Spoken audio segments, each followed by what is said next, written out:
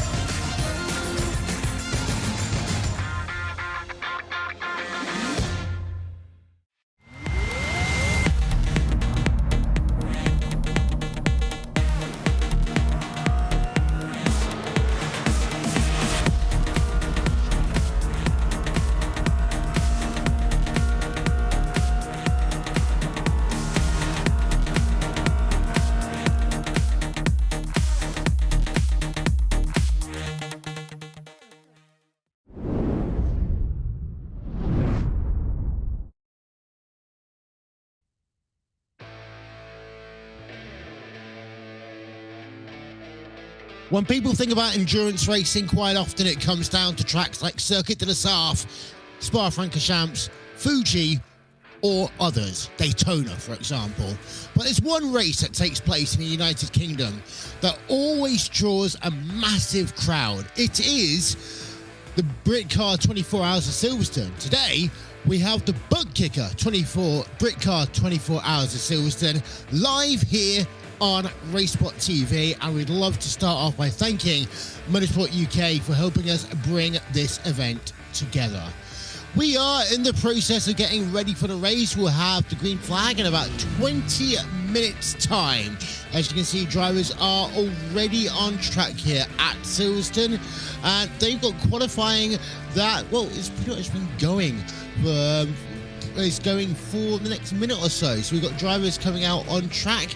My name is Warmup. I'm joined by Zach Tweeney for the first 4 hours of this coverage. We've got an all-star crew here on RaceSpotTV today, working both behind the scenes and, of course, on the talky-talk bits as well. Justin Prince, Stefan Slacker, David Haynes, Lorenzo Bonda, Ian O'Leary, Tyler Burris will be coming to join you later on. But you've got us for the first 4 hours. 8 minutes then remaining in qualifying right now as drivers are out on track. And Zach, these drivers have had practice. There are prizes that are in play as well.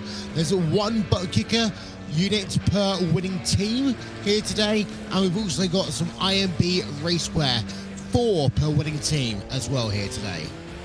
It's a pretty extensive prize list. It's awesome that Motorsport UK have partnered with Britcar and ButtKicker to put on this event. It's a brilliant event to, bring over the sort of the real life events into the sim racing world and just see how they got on. And of course, the focus of today is not to have the pro drivers running around, doing, setting amazing lap times or anything like that. It's a very community-based event, just to give everyone a nice glimpse into what it's like to run in such an event like this, and a circuit, a venue like Silverstone as well. It's awesome, and fingers crossed we're going to have an equally amazing event over the course of the next day, which, yeah, it's a mammoth task, and it all starts here in qualifying because they really do have to sort of get a lap together. It's not necessarily vital, it's more a novelty than anything, but it's good to definitely get a pole position for a 24-hour race.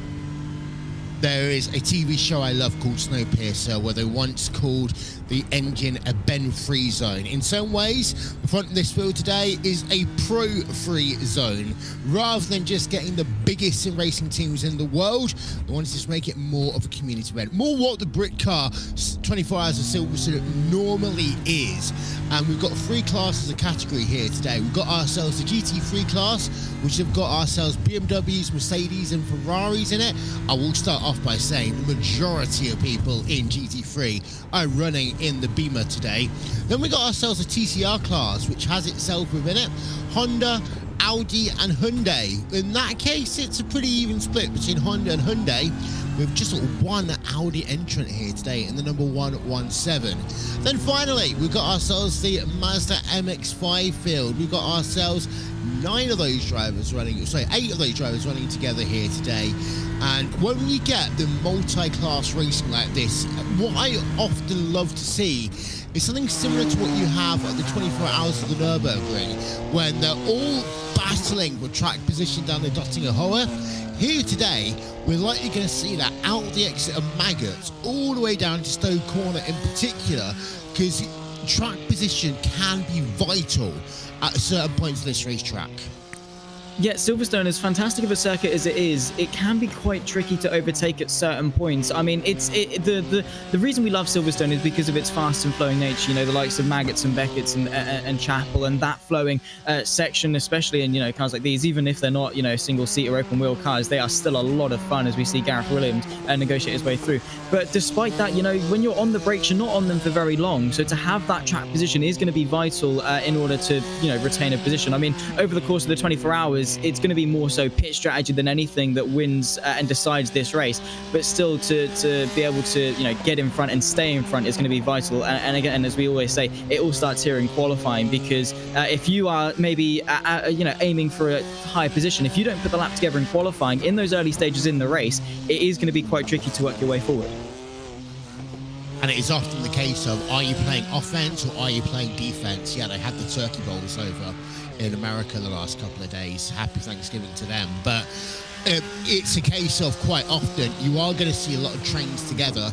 And the way that some of these drivers would have done this, they would have planned out their strategy minute by minute, hour by hour. They would be looking for a way to maximize stints, maximize tire life, maximize fuel life. This is a track where you have a high fuel burn, working down the Wellington Straight as we look on board with the number 2 car, James Holman, currently behind the wheel of that, into Brooklands. This is another way that you can overtake. You get yourself a good 9 into Brooklands. You then do the overcut round into Luffield. This is a 2-part right-hander, and it's a lot tighter on the inside than many people will give it credit for. But if you're on the outside and you're side by side and the exit here, as you come through Woodcock, heading yourself down towards Copse Corner, that is an opportunity to make a pass, unless your name is Max Verstappen or Lewis Hamilton. Yeah, well, we knew it was going to come as soon as you mentioned overtaking at Copse, but yeah, no, it can be done, again, especially in cars like the GTs, the TCRs, and of course the MX-5s, you know, more club-style racing classes, particularly the TCRs and the MX-5s. It is going to be very interesting to see where people get the moves done, because you can be very creative with it. I mean, even moves through Maggots and Beckett's and Chapel, as unlikely as they are, they look very, very cool if you can pull them off. So I think because of maybe the quote-unquote difficulty with overtaking, it's going to force drivers to be a bit more creative and work their way in different ways and utilize the different strengths of the cars, particularly to make those moves done. Because in the MX-5s, you can be quite late and quite aggressive on the brakes. So to be able to, you know, maybe send a move to the inside of Brooklands, a corner that you're otherwise maybe not on the brakes for as long, or just, you know, being able to get a move, get yourself up the inside and try and hold it, it is going to sort of open the door for a multitude of different opportunities to actually get these moves done. By the way, we'd like to say a massive shout out to the sponsors that are helping us out here today: IMB Racewear, ButtKicker, and Goodyear More Driven. And we'll talk more about the sponsors over the course of this race. And we are going to say from the outset, you know, yes, this is a 24-hour race. This is not going to be like the 24 Hours of Le Mans, where we are going into minutiae detail about each of the cars, the setups, and exactly how well they're working from corner to corner. We would love your input during this race. We want this to be a community event both on the track and on the broadcast. So if you do want to contact us, use the hashtag RaceSpotTV or tweet us at RaceSpotTV. If Twitter is still going to be around by the time we finish this race tomorrow, who's even going to know? But please get in contact with us if you've got any questions. We will have some Ask Us Anything segments later on in this broadcast. But we're down to 2 minutes in terms of qualifying right now. So, Zach, it is a case of you're either on your last lap or you're just preparing for your last lap.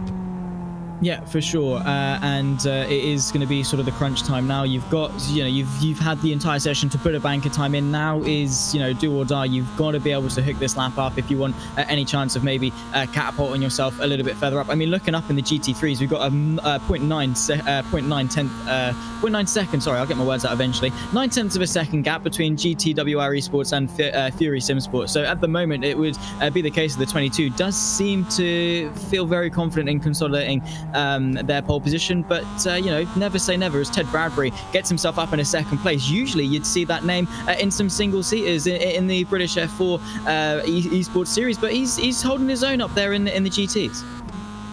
Yeah, there's about a 6 tenths of a second gap between P1, P2 in GT3, so not the shortest gaps that we see in some of our competition. In fact, there's only 2 tenths of a second right now separating P1, P2 in our TCR class, and about 2 tenths of a second separating P1 and P2 in our MX-5 Cup class.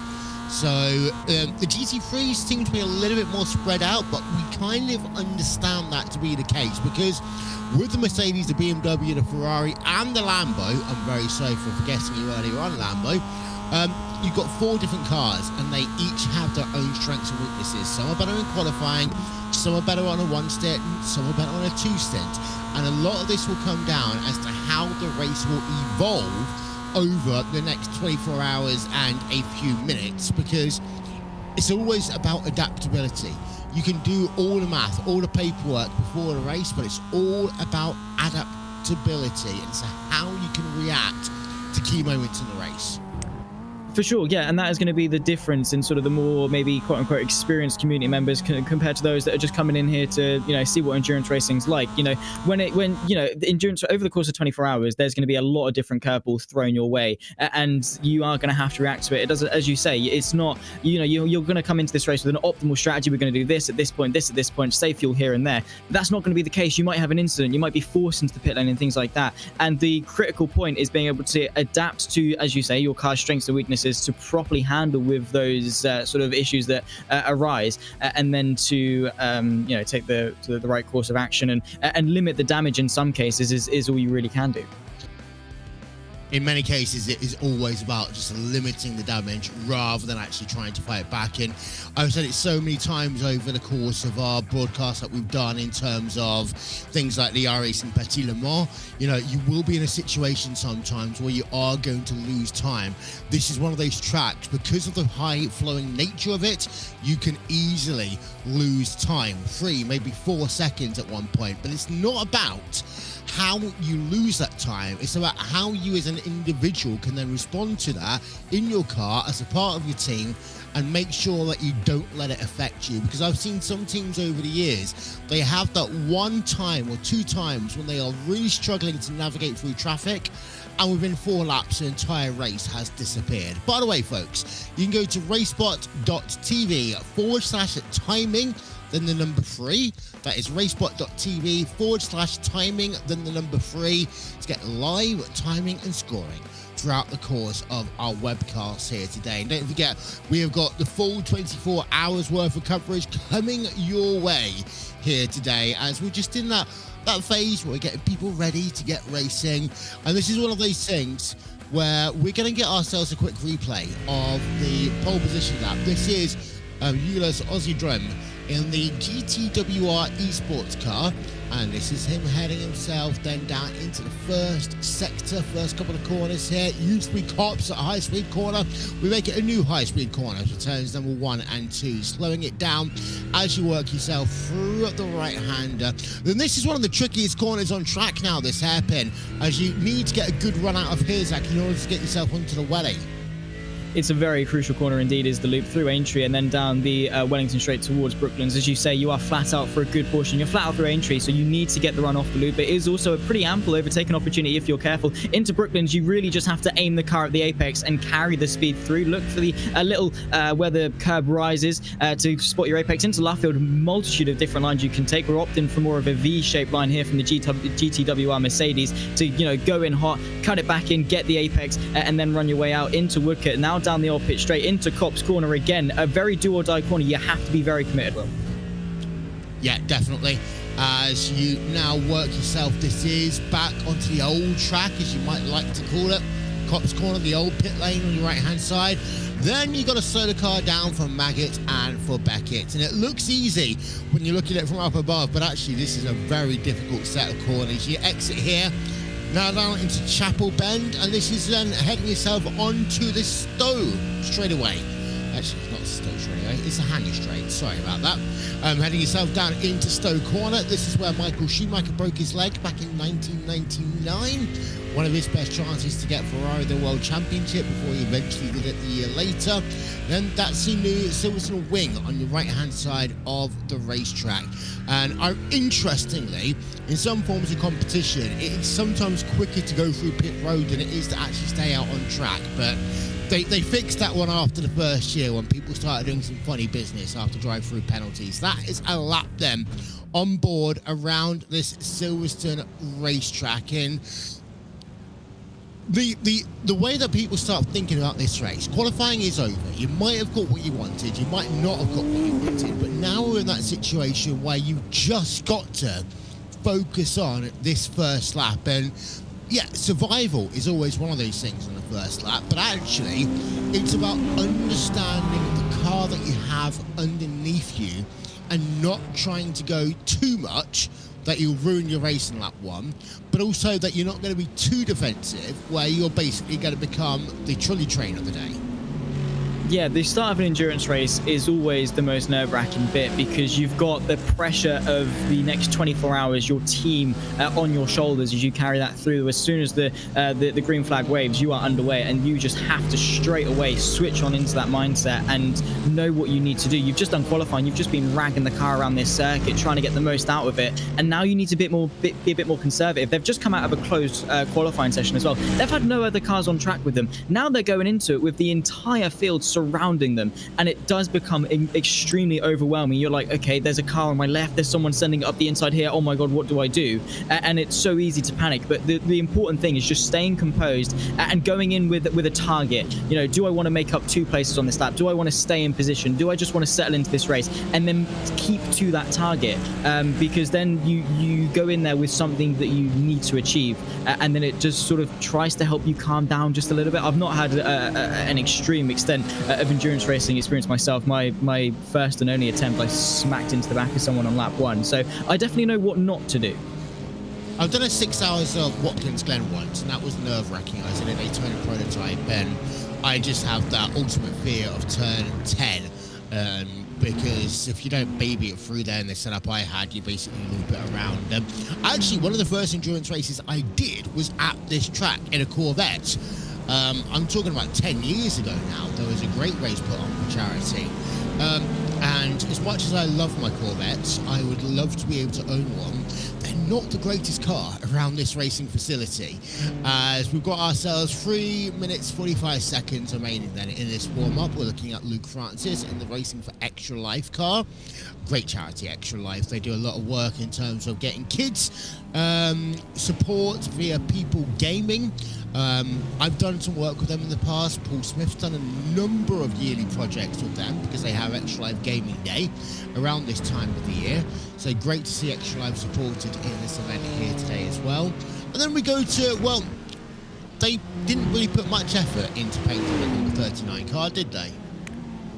No, I mean, it's simplistic, but it works. I mean, it's not ugly, I suppose. I mean, it's got a nice little black stripe down the side of it, but then you look at some other liveries and you think, wow, people in sim racing have done that. And you know, there's some very talented like sort of graphic designers that, you know, look at a car and think, yeah, that is a perfect canvas, and then they do deliver some really nice liveries that oftentimes do contend with some of the real life ones.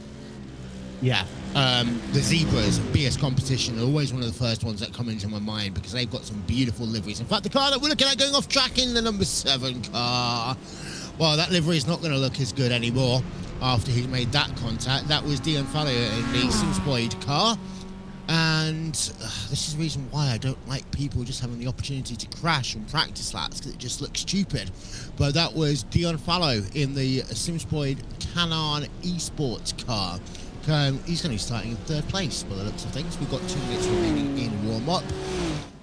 In terms of the battles that we've got going on here today, I think that it's going to be really interesting to consider how these 4 GT3 cars are going to be working on the racetrack. So many people taking the BMW, but that doesn't mean that they're going to be the fastest. I really love the fact that you've got a DCW Racing chicken car and a DCW Racing egg car.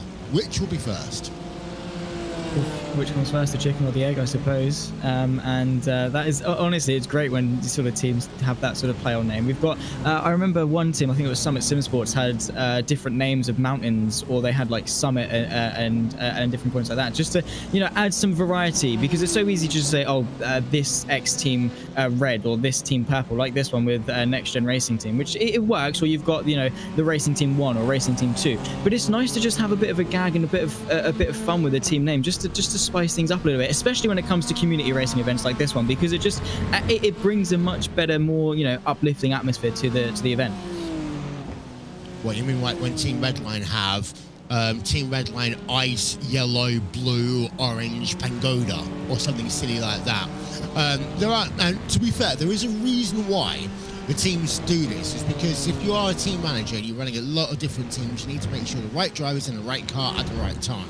There is a way to avoid us from having to deal with that. It's just called using the $sign. But that's another topic for another day, because we are at the last 30 odd seconds of qualifying, even of warm-up, as we look at the number 27 car from your MX-5 category.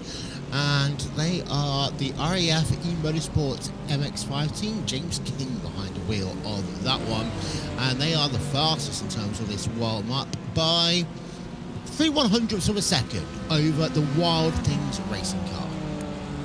So it does seem to be quite close in terms of pace amongst some of the MX-5s, which is fair enough. It's not the most difficult car in the world to drive, but to master it is a different thing entirely. But yeah, it is just a car that is welcoming to sort of newer drivers to come in and have a go. And already we're seeing some pretty close times in terms of pace. How that's going to plan out over a stint, 2 stints, 3 stints, the entire 24 hours is another thing left to be seen. But already showing some pretty good promise in all 3 classes. One lap at a time, that's what I always say. As we look then for your starting grid in your GT3 class, we're starting off with GTWR Esports, a qualifying time of 1 minute 56.332. They were almost 7/10ths of a second ahead of the number 21 car of Hydra Esports. In row number 2, you've got Fury Sim Sports Maya Simulation. They're 1 second back from pole position. Then Century Sim Esports, 1.1 back in the number 51 car. Then you got Century Sim Racing P number 5 and 89 Motorsports in P number 6. We cycle it on back. You got Kinetic Racing P7, Personalised Motorsports in P8, Next Gen Racing Team Purple in 9th, and Elite Racing Team in 10th place. We're going to cycle back then those remaining drivers inside of your GT3 field. There are 28 of them taking this race here today. And as we do that, we can head ourselves over to the TCR class. Let's hand it over to you, Zach. We're talking you through the TCR class. We've got the Next Gen Orange car. The number 13 takes pole position ahead of the Whiskins Racing by iTelemetry there, joining him on the front row of the grid. Then comes Audi Simsport 258 with Simtech Motorsport joining him on the second row. Ben Cooper in the Dapper Customs rounds off the top 5 with Adam Barrett alongside him in P6. Ian Manners for the number 47 P7 and with him alongside the Quartermass Motorsport number 20 car. Nick Gregory and rounds off the top 10. And here comes the MX-5s.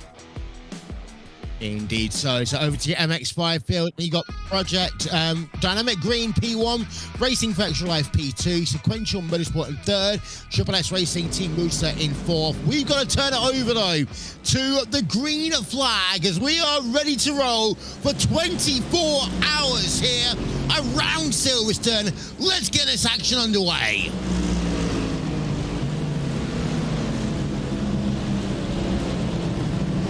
Nicely through turn 1, nicely through turn 2 for your entire GT3 field. So they make it through. And hello, here comes TCR. Battle for the race lead, battle for second place. They're mighty close as they work themselves out the first couple of corners. They're almost thinking of going 3 wide as they head down in towards turn number 3, but nope. They're going to hold back from that one. A little bit of argy-bargy. This is the Whiskins Racing by a telemetry car as they head themselves then out of the loop down onto the Wellington straightaway for the first time. That is the number 221 car involved in this battle. Whiskins Racing intoxicated by iTelemetry, battling it out with Next Gen Orange and RD Sim Sports. They're not waiting around in the initial moments of this 24-hour race side by side as they run their way into Brooklyn's corner. That's going to be the outside line for the sort of the white and blue car, then comes back up the inside for Luffield. Oh my word, that gap very much closes pretty much as quick as it opens. Still trying to keep his nose in though.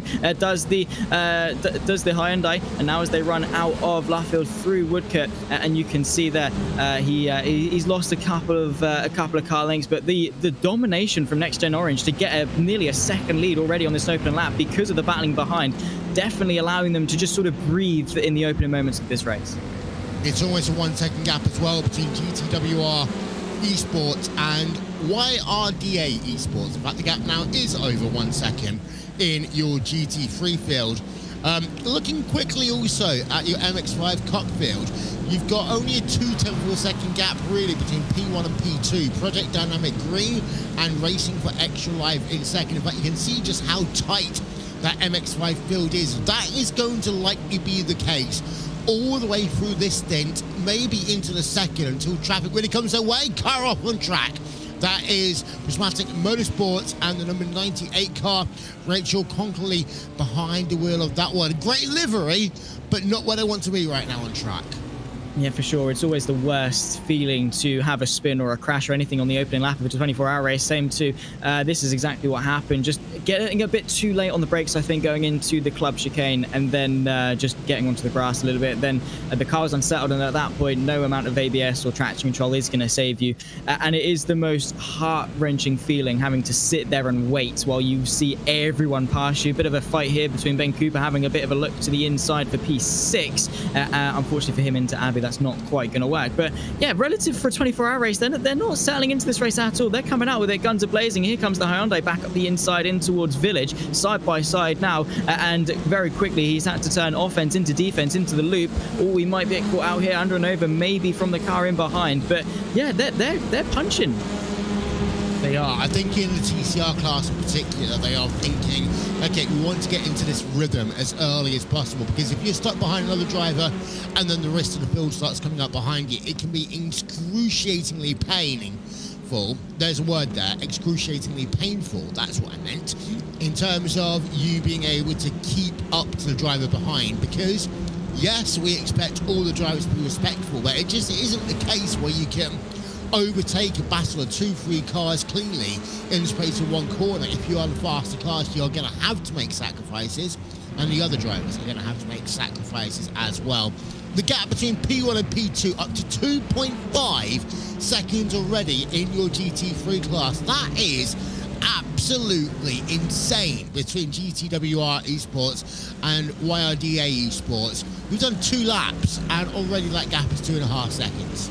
Yeah, it seems that the number 22, Azildrim, at the wheel of it, is not waiting around at all. He's sort of trying to use this opening start as an opportunity to try and get away, not really being that conservative in terms of fuel or tires or whatever. Maybe he is. Maybe he's just that good. But at least in the opening stages, just trying to bridge the gap open a little bit, use sort of everyone behind them squabbling as an ample opportunity to try and get away. But interestingly, in a very BMW-dominated field, it seems to be the Mercedes, particularly at the wheel of that, particularly in the hands of Azildrim at the moment, that is pretty quick. So that, again, what we were saying in qualifying, that yes, it's a BMW dominated field, but the Mercedes seems to be on form.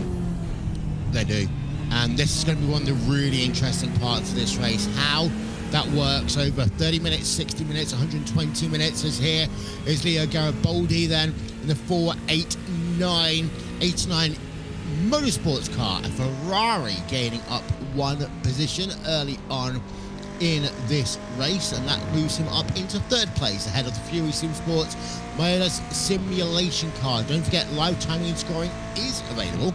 Just visit RaceSpot.TV/timing and the number 3. That is RaceSpot.TV/timing3, and you can keep up to date with your favourite team over the course of this webcast here today. We're currently on board with Pete Harrod in the Century Sim Racing number 43 car, currently running in P5, trying to put pressure on the Fury Sim Sports car, who's already lost a position this lap, really doesn't want to lose another.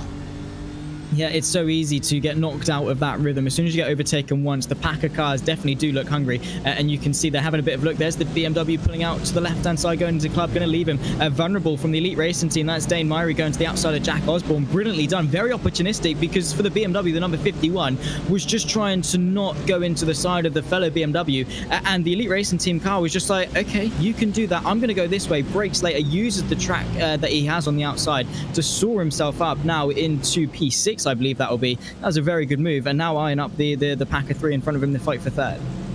Yeah, indeed.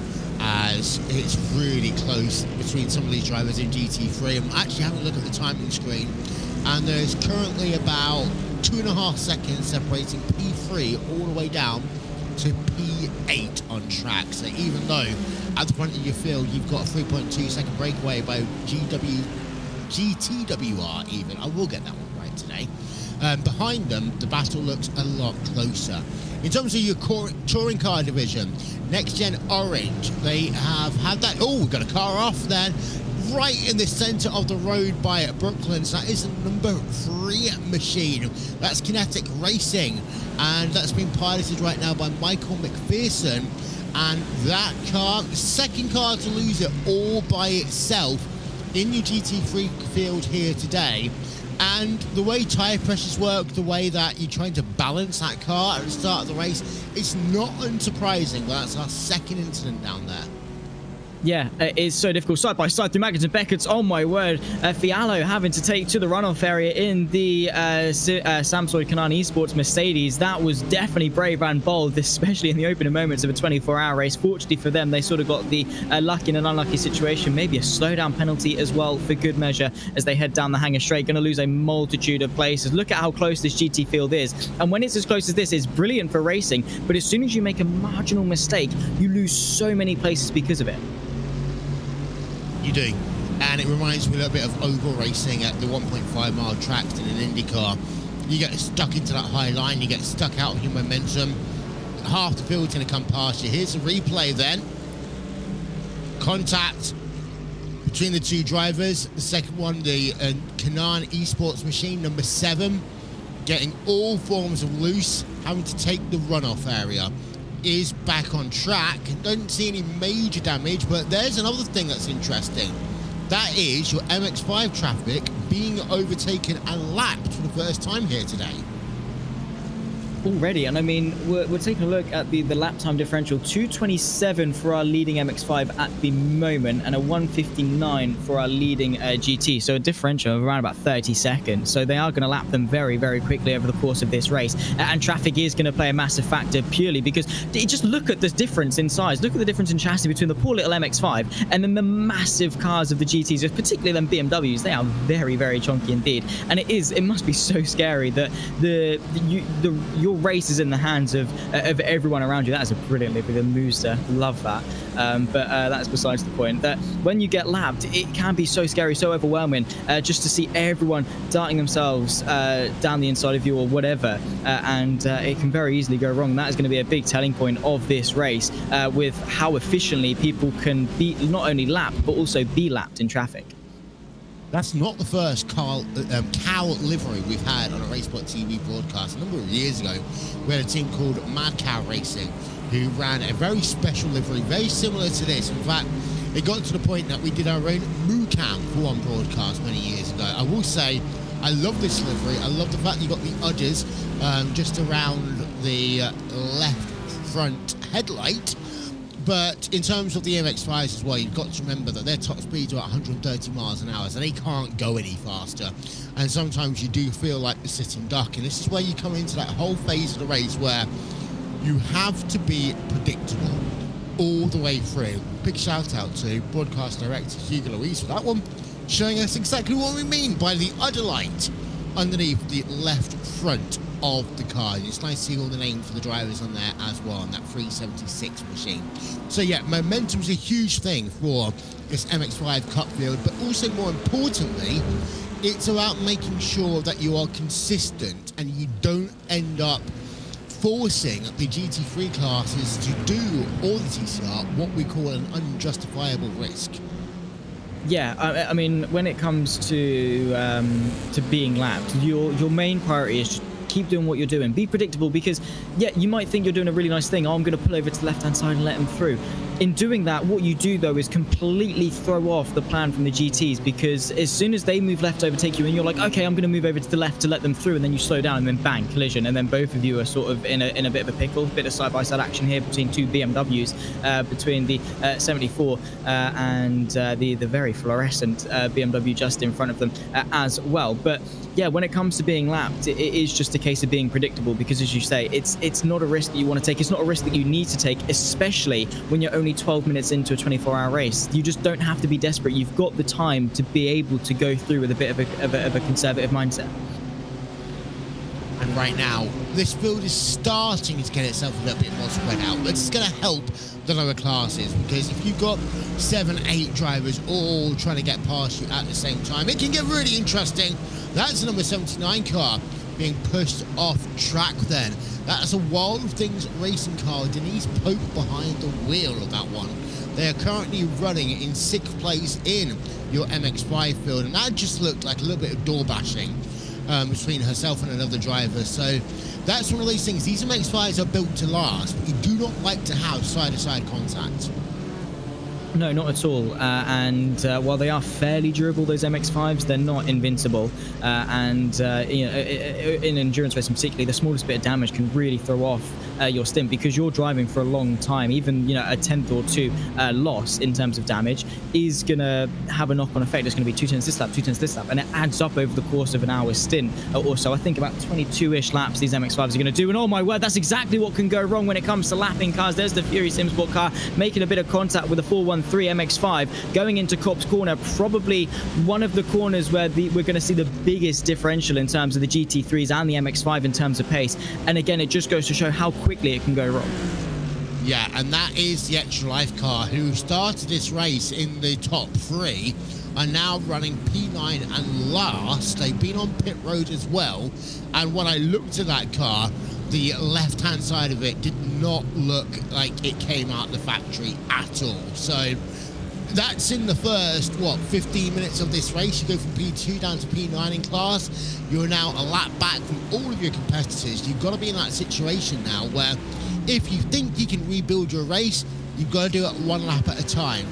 The risk for some drivers early in the race is that they just say, okay, it's 15 minutes in, I've had my car damage, I'm just going to retire. But a big part for me of endurance racing is trying to find a way to push that car forward. I talked about Top Gear early on, and that's probably one of the most memorable Britcar 24 hours because of the fact they did the race in that car. And I think it was a BMW. And the fact that they just pushed to not only finish, but to finish as highly as they could predict really explains what endurance racing is. It's not always about going for the W.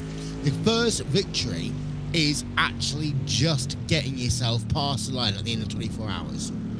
Yeah, for sure. A bit of a good fight here between, 3-car fight between what we've got Dion Fiallo, Richard Simnor, and Christian Surata there for the CateringRacing.com, the number 17, just fighting there for P13, only for P13, but they're definitely giving it a very good go.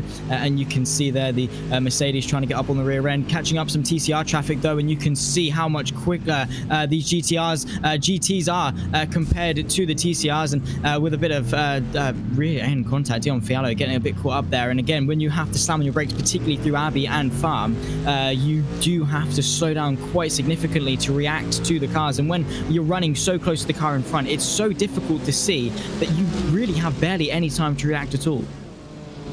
Yeah, that's right. And that's one of the reasons why I'm very glad we haven't seen much in terms of bump drafting or some of the other shenanigans that we have in these long endurance races, especially at Circuit de la Sarthe and sometimes at Daytona over the high bankings as well. It's one of those things that I like to say in endurance race, you want to run at about 95 to 97% efficiency in the entire race, knowing that you can step it up when you need to, and that looks as though the number 24 car just getting himself ahead momentarily. You've got Mercedes with a slowdown, or is that going down a lap down, or is that a slowdown penalty?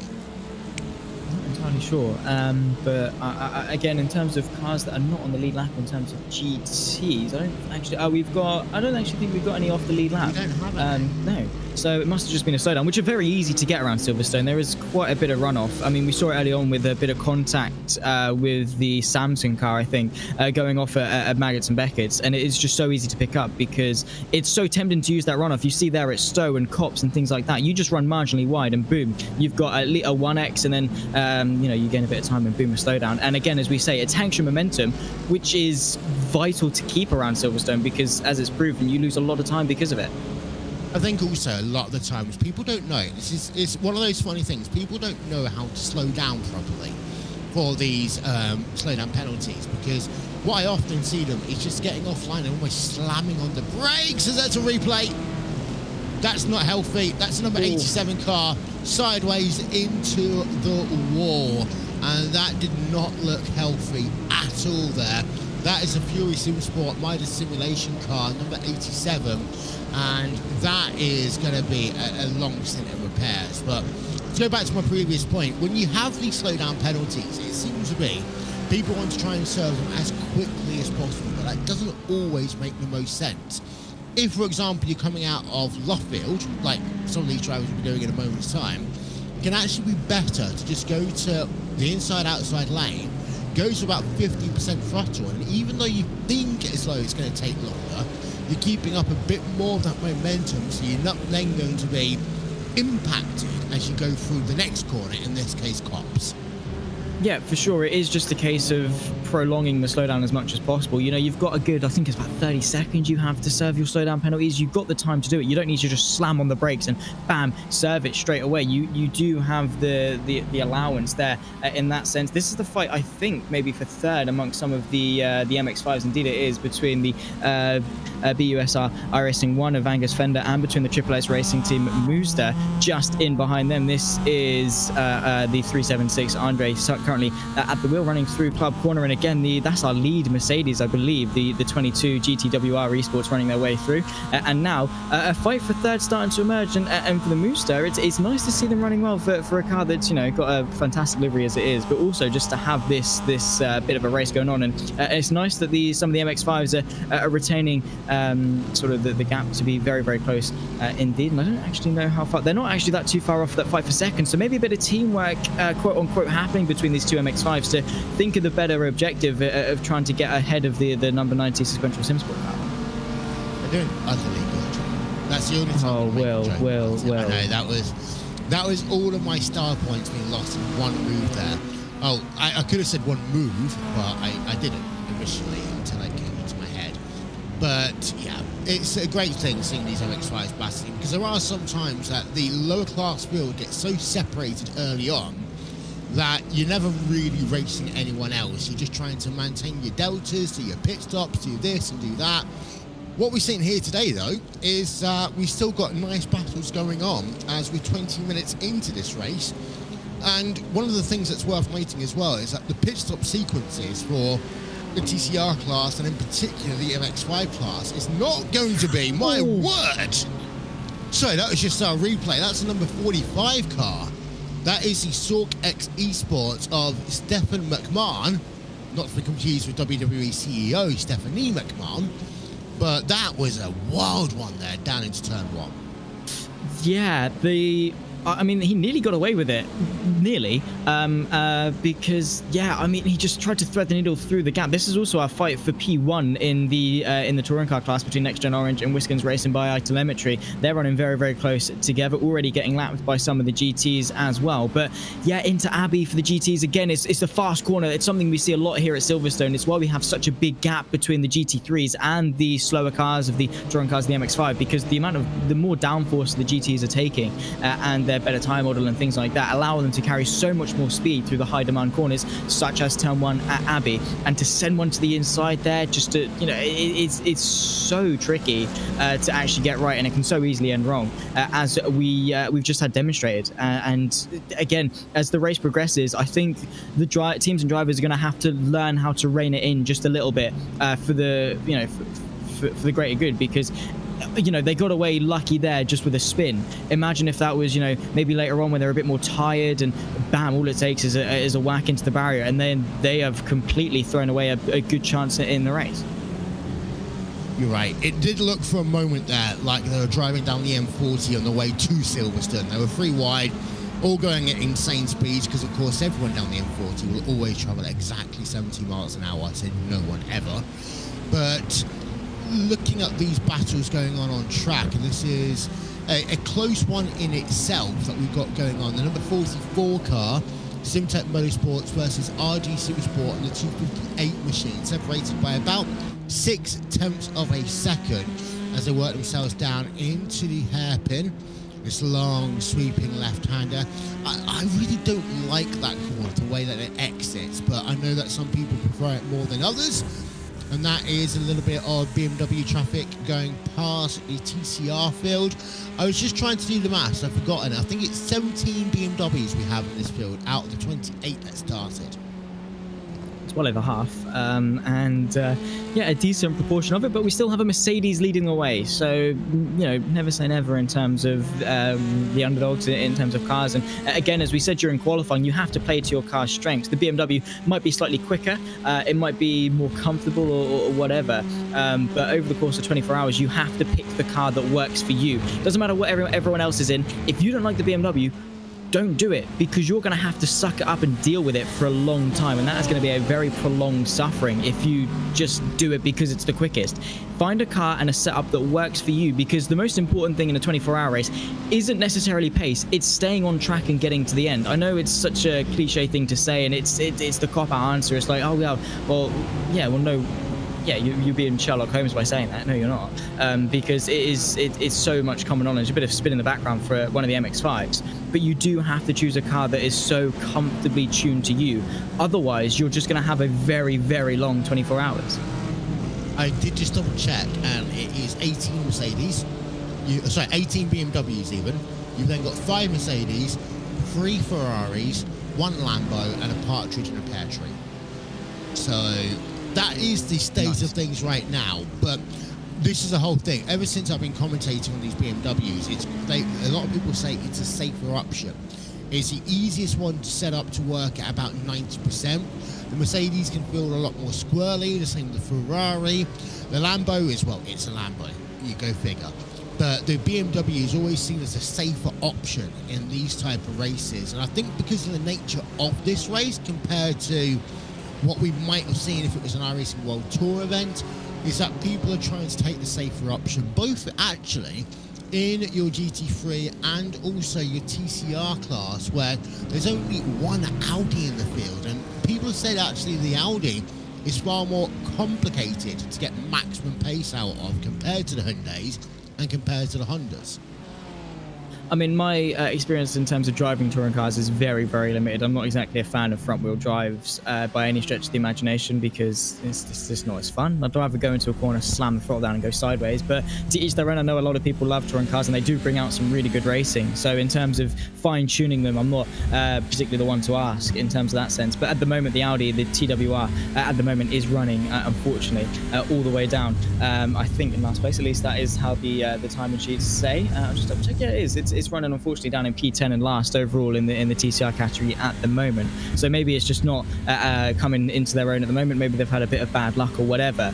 But it is vital to get your chassis of choice correct, because if you don't, as I say, it's going to be a very prolonged 24 hours. But it is good that we've got a variety of chassis, at least maybe in some more minorities than others, particularly in the GT3s with BMWs and things like that. But it's good that iRacing does offer an extensive variety of chassis, just to allow people to have a wide range and find what they really like. Yeah, we're looking at the Whiskins racing car, the number 221, currently being piloted by Harry Fox. It's a new team, founded in 2021, when the team owner wanted to release his real-life ambition to run a sim racing team.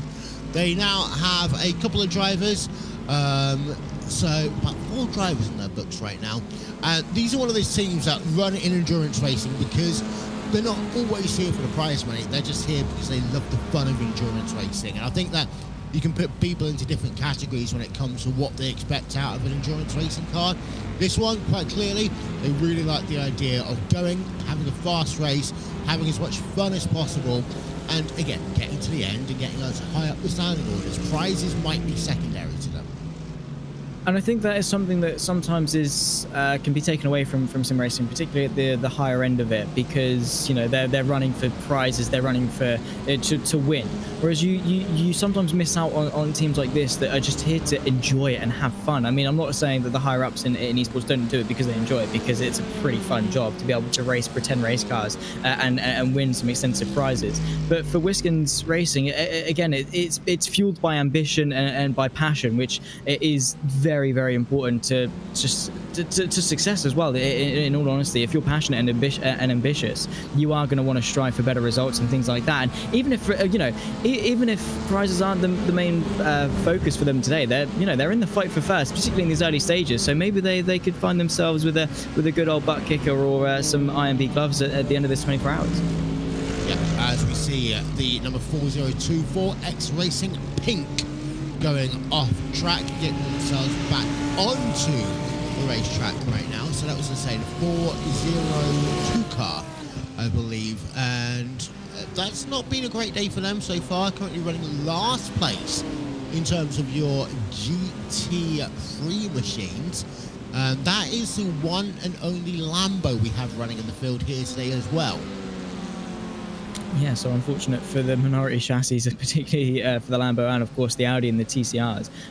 But yeah, I mean, endurance racing, it can go anyway at any point. It's one of those things that do ebb and flow. Your luck, again, is a bit of a factor in how you're feeling on the day as well. It doesn't matter how quick you are in practice. You've got to turn up and deliver on the day, and it can be a little bit difficult. But hey, you've still got to lean on three other teammates for a lot of these teams to be able to get through the 24 hours. You're not the only one who's going to struggle and things like that. And maybe your teammates are going to try and bring you back into the limelight to recover, because again, it's not an hour sprint race. You're not already halfway through the race. You're not completely out of it just yet. You still have an entire day left to recover. And when you say it like that, when you say an entire day, you think of how much you can get done in 24 hours, and then put that into perspective of this sim race. You can definitely start to imagine that it's possible for you to recover as we cut back to a fight again between some BMWs. This is the Team TSRC, the sim racing collective car. Kieran Sharp at the moment at the wheel, a very quick driver trying to find his way up another place.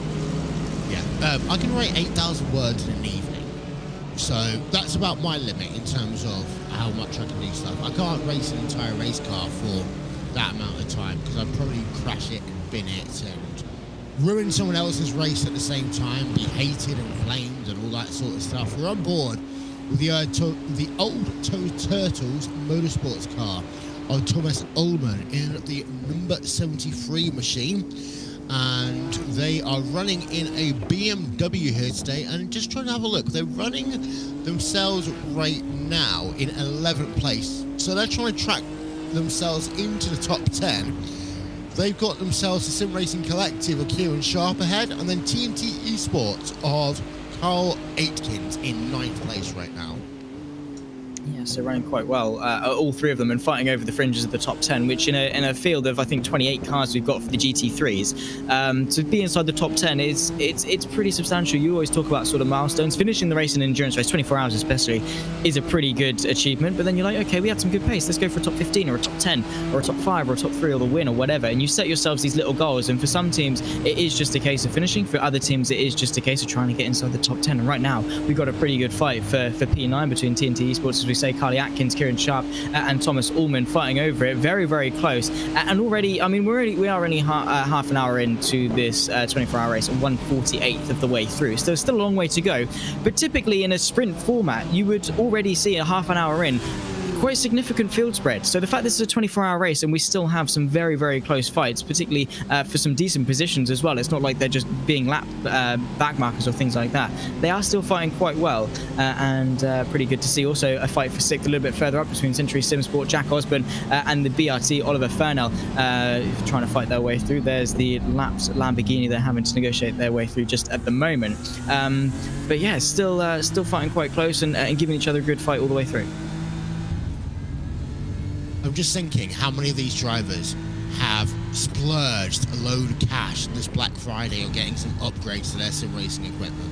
I've been very, very good this year. I've not spent a single penny on Black Friday, but it's one time of the year where sometimes the really expensive just becomes a little bit more affordable. And I always say that, you know, I've seen NASCAR world champions running with a driving force GT pedal and wheel set, so you can do it on the cheap. I see other people who I know who have got $10,000-$15,000 setups. You spent anything this Black Friday? I bought myself a new F1 hoodie for 30 quid off. That is literally it. Which team? I'm wearing it right now. It's Red Bull. It's because it just looks the coolest. I just love the way the Red Bull merch looks. It's awesome. I think it just looks so sleek. Same too with Ferrari actually. Ferrari have got some really cool merch. But yeah, I just saw it. I was like, that's cool. I'm gonna have that. I'm gonna treat myself today. I've been trying to be quite good and save a bit of money. But yeah, Black Friday. It's so tempting. You just see it and you're like, oh, should I? I'm gonna be naughty. I'm just gonna do it. It's a bit like the Steam sale as well. Of course, iRacing is now on Steam, but the Steam sale, it's a case of someone please hide my Amex card and my credit card, because otherwise I'm going to be in a lot of debt as we see this battle for first in TCR. Next Gen Orange about 0.2 of a second ahead now of Wiskins, racing by iTelemetry. RD SimSport are in third. So a great little battle going on in terms of your TCR field, and you can see just how close they are between P1 and P2, less than a quarter of a second. Now, there might be the opportunity to use traffic to your advantage over the next couple of laps, but as you implied earlier, it's that additional phase of the race that can be so important. That is, of course, the pit stop. Yeah, for sure. And the TCRs of the entire three categories, we're getting told it's going to be about 40 lap stints for the touring cars, which is fairly sizable, which, yeah, they can go for quite a while. And again, it's going to play that thing of where do you want to be at different points in the race, how are you setting yourself up in terms of tyre wear and fuel and things like that. Do you want to double, triple stint your tyres? But also, this is a move here because of the open door from the BMW lapping his way through. This is the 221 Wiskins Racing by iTelemetry running side by side with the next Gen Orange car down the Wellington straight towards Brooklands. This is a great bit of racing for the race lead. Indeed it is, and there is the 221 car on the inside, but this will open back up now. So it'll allow the next Gen Orange car to have the inside line into Luffield. You can run high in Luffield if you want to. They're all getting so close together. And look at that, they go 3 wide, they go 4 wide as they work themselves through Woodcourt down towards the old start-finish line. But it's Next Gen Orange who maintain the race lead there over the 221 of Wiskins Racing by iTelemetry. That one got very exciting very, very quickly as there's traffic in all directions involved there, as the 221 machine, you can still see a little bit under pressure as they work through Maggots and into Beckett as well right now. But that was a great piece of racing. It just means that Next Gen Orange comes out of it with a 1 second advantage. Yeah, and it is for Wiskins Racing, they're sort of their hands are always forced. When you're second place in a train, you're having to look forward to attack, having to look behind to try and consolidate your place and not get overtaken. And in trying to attack, unfortunately, they left themselves susceptible to an offensive maneuver from the car behind the RD SimSport, James Holman, trying to work his way through. But yeah, because of the traffic and things like that, it gives and it takes, and it's very indiscriminate in who and when it does that too. But yeah, now the 221 is losing the margin of around about a second now. But in terms of how close on pace they are, as soon as they hit the next batch of traffic, don't count out Harry Fox in reclosing that gap back up and still being in this fight for the lead, because again, it's a 24-hour race and they're only separated by 1 second. It's not much when you put it into the grand scheme of things. No, it never is. We want to say a big shout out, by the way, to our sponsors for this race here today. First of all, to ButtKicker, who are the presenting sponsor of this event. Also to Goodyear, more driven.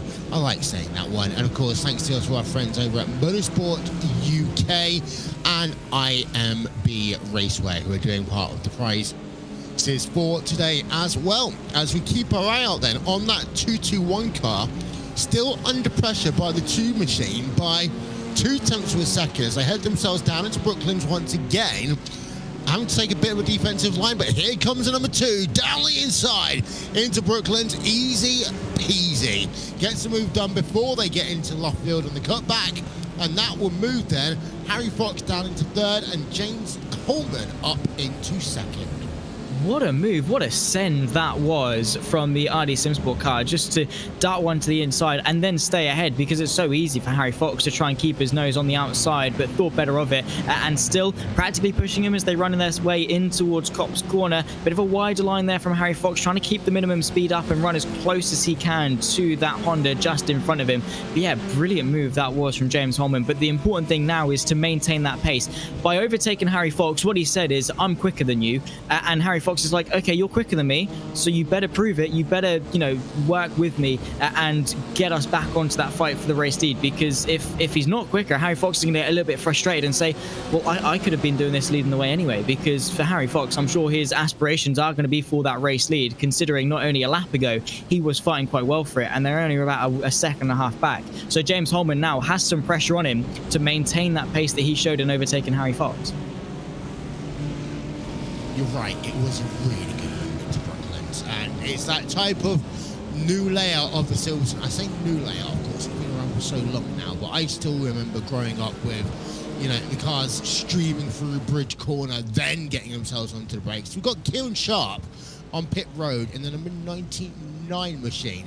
This is for a penalty, from what we can understand. So the number 99 car on pit road for a penalty, and that's really going to hurt them in that GT3 field.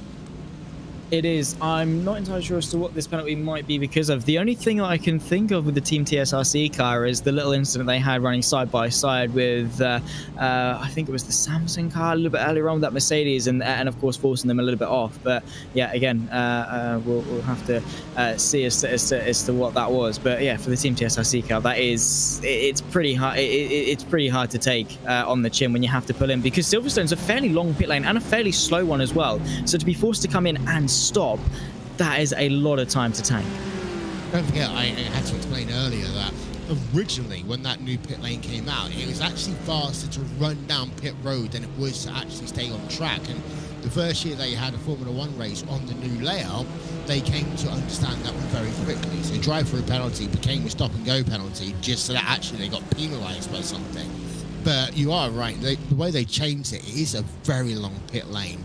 Of course, it's designed to, you know, modernise Silverstone, give them the opportunities they need to run a variety of motor racing series over the course of the year. A lot of effort's been put into Silverstone over the last, 20 years or so. I remember going there down in 2001, and I was one of the last people to stand on the old podium before they knocked that down. Williams were doing a test day with Montoya and Schumacher that day.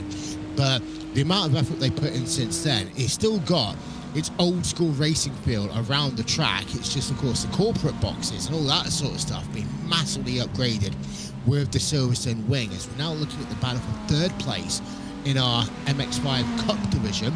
And this is BUSR Racing in third place, and then the Quantum Racing Team in fourth. Not a lot back from them right now, or just having a look through them on our timing screens. And these Mazdas, again, they're going to run very long for these stints, and it's going to be interesting to see when they come on pit road, how often they come on towards pit road, and also a little bit what their tyre strategy is going to be as well, because the MX-5, if I remember correctly, these do run, you know, legal road tyres rather than racing tyres. And yeah, legal road tyres are not going to provide you the amount of grip that you want. That's why we're seeing the little drifty drifts from the 286 of the BUSR Racing car going through Copse Corner there. The normal road tyres, when you put them under load, are not going to be able to take the lateral G-forces of particularly Max and Beckett's. That's it's definitely going to be not the most grippy car, but it is a very fun car to drive, just to chuck it in, and it's almost like a go-kart, just a little bit bigger. Yeah, it is a lot of fun to drive. That's why we've got some good fights, I think, going on here for the podium place between BUSR and the Triple S Racing Team Mazda of 376 just in behind. That's that fight that we're seeing now. Also between a couple of BMWs here, between the 39 and the slightly orange and black one just in front of him. This is the BRT car, the 39 that we're seeing in P7, fighting with a 51 for P6. But yeah, no, it's, yeah, those MX-5s, they're just a lot of fun just to rag around a circuit, you know, even if you're not exactly aspiring to win or do very well. It's just a car that you can go out, especially at a circuit like Silverstone, as you say, very modernized and very flowing, and just enjoy it. Yeah, and And if I remember correctly, this is one of the about 5 or 6 cars that you can use to do a lap around the Nordschleife as well. The one that I've always wanted to do was in a Suzuki Swift, because I owned a Suzuki Swift for so many years. I absolutely loved that car. But there's certain machines that are just great for doing introductory race lap sessions, and the Mazda MX-5 is certainly one of them, as we continue looking at this battle between number 46 car on track, as it's a TNT esports machine with the Sam's Boyd Canaan esports car just behind them, and there's a move down to the inside. That was easy. Easily done, not too hard fought, and I think that is maybe a wiser mind screwed on to the TNT Esports car of Carly Atkins at the moment, not really willing to put up too much of a fight, particularly in a bit of a train like this. There's a point, what do you gain from fighting? A bit of track position, brilliant, but when it comes to the pit stops, you're going to get overtaken anyway. All you're doing is postponing the inevitable, and in doing so, you are, ruining the momentum of not only you but the car you're fighting. So for that mutual agreement, just to say, all right, let's do each other a favor here. I'll let you through. I won't lose too much time, whatever, and it just makes everyone's lives easier, especially for yourself, even if you're going to take a bit of a selfish mindset through it, which are racing drivers you're going to, but for Carly Atkins, yeah, a very I'm assuming quite experienced and quite good sim racing driver, particularly for TNT Esports. They've got a pretty good lineup. Ronnie Smith is getting to the wheel of that in a couple of stints time, and he's also pretty good. I've had the pleasure of racing him. He's very, very quick, but yeah, TNT Esports is in general, they're quite experienced, quite well versed in the world of sim racing. I think that experience is coming right into the limelight today. Yeah, I mean, I've known TNT for God knows how many years now, so it's great to see them on track in one of these races. That number 46 machine running a kind of stock BMW livery here today is that TNT Esports car. Normally they use a little bit of yellow and black, if memory serves me correct, as they work themselves 1, 2, 3 down through the first couple of corners of this track. And it is Julius Olsendrim in the number 22 car leading away by 13.5 seconds now over Ted Bradley in the YRDA Esports car. Then you've got yourself a gap to third place of the 89 Motorsports car of 6.6 seconds. Then it's the number 43 car, the Century Sim Racing machine of Peter Harrod right now, 10.5 back. Then you see the Elite Sim Racing team running out your top 5 with Dane Murray running in that 5th place. We're looking at the battle, that's 9th place on track right now. So even though it's spread out a lot at the top of your field, down in the upper mid-pack, there's still a lot of battling going on. And this is one of those few times that I always say to a driver early on in this race, think a little bit further than trying to overtake this driver. Think about the tyre strategy that we agreed on beforehand. Think about the fuel strategy that we've agreed on beforehand. Make sure it's a very IndyCar thing. Make sure you hit those numbers, make sure you hit those temperatures, and that you don't unwind the work that you could be doing by actually just trying to push a little bit too hard too early. Yeah, for sure. It's so easy as a racing driver to get carried away. The adrenaline is pumping. You're very hyped up and you just want to have a bit of fun. You just want to send a move to the inside, make those places up. But again, that goes against better rational thinking of where do I want to be in 2 hours, 4 hours, 6 hours at the end of the race. That is what you're setting yourself up for. And it's so crucial to start well. Because then you can carry that momentum through the race and not really have to make any major shifts or anything like that. So yeah, you're very right in saying that you do just have to hit your marks and do what you are. Do what you're told to do. As we see a bit of a move here, the 45 of Stephen McCannon to the inside of Stowe corner, and might get the under and over from his fellow BMW, but that remains to be seen. Dummy into the left-hand side, actually. That's a brilliant move. You're going to see that for McCannon having to go to the extremities of the circuit to really open it up and cut in front of his fellow BMW to stay in front for that is going to be P15 versus Brian Zinn. But yeah, also going back to the stop and go that we saw for the Sim Racing Collective car of Kieran Sharp, that is because unfortunately in lapping traffic did cause the meatball flag, the technical damage mandatory repairs flag for a poor little MX-5. Not entirely sure as to who the victim was, but that goes to explain the very justified stop and go in terms of the GT3 car of the Sim Racing Collective. And again, it goes to show that it proves why the GT3s need to be so careful in lapping the MX-5s, because again, it can so easily go wrong, and the smallest of mistakes do end up in some pretty big consequences, as we've seen. especially if they have side-on contact. That's always a big thing with the GTEs. In some cases, you can say, okay, hit me in the front, hit me in the rear, I'll be okay. Hit me in the side, that's when I'm going to get massive issues throughout the course of this event. By the way, we've been on air for just over an hour and 10 minutes now, so we'd like to say hello to those of you just joining us. This is the ButtKicker Britcar 24 hours of Silverstone here today and tomorrow. Our coverage is brought to you by RaceSpotTV. We're going to be with you throughout the entire 24 hours of this race. My name is Will Vinton. I'm joined by Zach Sweeney for the first 4 hours of this event. And then we've got an all-star cast from RaceSpotTV taking you all the way through to the end of this race. Hugo Louise, once again, doing an Ironman stint, doing 18 hours of production work here today. Yeah, that's commitment. I mean, I saw on the stint sheet that we had, and Hugo Louise has committed for a long time. I was like, fair enough, because I could not do that. I couldn't even imagine of doing that. My longest stint in the commentary booth, I think, is 7 hours, and that tanked me. So to do 18 hours total is fair play. Big respect for Hugo Louise, and he provides some really quality production feed as well. He's definitely the top of his game. So throughout those 18 hours, you are going to get the best that you are. That you can really get in the world of sim racing. So all we have is praises for him, and focusing in a very hectic opening few moments of the ButtKicker Britcar 24 hours of Silverstone, because there's been a lot of action to go through. So Hugo releases, he's been earning his keep. Yeah, it's okay. I'm going to make him do more in January, but I'll tell you more about that one when we get closer to January. So 18 hours is basically his warm-up, and you know, he has done 24 hours in the past. I wanted 24 hours. It's too hard to do again. 12 hours to 18 hours is where it gets to the point where you kind of naturally run out of things left in your brain to talk about, and I've gotten to the point over the years where I have been able to talk about who sells the best bacon sandwich around some of these racetracks and where's the best place at Spa, for example, to get French fries and an ice cream. And once you hit that point, you know you're starting to, you know, lose the depth of knowledge like one would have. But yeah, great job as always by Hugo. We've got Justin Prince and Stefan Schlacker, David Haynes, Lorenzo Bonda, Ian O'Leary and Tyler Burris coming up for you later on today. So not even just a pure British commentary team for a British 24-hour race. We've got commentators from Germany, from Canada, from Australasia. So it's going to be really fun to see that one later on here today. But yeah, it's stuck for us for the time being. So we're looking at the battle for P1 in TC. Next Gen Orange versus RD Simsport. That gap is just under half a second right now, as we are almost 50 minutes into the actual racing part of this here today.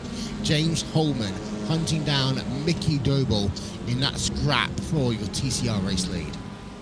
Yeah, and it seems that they've left the 2-1 the Whiskins racing intoxicated by eye telemetry of Harry Fox in the dust. 4.8 seconds now is the gap to the leader, so James Holman has definitely proven his pace to be mightily worthy of getting back onto the back of the next gen orange car of Mickey Doble, who's done a fantastic job, really been unfazed by the amount of pressure that he's been put under over the last 49 minutes. But now James Holman, it's his go to sort of take the reins and try and put on a bit of pressure for the race lead. Having a look at their last lap times, it was to the extent of only a couple of tenths of a second for the pair of them. So they are very, very close in terms of pace. Their last lap for the pair of them was their best lap time at 2:15.1 for Next Gen Orange, or 2:14.9 for the RD Simsport. They are very, very close on pace.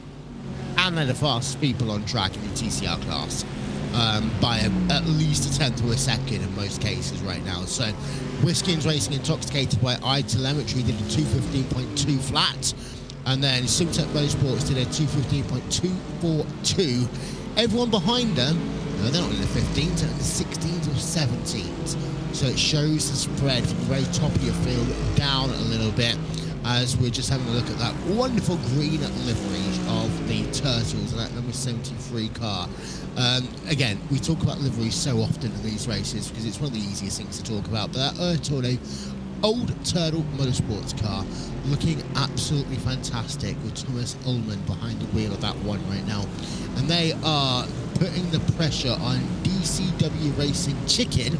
So in answer to the question that I asked earlier on, the chicken is currently ahead of the egg. there's our answer provisionally for now. We'll see what comes first in 23 hours and 9 minutes time between the pair of them.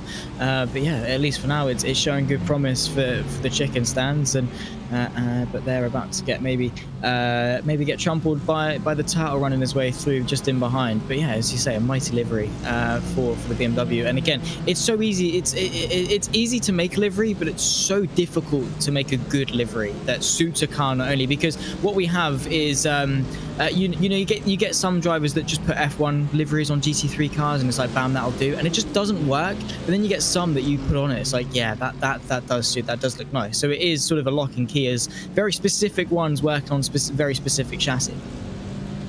Yeah, indeed. I also will say, in terms of this argument, it's very simple.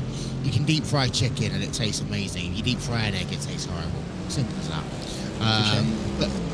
But there we are, the number 73 cars, as they working themselves through Woodcut down towards the old start-finish line. Copse Corner is coming up next, and the peak by the Tortoise falls back into line.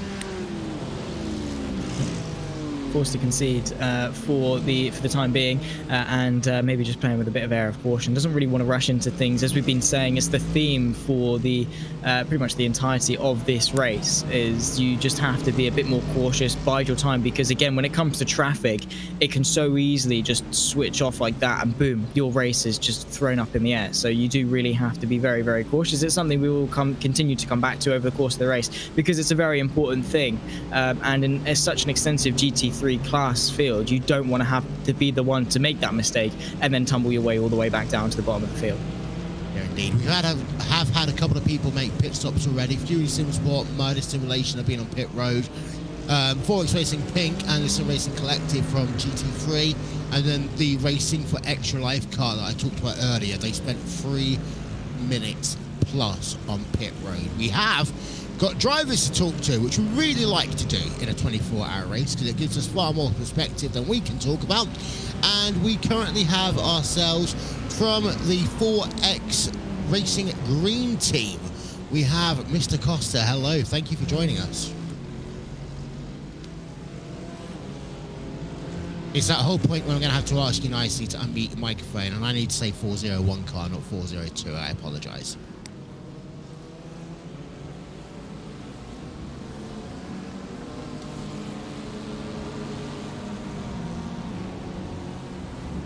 Yep. So we'll pause for a moment. We'll see whether or not he has a moment to unmute his microphone or get permission to speak. We will give him permission to speak, but we'll turn our attention back to the racing, shall we, for the moment, as we're now 55 minutes almost into this race. That is the number 2 car, and the number 13 car, that's RD Simsport, James Holman, Next Gen Orange, Mickey Doble, scrapping it out for P1 in your TCR class. And these TCR car drivers are still at the very front of it, running really close. You've also got a battle for P3, P4 in TCR, with Whiskins Racing intoxicated by iTelemetry and Simtex Motorsport, who have just changed position.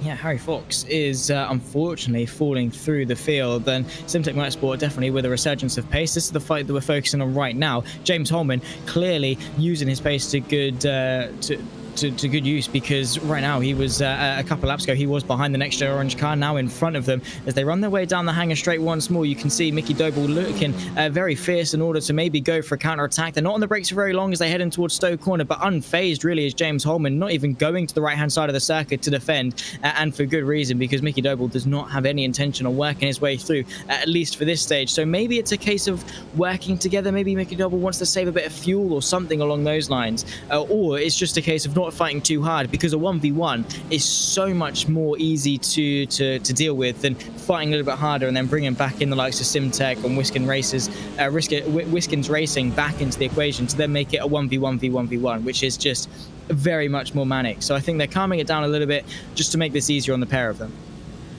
I do apologise for one of my dogs just barking, because the other dog's just come home from a walk. But 55 minutes into this race now then, and yeah, you're right about fuel saving. That's one of those things in all of the classes, saving a lap of fuel here, a lap of fuel there, it doesn't seem like much, and I know that some people hate fuel saving racing. I've kind of grown up in IndyCar, so for me it's always been about fuel saving. They'll come out of a race distance and it's like, yeah, okay, just save 2-3 laps worth of fuel, you'll be fine. No idea why they do that. But the fuel saving can be important, especially right now because the track is warmer. If you save a bit of fuel now, it will help you later on in the day.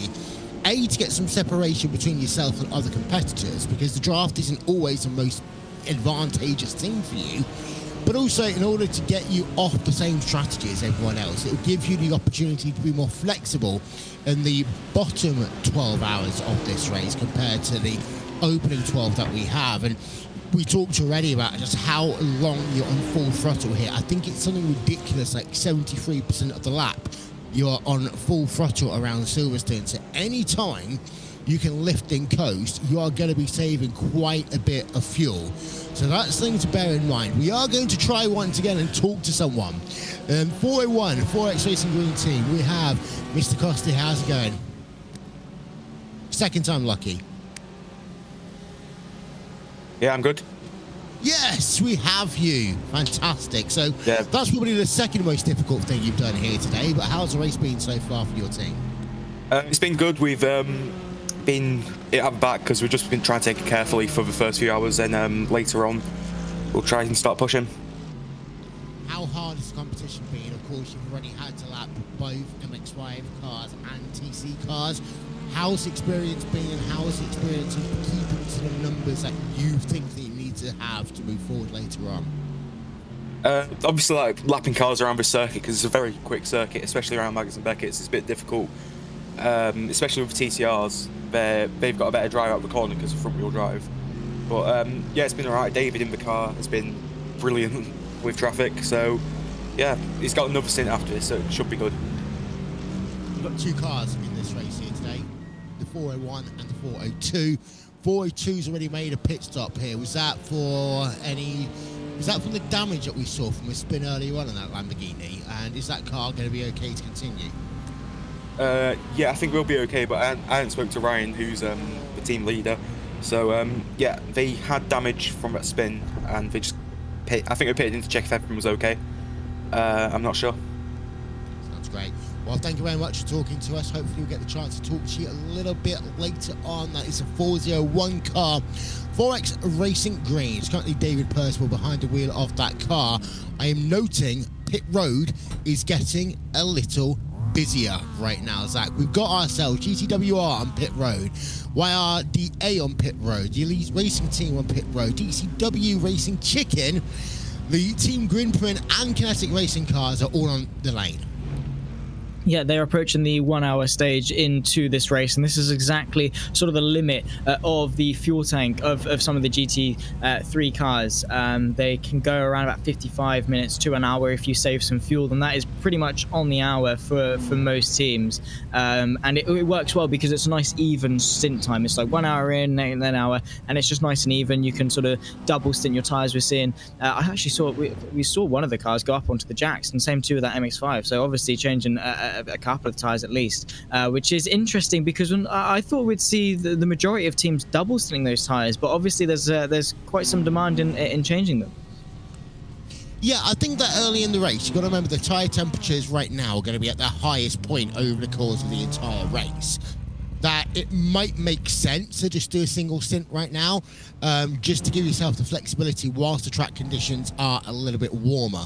As the race will progress, and of course, you've got the situation that this race is being run in line with the same date and time of the Britcar 24H. So what it means is that we're going to have a lot of darkness here today, a lot of temperatures which will be long, as Ted Bradbury is staying a very long time on pit road. This looks as though this is longer than even if he had a speeding penalty. So there is someone behind the wheel of that car right now, but that number 21 machine is not moving quickly, so they might have had some damage which they had to get repaired or decided to get repaired early on.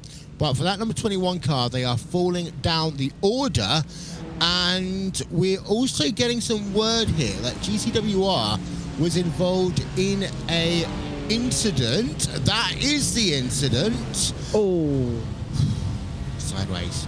sideways impact is the worst one, down into left field there for the number 22 car.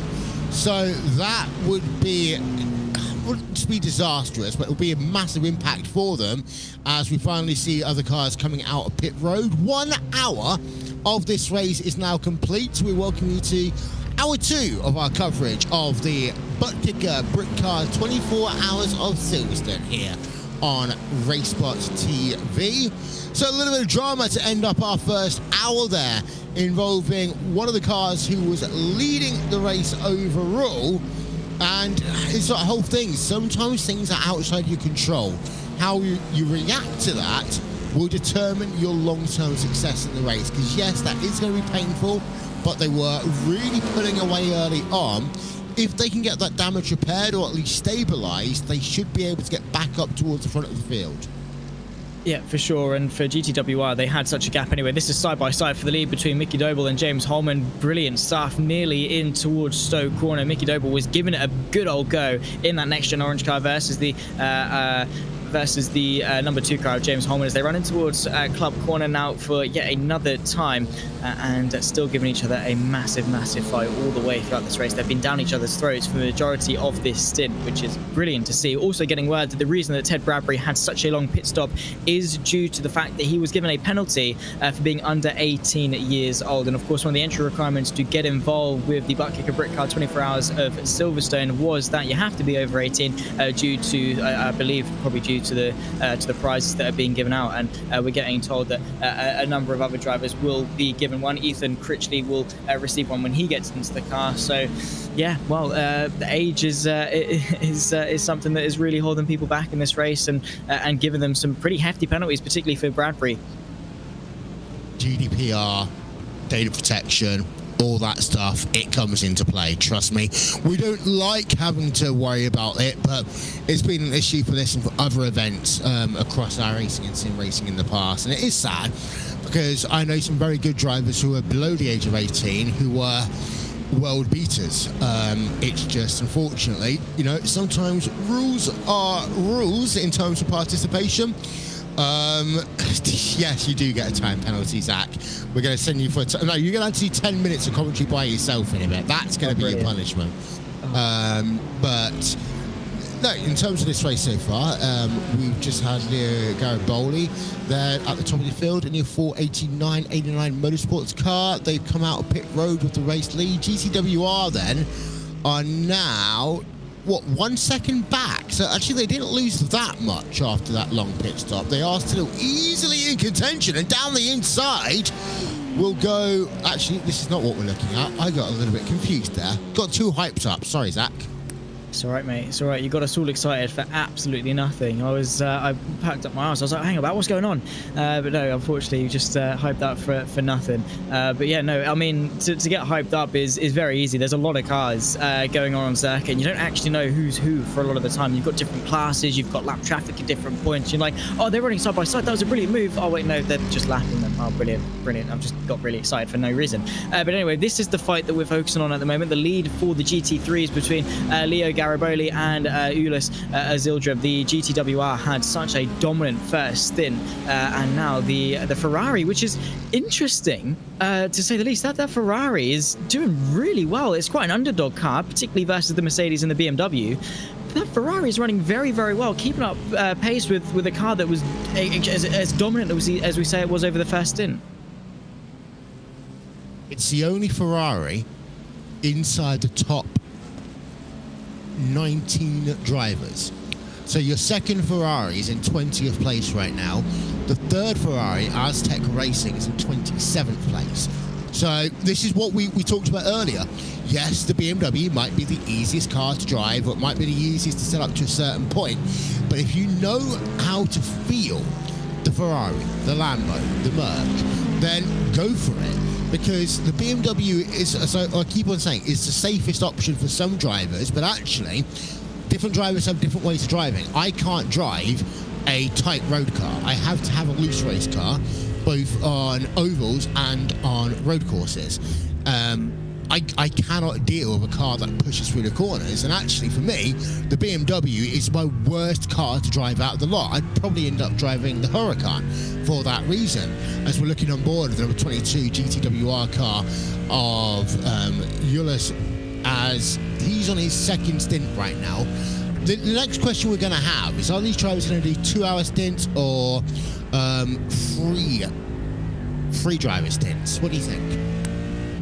Oh, I mean, I know for TNT, they're planning on swapping at the next stop with Callie Atkins swapping out for Ronnie Smith. But whether that's unanimous for the majority of teams, I'm not sure, because this is actually, we'll come back to that in a sec, because this is the move from Next Gen Orange to the inside of Stowe corner. They've been eyeing that one up for a very long time. RD Simsport sees it coming, has to tuck back in tow. And once again, the lead switches for the touring cars, because the number 30 in the Next Gen Orange car has some very, very good pace, though the lapping BMW might throw off his momentum just a little bit to bring the RD Simsport car back into the mix. But yeah, no, brilliant move there from the Next Gen Orange car to get himself back up into the lead. And I'm sure this is not going to be the last time that these two fluctuate positions between first and second. But yeah, whether the driver stint times are unanimous across all the teams, I don't know. And it can vary. Again, we've got to fight for the race lead, so we're going to have to come back to this once again, because GTW are to the outside of Stowe. Yeah, as they work on the outside line, you can overtake on the outside here, because the next corner will be inside into Club. And side by side, they remain still. So now the inside line will go to GTWR, who does get the lead. Almost a little bit of contact there, but he sweeps across and gets the job done. 89 Motorsports back down into second place. And now I have to take the mickey out of Zach, because there's a guy called Scott Hansen in America who does 7 hours of commercial-free American football every single week as well. I'm going to stop that point for a moment, because that is a replay we saw with a Century Sim car getting spun off. And he was in 7th place at the time of that incident in the number 51 car. A little bit hard to see because he doesn't have a number plate on that machine, but contact there with the MX-5 car, the number 90 sequential SimSport machine. So let's get one more look of that one. That was what we like to call the clear Punterino. So that's not what we like to see. That was the 89 Motorsports car we've been looking at previously, though. The 489 car, so down into second place. Now, I am going to take the mickey now out of Zach, because there's a guy called Scott Hansen in America who hosts a show called NFL Red Zone, and he basically went 7 years being able to do an entire 7-hour production without having to go to the lavatory. And well, Zach's an hour in and he has to go to the toilet already. Listen, off you go, Zach. Off you go. I'll sort it out from here. I can't Make even sure defend you wash your hands before you come back. Happy birthday twice. I'll be right back, ladies and gentlemen. But no, I can't even defend myself for that one. You're saying off you go. I've got nothing to say. I've had a fair bit to drink. I'm quite hydrated, thank you very much. So I take great pride in having to go to the lavatory throughout, as you quite eloquently put it, only an hour into this race. Thank you very much for throwing me right under the bus there, Wilkinson. See you in a minute, Zach. I'm just joking with you. So we've got then this battle for P1 in TCR class. Ricky Doble leading by 3 tenths of a second over James Holman right now in second place. And the interesting thing to note is that it's at a 5-second gap back to third place. So these two TCR cars can actually scrap it out if they want to for a little bit. There is traffic, there's stuff all around them right now as we're on board with James Holman in the RD Simsport number 258 car. That is a GT Mercedes, just going around the outside on the run down into Brooklands. Slow the cars down, and no overtaking opportunity right now for James Holzman in that RD Simsport 258 car. Now through Luffield, they will head themselves. So this double apex right-hander, and from here, well, sweeping through is one of the BMWs into Woodcock. This is the old start-finish line where Michael Schumacher in 1998, of course, had that famous penalty that wasn't a penalty at the end of the 1998 British Grand Prix. Cops Corner. We saw Lewis Hamilton and Max Verstappen have a little bit of a coming together here a couple of years ago.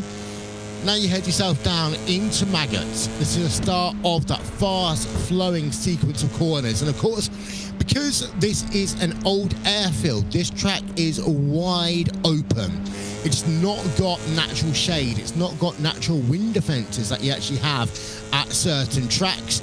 And then from here, you head yourself underneath the Johnny Walker Bridge and that run down into Stowe Corner. So for Holman, he remains within about 2-3 tenths of a second from Mickey Doble right now, as they will now come through Stowe Corner. And towards the end of the lap, and that's a 115 car of use, Bollemeyer just getting themselves past as they come down into the club chicane. Hi, Zach. Hello, Will. That was a quick lap. Quick lap of Silverstone. Did you talk everyone through how they got on? Did you keep yourself occupied while I ran off?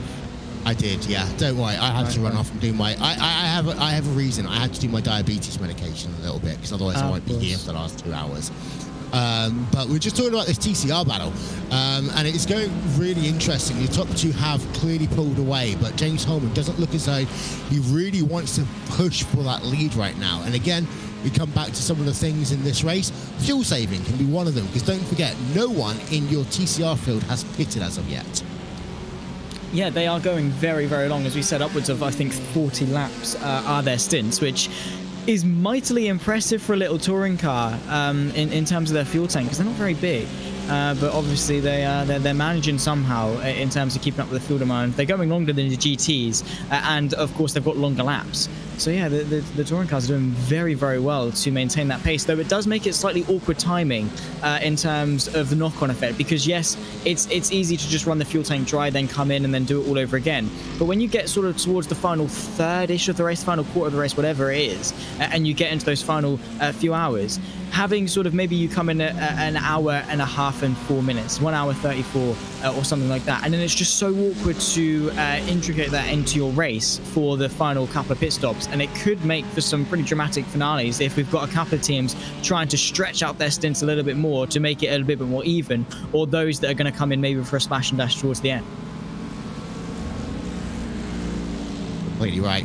As we see, that's the number 13 car, the next-gen orange machine. You've also then got second place in GT3 stroke overall. That's the 89 Motorsports car. I've got to give a shout-out to that livery. We didn't see much of it in the first hour, but that light blue and orange car, you know, it's got a little bit of reminiscences to the Golf liveries that Porsche, of course, used over the years, and even McLaren over the years. We've got a car off, that's the number 45 machine of Stefan McMahon, back out onto track, though nothing too major for him. But that number 45 car is running down in 14th place on track, and there's a replay of it. Yeah, unfortunate for a number of drivers to be involved in some incidents side by side as they run their way through into Stowe. This is Carly Atkins in the TNT Esports car, getting himself now to the left-hand side, trying to make up yet another place, continuing for another stint in number 46, running their way through Club Corner and fighting quite hard to try and get back in front of the BRT car of Oliver Fernell just in front of them, and that could have fabricated into quite a good move. But we've seen previously in this race, Callie Atkins very conservative in their approach to the to pack racing, but now not so much. You can definitely tell. You can look at how much more pointed that car is, trying to get onto the rear end of Oliver Fernell for fourth place. And yeah, compared to where they were, you know, about half an hour ago, whenever it was, when they were quite conservative, that mentality is very quickly shifted. Maybe because now it's a 1v1. That, and also maybe the fuel's lower and they know what tyre life they have remaining in this stint, because at the start of the race, especially in TCR class, we talked about this earlier on, the fact that front wheel drive cars, you don't want to be in a situation where you blow the tyres out too quickly, because if you do that, there is no point of recovery at all until you get yourself to the pit stop. So by able to save a little bit of tyre life now, if you know how to use it, you can make that little run towards the end of that stint a lot more easier. We talk about the lap, how many they've done. It's 32 laps right now in terms of their stint in TCR. So they're due in about 8 laps. Yeah, and then they'll come in and do it all over again. But yeah, still a long way to go. Even though we're only an hour and 15 minutes into this race, it has gone by quite quick. This is Tom Mayle trying to negotiate his way through. That's probably the worst place to catch some lap traffic, is through Maggots, Beckett's and Chapel, because yeah, you're trying to go to the outside and you're already on you're already on the limit of adhesion for your car. You're already, you know, pushing the car through in terms of its lateral load and how safely it can work. And then you're having to do that around the outside of another car, which in of itself is on the limit. So naturally it's going to want to push out. It's just so unbelievably sketchy that you do kind of, in an ideal world, want to be able to sit behind and wait it out. But again, Maggots and Beckett's is where the GTRs are going to be quickest compared to the slower classes. So you're going to need to get those moves done. It just makes it for some very unfortunate timing. We've had some great onboards already in this race here today. We've got plenty more to come as we're having a look from the rear on the exit of Woodcote. Look at that. 2x2, about 3 or 4 deep right now. As we're in all of that, we've got a car going off. Oh, is that the 4060 esports car? I'm not entirely sure. It looks to be the livery. Yeah, it is. That's Callie Atkins, unfortunately, going off. The small little tap going into the braking zone of Village of turn 3. Bam, just sent them around. Fortunately, didn't collect anyone else up, and fortunately didn't go into the barrier. Going to take another look at it. Just sort of merged into each other, kind of. And it was that small little tap to the rear right of Callie Atkins that unfortunately sent them around. Yeah, again, it can so easily happen when you're so overwhelmed by the amount of cars around you that mistakes like that do start to creep in. It doesn't matter who you are, it doesn't matter how good you are. When you're overwhelmed and there's just so much to try and process, it can very easily start to seep in and make those mistakes. Key part of an endurance race is not about not making mistakes, it's about making as minimal a number of mistakes as possible.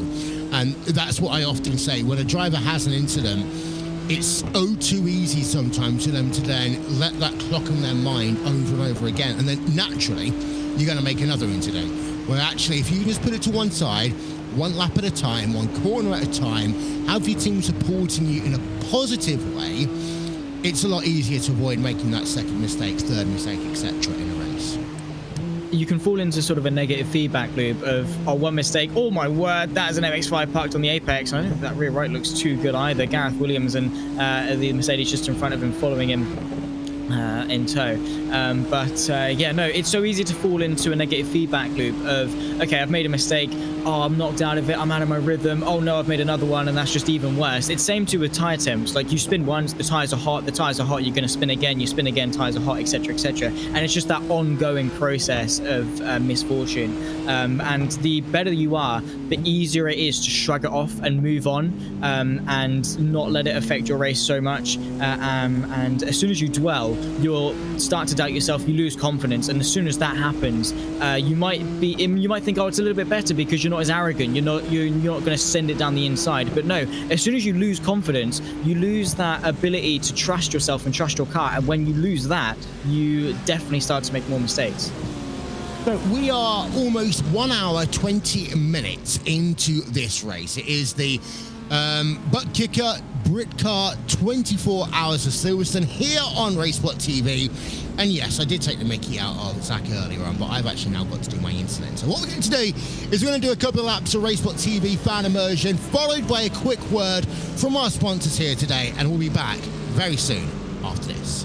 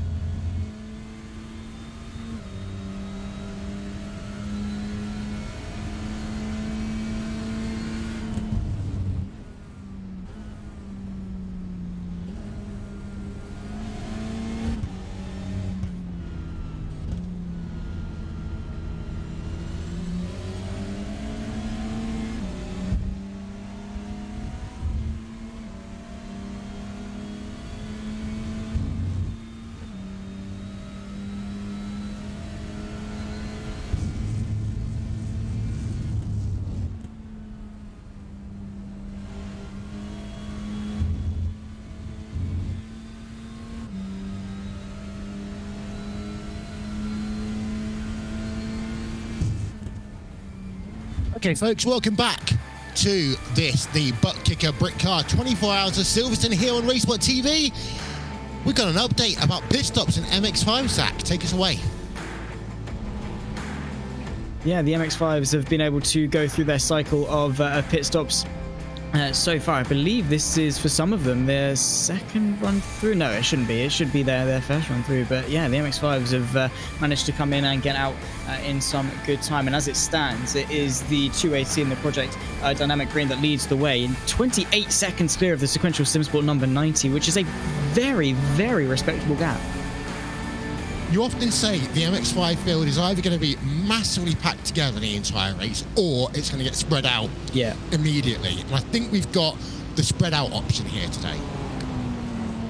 We do. I mean, sorry, nearly swallowed some saliva down the wrong hole. That was brilliant. Very majestic. As we also see the next gen Orange and Audi SimSport also swap places in the TCR for the race lead.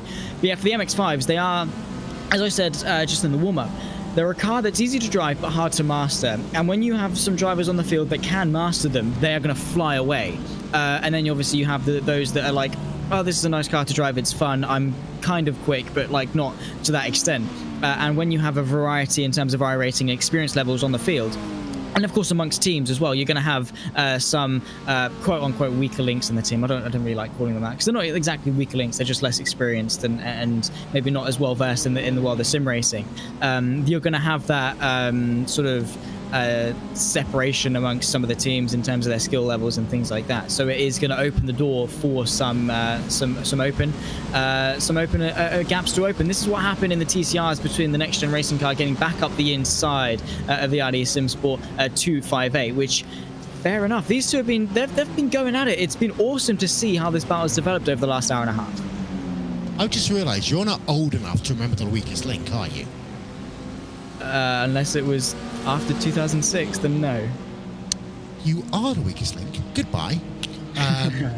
Yeah, anyone who's about 25 years or older will remember Anne Robinson. We're allowed to talk about this. It's a British 24-hour race. We're allowed to talk about the weakest link for once. So in fact, it got so crazy at one point when the WWF was as big as it was. They had a celebrity version of that with Kane and other people on it. Crazy. But the point about the Mazda MX-5 is, don't forget, it's traditionally been one of the first cars that you drive on iRacing. And in terms of that, you know, easy to drive, hard to master approach, getting that first lap underneath 1 minute at Lime Rock Park is your first accomplishment. Getting a lap down in the 56-second range can take you years of preparation, however. Yeah, for sure. It's that. It is sort of, you put it out on a graph. I like doing it like this because it's a nice way to visualize it. When you first start, you improve so rapidly because there's so much to learn. You're absorbing all this information and you can rapidly learn. It's like, okay, start learning how to trail brake, for example. That's simple enough. You go into a corner, you lift off gradually as you go in to allow the brakes to sort of run in with the load a little bit better and not lock them up so much. That's easy. That's easy enough to sort of pick up on as a newbie. You know, racing lines and things like that. That's going to gain you seconds among seconds, especially when you're first starting out. But then you get to a sort of a point where you plateau, where, like you're talking about. This is where it takes months, years to sort of get up to that next level. It's like, I guess, in your favorite video game or whatever, the first few levels are really easy. Level 1, 2, 3, 4, you bang them out really quickly, and then you get to sort of level 30 or whatever, and it's like, okay, this has taken a while to close up and get onto the next level, because it's more a case of refining things rather than learning new things, and refining things is a case of just practice and practice and practice until you do get it right. Yeah, in fact, one of my first IRL commentary experiences was with the Mazda MX-5s at Road Atlanta. We were covering the finale of the American MX-5 series presented by Goodrich. Yeah, BF Goodrich or something. It's been that long ago. It's the first time I worked with RSL. That's all I can remember. But Hugo's trying to scrap his memory at the same time to remember what it was. I think Battery Tender was the sponsor as well. You're right. And the drivers there, you know, they are all at the top of their game. But and you get to that point around the Road Atlanta, you're talking about tenths of a second, the difference between P1 and P6, for example. And these little MX-5s are so fun. We don't often see them in our RaceSpotTV coverage anymore because of the fact that the only real race that we've seen them in as part of an iRacing special event is the 24 Hours of the Nürburgring, which always provides chaos. maybe we need to get Hugo Luis to sort of nip on an MX-5 series, the Friday night primetime voting, and see if the community want to have that on a Friday evening, because they're so fun, and they always, especially in a sprint format, do provide some really good racing, because they can. It's not a case of like single seaters, even though sort of in the IRO4 we do get some really good racing. In the MX-5s, you have that leniency. You can send a move down the inside, make a bit of ding-dong, and get away with it. And it is just awesome to see.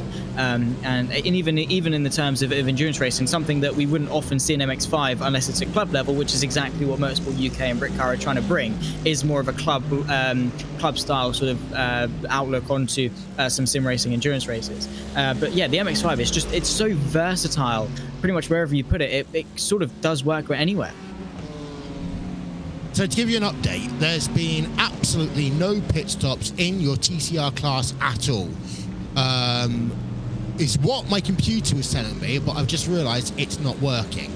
And my computer is still telling me that no one in your TCR field have yet to pit. You mentioned that 40-lap window earlier on. Most of them are on lap number 41 now. So we do expect to see good old pit party down on pit road, led by Next Gen Orange in the next, I'd say, 2 laps maximum, as they are looking at a gap of 8 tenths of a second between P1 and P2, then a further 7-second gap between P2 and P3, and then a further 3-second gap between P3 and P4. So your TCR field, apart from the top 2 positions, are massively spread out. And now the question is, how hard are you going to push if you are P1 or P2 in terms of your motion on towards pit road, as we see the number 77 machine, Sim Dynamics, being overtaken by Kinetic Racing in the number 3 car down into Stoke Corner? Yeah, that's the big question here now, Zach.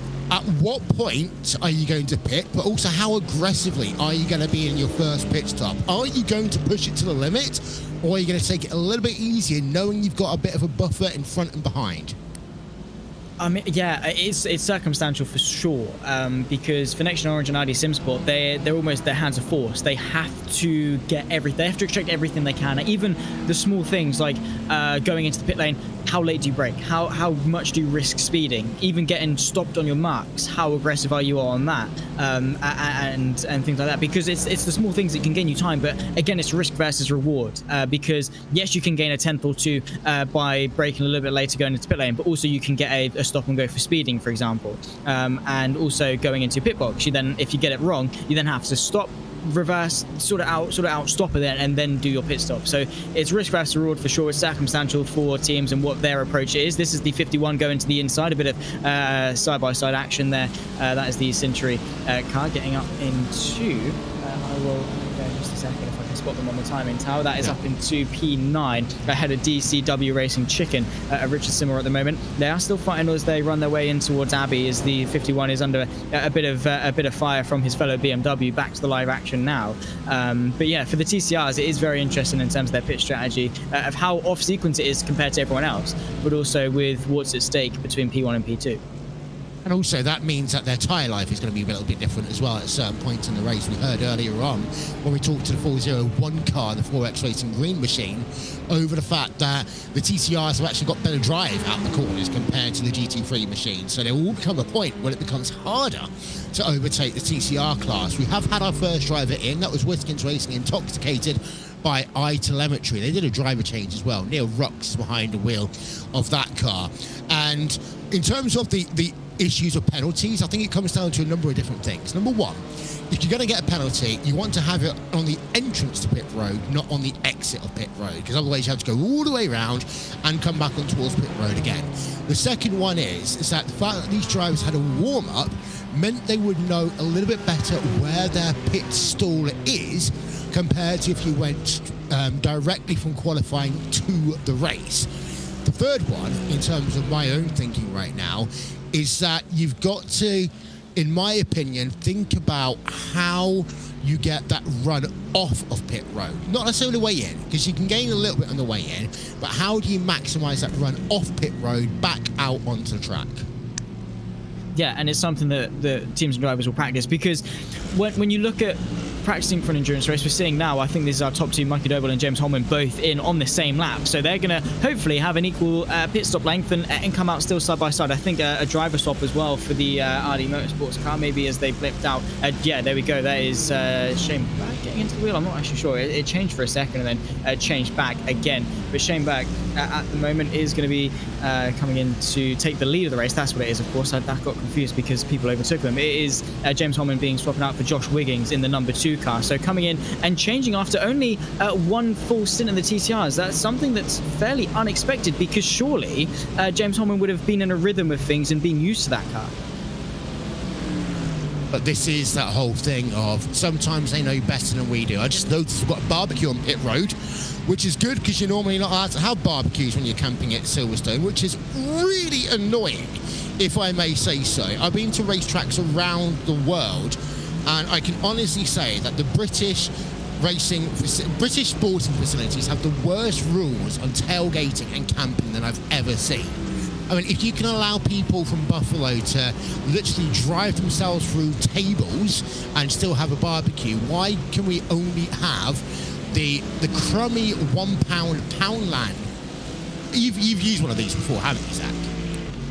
What, the little disposable barbecues? Little disposable barbecues that you can maybe cook 2 rashers of bacon on if you're lucky. Yeah, I mean, I've used them. I've not used them at a racetrack. My only experience of a race event is when I went to Snetterton for the day, because my local track, and it's actually quite cheap to get into. So I went down a couple of times with my mates, and it is fun, but we didn't quite have the whole disposable barbecue sort of thing. It was a very cold day, so probably a barbecue would have been a good idea. This is Elite Racing Team, the Mercedes to the inside, running side by side through Stowe.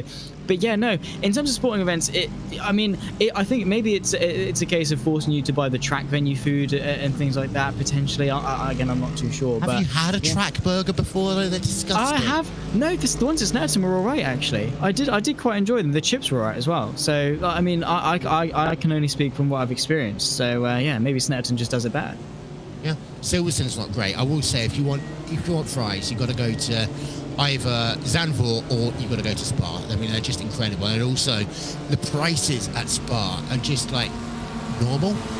It's like you could go down to a random village in around Belgium and pay the same price as you would do at the racetrack, which is what I like, not having to put your home up for a third mortgage just for getting yourself a burger and maybe a drink at the racetrack. We are keeping an eye out, of course, in live action. I did warn you earlier on that this is not always going to be 100% serious commentary. Food is always one of the big things we talk about on 24-hour broadcasts, so we'll say that. It's just a shame that I'm not up in the morning, because I've got a packet of bacon ready to go for tomorrow morning, but I'm not on the call sheet. Unfortunately, I mean, you make me very hungry, so I'm looking forward to logging on to Just Eat as soon as I finish this in the old commentary booth and invest in some good food, because yeah, you've made me hungry now. So cheers for that. A bit of side by side between two of the Hondas as they run in towards Stowe Corner, a little bit further down, maybe in the TCR category, as we see the 2 race leaders of Next Gen Orange and Audi Simsport emerge from the pit lane as well, and not too far away from each other either. Yeah, that battle seems to still be able to continue. Yeah, indeed, as we are now almost 100 minutes into this race. That's it's a 20th position car. Just trying to work out who that was on towards pit road. It was a Honda. And they're going to do a driver change. It's Quartermass Motorsports. What a great name. Quartermass Motorsports then. Michael Tyler behind the wheel of that car. Now, if I remember correctly, the Quartermass is the person in an office who is responsible for things like tea, coffee, snacks, and all the other accoutrements that you'd get in a big office itself. I might be wrong, but that's my understanding, but I only remember that because of Series 2 or 3 of Suits. I watched that and I really enjoyed that, and I don't actually know what you're talking about, so I've actually got no clue. Suits was a fantastic show. I really enjoyed it. It sort of fell off towards the end there. The bold guy versus the British guy in Season 2, Season 3 over who's in charge of the biscuits.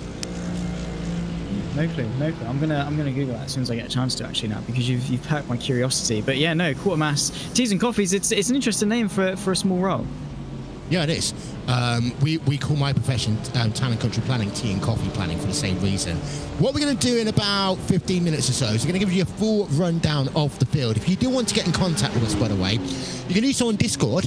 by finding us on RaceSpotTV server. That is racespot.wtf/Discord. You can tweet us, if Twitter's still a thing right now, by using us at RaceSpotTV or #RaceSpotTV, or on our YouTube page. If you've got questions, we are going to try and answer them over the course of this webcast. So, as it stands, you've got yourselves your GTWR esports with a 1 minute 59.1 that last time by, compared to the Canaan esports car of a 2 minute 0.6. However, third place, the Elite Racing Team, that last time around were almost comparable to the GTWR esports car. So your top three, yes, they might be separated by 30 seconds on the road right now, but they're still scrapping it out in GT3. It's all relative, especially in endurance racing, because of the differences in terms of pit strategies and things like that, that you are going to have some big gaps between teams that in theory are actually racing each other. So it's important that while they're not duking it out, side to side on track, they are still running their own race, running their own strategy, and trying to play that relative game, particularly when it comes to under and overcuts. That's sort of the whole thing, is you run in some clear air and you try and get the advantage and overtake them, without actually having to overtake them, sort of thing. And that again is the big deciding point in endurance racing. It is that many races, pretty much the majority of races, are won or lost in the pit lane. Doesn't matter how quick you are, doesn't matter how consistent you are, if you're not backed up by a good strategy, you really are going to suffer. That, and also it's the psychology of endurance racing as well. Now, when I was racing in endurance racing more often, again, this was a good 7-8 years ago, when I still had the time, energy, capacity and hardware for it, I would try not to actually have the relative screen open at any point. I'd always like to have my lap time deltas, because I know what I was supposed to be doing. Of course, I'd have the blue flags out when people would, of course, lap me, but I never really wanted to know whether it was 20 seconds or 30 seconds up the road, because if you see 30 seconds and your car is feeling a little bit better, you feel as if you have the ability to push that little bit more, when actually you don't have the capacity to do so, and you're more likely to put yourself into a spin. So in the same vein as Kimi Räikkönen's "leave me alone, I know what I'm doing," sometimes that is the best thing you can do in an endurance race. And I've talked to a number of sim racing teams, not in this race today, over their psychologies as to how they approach this. And sometimes it's a case of, I like to have someone up just to talk random stuff to me, but don't tell me about my deltas. Yeah, it's that case of you know what you're doing, you need to focus on it. You don't need someone else in your ear telling you what's going on, because sometimes hearing it is just as demoralizing as hearing it and things like that. But it is good to have that distraction in your head of someone just there to keep you focused and keep you on it, because it's so easy to switch off in an endurance race. When you're driving for sort of an hour and a half, 2 hours, maybe even longer on end, and you're sort of, you get switched on, you get in tune with, that's a very early pit stop there from Carly Atkins and the TNT Esports to that would have been about a 44-minute stint for them. That is very, very early, so that's surely got to be unscheduled. 22 laps is what they did. So yeah, they were on pit road, but they only did 22 laps. Meanwhile, 46 lap stint right now for the RAF Esports TCR car. That's impressive. That is very, very impressive. Where are they at the moment on track? They're only they're P8, so second last overall in the category. But for a stint time, we were expecting the TCRs to do about 40 laps. We saw the Audi Simsport. Sorry, I had a bit of a blonde moment there. Come in like a few laps ago. And actually, no, we're talking about the MX-5s, aren't we? Not the TCRs. I'm sorry. No.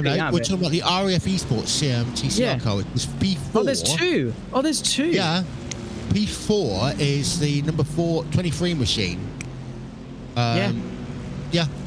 P8 overall at the moment for them. Yeah, no, that is a long stint. Sorry, I completely just fluffed it up. I was looking on the time history and I saw IF. I was like, oh, that's what you're talking about. No, it's there's two. There's one in the touring cars. There's one in the MX-5s, and completely waffled on for no reason. But yeah, in the TCRs, we're seeing the RD Simsport come in a few laps ago, whereas these guys are still continuing on. So maybe they've saved a bit of fuel, because usually the limitations when it comes to pit stop strategies is not so much the tyres, but more so the fuel tank. So they've really saved a few laps here.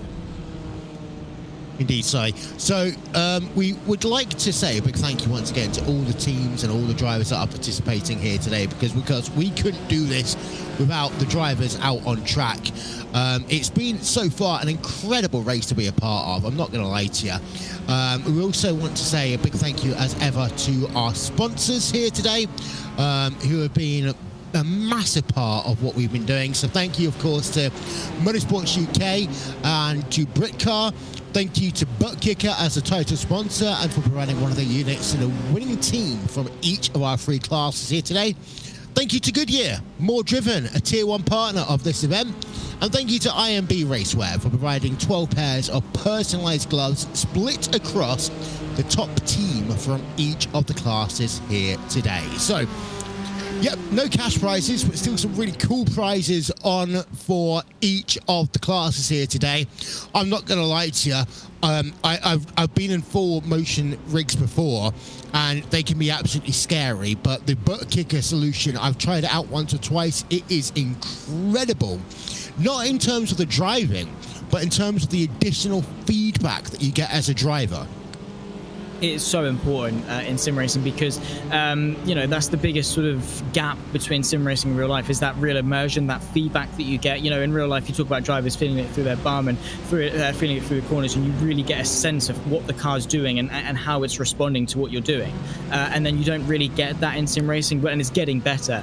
For sure, in terms of technology, you know, the force feedback that we're getting, the feel that you can get through your hands and through your arms, and what the car's doing, but also again to have that extra sort of vibration, that extra feel and response. It just allows you to fine tune. It doesn't necessarily make you quicker per se, because you can just get on with a controller and go quite quickly, but you're not going to be as consistent. You're not going to be able to save your tires as well and things like that. And it just allows you to, going back to what we said with slow improvements, it allows you to refine skills and just feel more comfortable in the car. All that is very close between some of the MX-5s. They're going to emerge side by side going through Luffield.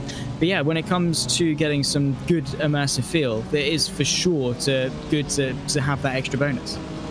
The lights are flashing, which of course we all know means get out of my way because I'm instantly faster than you, even though that's almost never the case. The lights will flash once again in towards Copse Corner, and I'm sure I'm probably not allowed to talk about this because I lived in Birmingham for 12 years, as we are looking at, by the way, the battle between the number 16 car, which is UK Sim Racing 24 Punty People, and Buzz the Tower Racing Maverick right now as they work themselves through Beckett. And yeah, as I was saying, I'm sure I'm not allowed to mention this because I've lived in Birmingham for 12 years of my life, and yes, I have escaped up to the Black Country, but for people of Birmingham, Dunlop was always a massive part of their lives because of Fort Dunlop and all the manufacturing work that used to go there with Dunlop tyres. That's all great, but having the Goodyear blimp, which I know from so many American football and other motor races around the world, back at Circuit de la Sarthe, put a massive smile on my face when it came back. It's just iconic. It's sort of, even when you sort of watch like cars and things like that, that was something that I grew up with and still am a child. So love cars, and you see the blimp and obviously reminds you of the Goodyear blimp, and to have that, it's iconic, and it's one of those things that becomes such a staple in sports and things like that. But it feels weird when it's not there. So yeah, it definitely has become sort of an integral part of everything. We've been on board with Brian Zinn in the Buzz the Tower Maverick number 88 car. Now on the Wellington straight away, heading himself down into Brooklands once again. Currently, this number 88 car is running in 14th place. He's got the UK Sim Racing 24 Punty People car just ahead of him, and a nice 15-second gap back actually to the Kinetic Racing car that runs in 15th position. So you can put all of this pressure onto attacking right now, trying to find the outside line as they come in towards Copse Corner. Is he going to try and keep it there? The answer is going to be no. If he just committed a bit more to that corner, he might have been able to box in the UK Sim Racing car along the TCR machine, but decides not to do so. Yeah, so maybe not taking the most optimal approach into that attack, but giving it a good go and still retaining some form of pressure, which is the most important thing when you're locked in a fight, is to keep pressure up. We're taking it on board. This is the Audi SimSport car. fighting for the race lead and having a fairly sizable off, it must be said, running through over the grass, still rejoining the circuit just as they run out of Chapel. But that is a big moment for such a big name in this race. I love the fact that the front grille basically looked like a robot that was going, please stop, please get me onto track. There is Tom Brown in the YRDA esports car, who was, let's not forget, right at the top of this field earlier on, but had that 3-minute and 28-second pit stop. And there's a look at the replay then through Luffield. So things are going from bad to worse for that number 21 machine. Yeah, and again, it ebbs and flows in terms of fortune over the course of endurance racing, because sometimes you get the lucky end of the stick, sometimes you don't, and at different points in the race, it's like, oh, this is going really well, but our race is going fantastic, and then bang, all comes crashing down, and it can flick like a light switch very quickly. It's like, okay, you're doing really well, bang, no, you're not, no, you're not, no, you've just had a crash, you've then run into a couple of incidents and things like that. So yeah, it's something you have to definitely keep you on your toes in terms of how you're doing at different points of the race. This is the 73 having a look to the outside, 3 wide as they're running their way into towards Stowe Corner. The outside BMW really caught off guard by that, and to no avail. Actually, there was really no shift in terms of side by side between the 73 and the number 1 machine. They're fighting over P8 currently, but yeah, definitely really aggressive. And again, we'll come back to it, because this is a 24-hour race, and they're fighting as if it's the final half an hour. But that's what's ingrained into so many people's memory. I mean, you know, this is not to say that in the FIA World Endurance Championship or other long racing series like IMSA, for example, that they don't do exactly the same thing. They do. It's just that the intensity of sim races, being able to do that physically and mentally for so long, is always as fascinating to see. I was thinking just a minute ago, the one thing that these drivers will have right now, especially those based in the UK, is that it is currently 21 degrees in my office, and I've only got my low power Mac Studio on and 2 monitors. So if you're one of these drivers, at least for today, you don't have to worry about putting on the electricity, the heating, because the room's going to be toasty. Yeah, you do get very toasty. I mean, I've only got a Thrustmaster T300 myself. I've only got a single monitor that I'll use for sim racing, and even I get very sweaty. More so your back than anything, just where you're being leant up against it for long periods of a time. And while it's not exactly the same as doing some T25 or whatever, some intense cardio workout, you do start to sweat a little bit as where you've been sort of moving the wheel and things like that. Especially, I can imagine if you've got a full motion rig or anything like that, you're going to keep yourself warm no matter what. I mean, for a number of people, they're going to have some gloves and boots on as well, just for that extra immersion, just for that extra grip on the wheel. And that definitely is going to make sort of your hands a little bit sweaty over the course of the race. And again, it's not like you're just going out there for 10-15 minutes in terms of hot laps to chill out. You've also got to go out there for hour and a half, 2 hours, however long your stint time in the car is, consecutively, and also with that added pressure around you, just making you sweat a little bit more. It does get warm. Then add into the fact that you're normally supporting your teammates. We always hear the stories of, I can't sleep during an endurance race because I want to know how my teammates are doing. So all of a sudden, you've got more electricity burning, which will keep you warmer. I'm not saying that sim racing is the way to solve the energy crisis, but if you're doing something you enjoy at the same time, you're keeping warm, then I'm all for it right now. Hugo is probably wondering, what the hell are you talking about an energy crisis and keeping warm? The next time we come to the UK, I'll put him on the number 11 bus in Birmingham. He'll understand it. Before he knows it. But in terms of our time remaining on this race, we've got 22 hours 5 minutes remaining, so we are going to be with you for the next 2 hours and 5 minutes here in the ButtKicker Britcar 24 Hours of Silverstone here. Again, shout out to Motorsport UK. This is their first real year of doing esports, and they wanted to make this a race that had a low barrier to entry.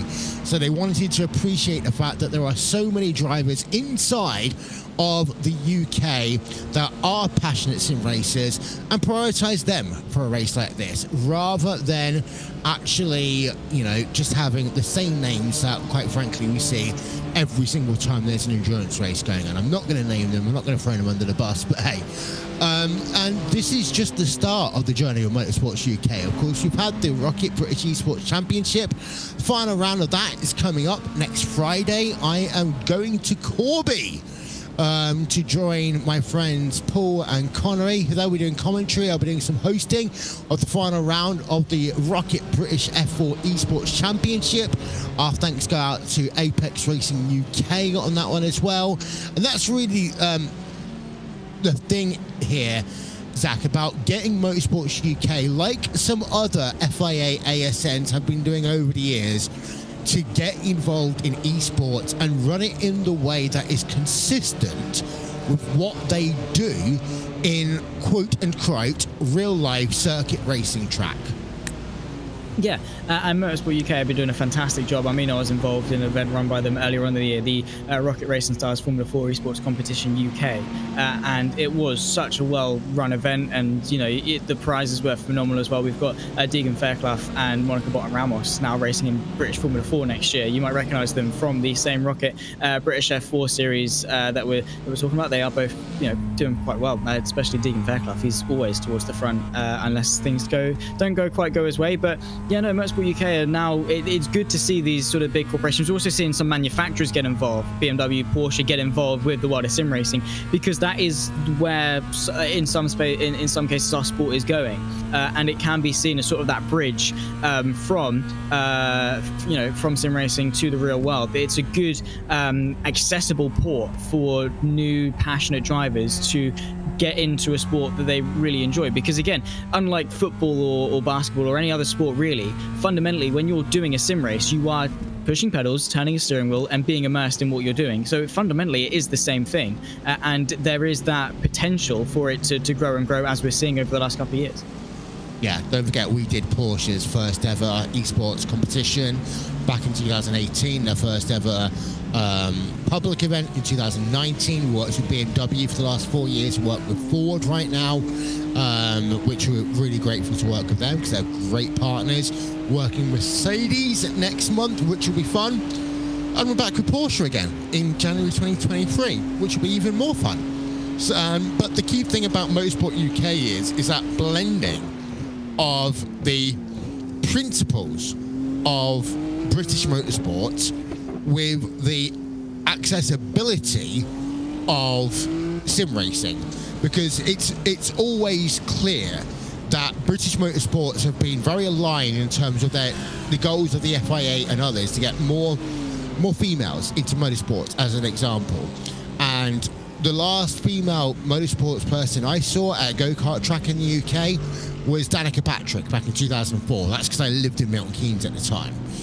And the costs are always astronomical, and actually having the opportunity to utilize sim racing as not a driver development tool, but a tool which will help identify the potential stars of tomorrow, I think is fascinating.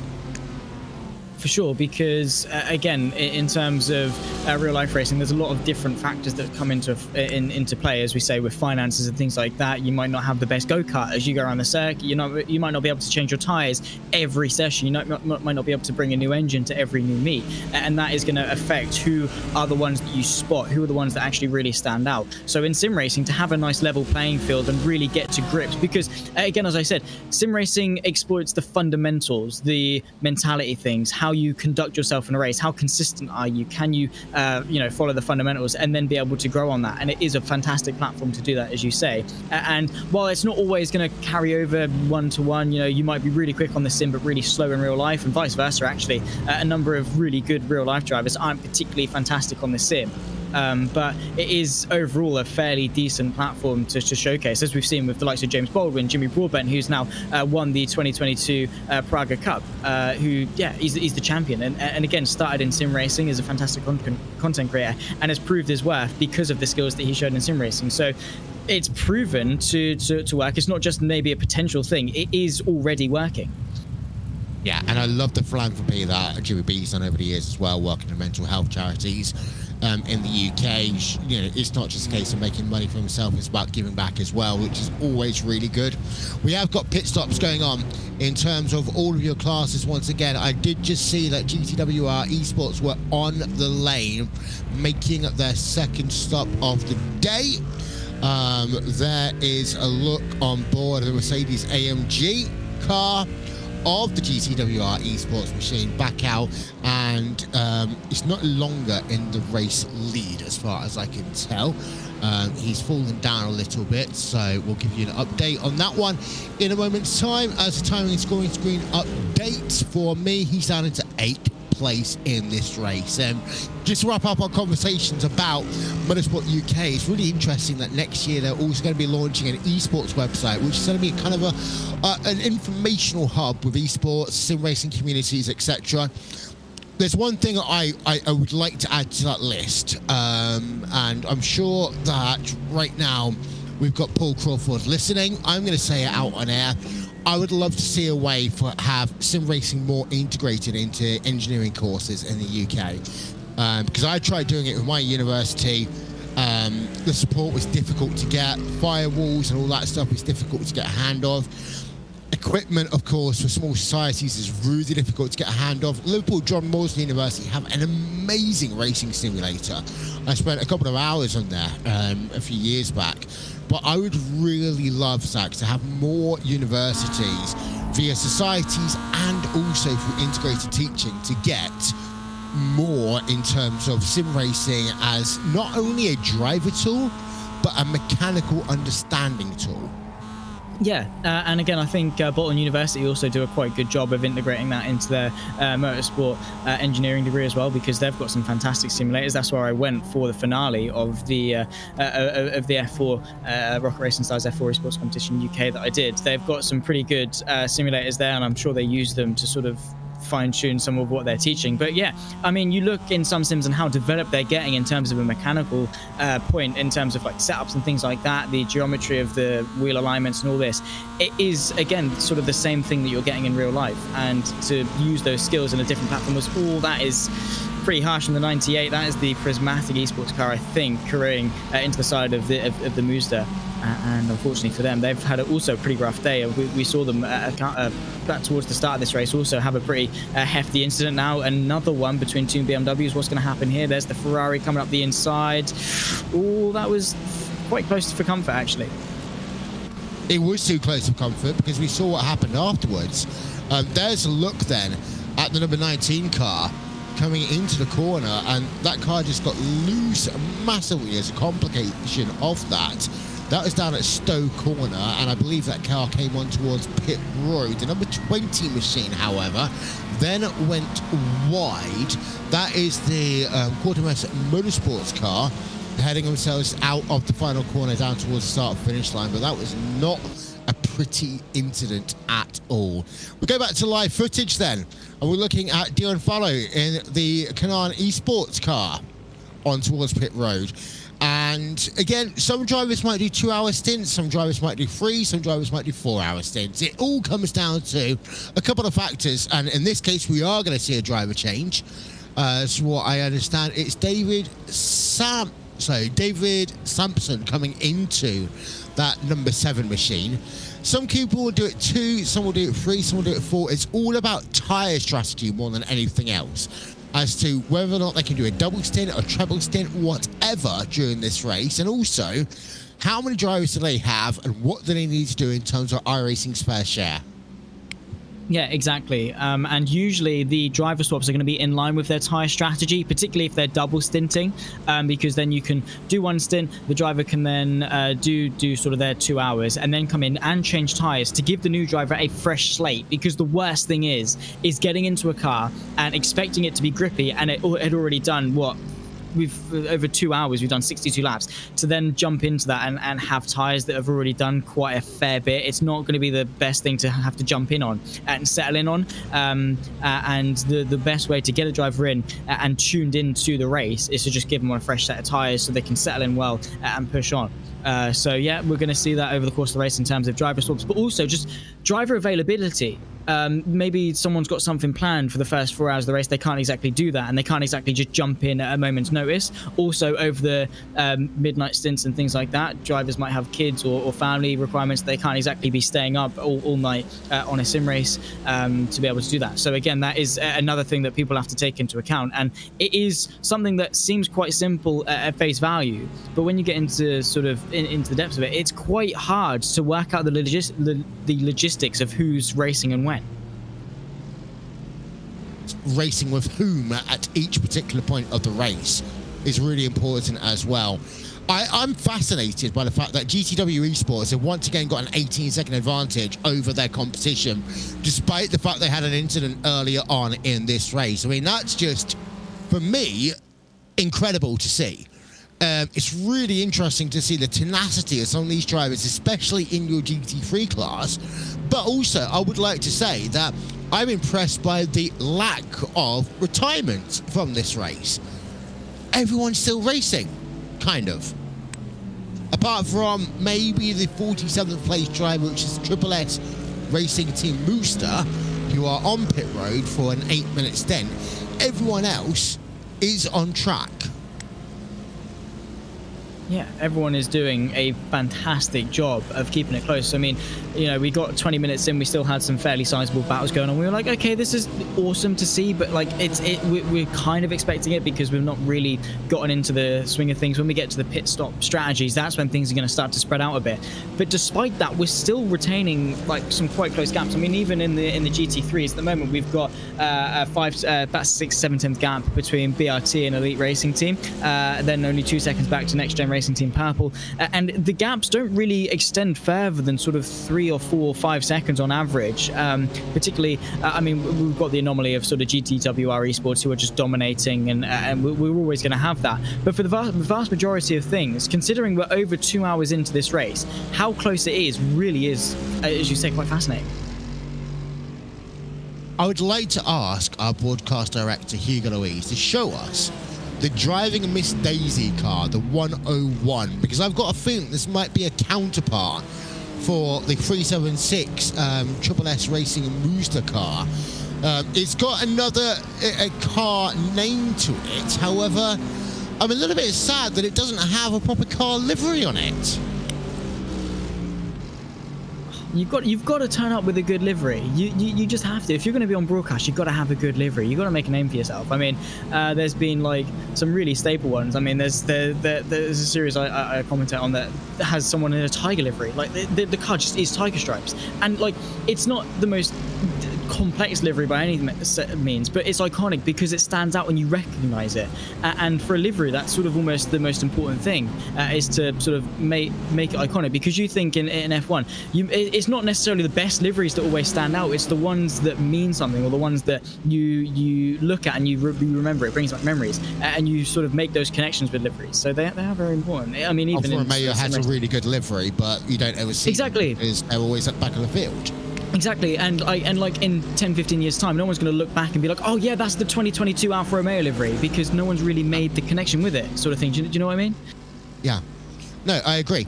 And ironically, it's either the most contentious liveries or the most iconic liveries. Like, you know, I still remember the 1999 Arrows, the T-minus, which was basically our generation's versions of the Rich Energy livery. And you have that all the time. It's stuff that iconically stands out. You know, the black and silver from Mercedes-Benz that they did a couple of years ago, when Ferrari went back to dark for that one race, all these sorts of things. They're great. And the thing I've always said is that, you know, I don't have a marketing degree, but I know enough about marketing in terms of being able to run a company for the last 10 years. The way that you present yourself as a company is so important, and having that striking livery, everyone can tell a Coanda car in 5 seconds if they watch enough sim racing. Mm-hmm. Most people can tell an Apex Racing car if they've watched enough sim racing.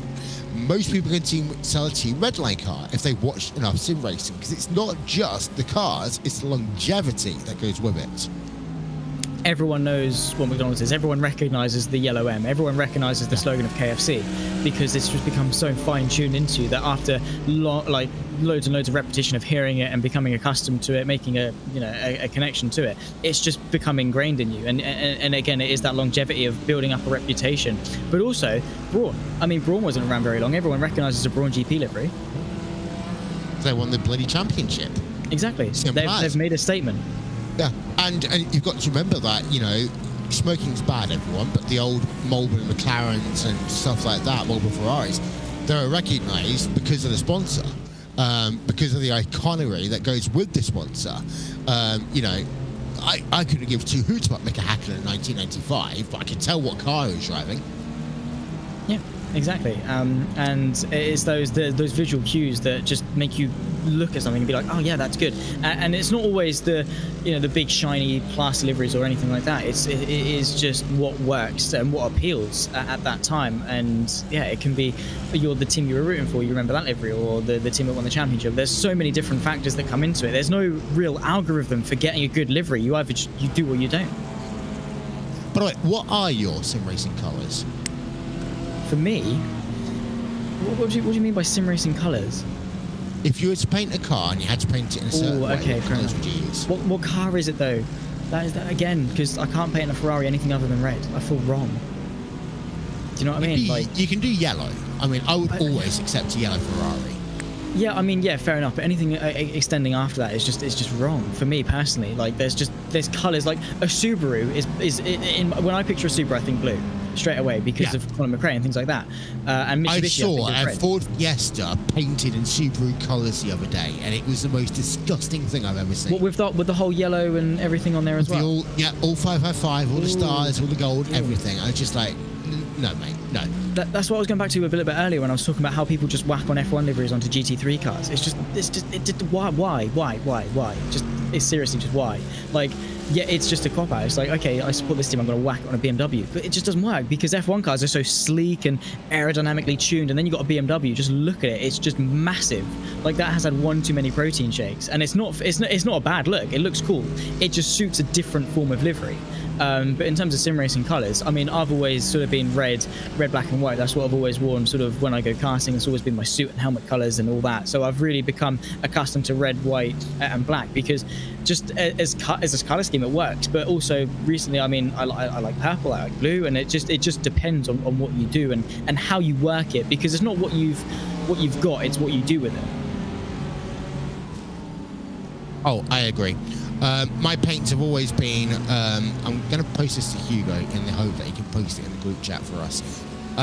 But my colours have always been actually dark grey, blue and pink because they stand out. They're something unique that no one else will see.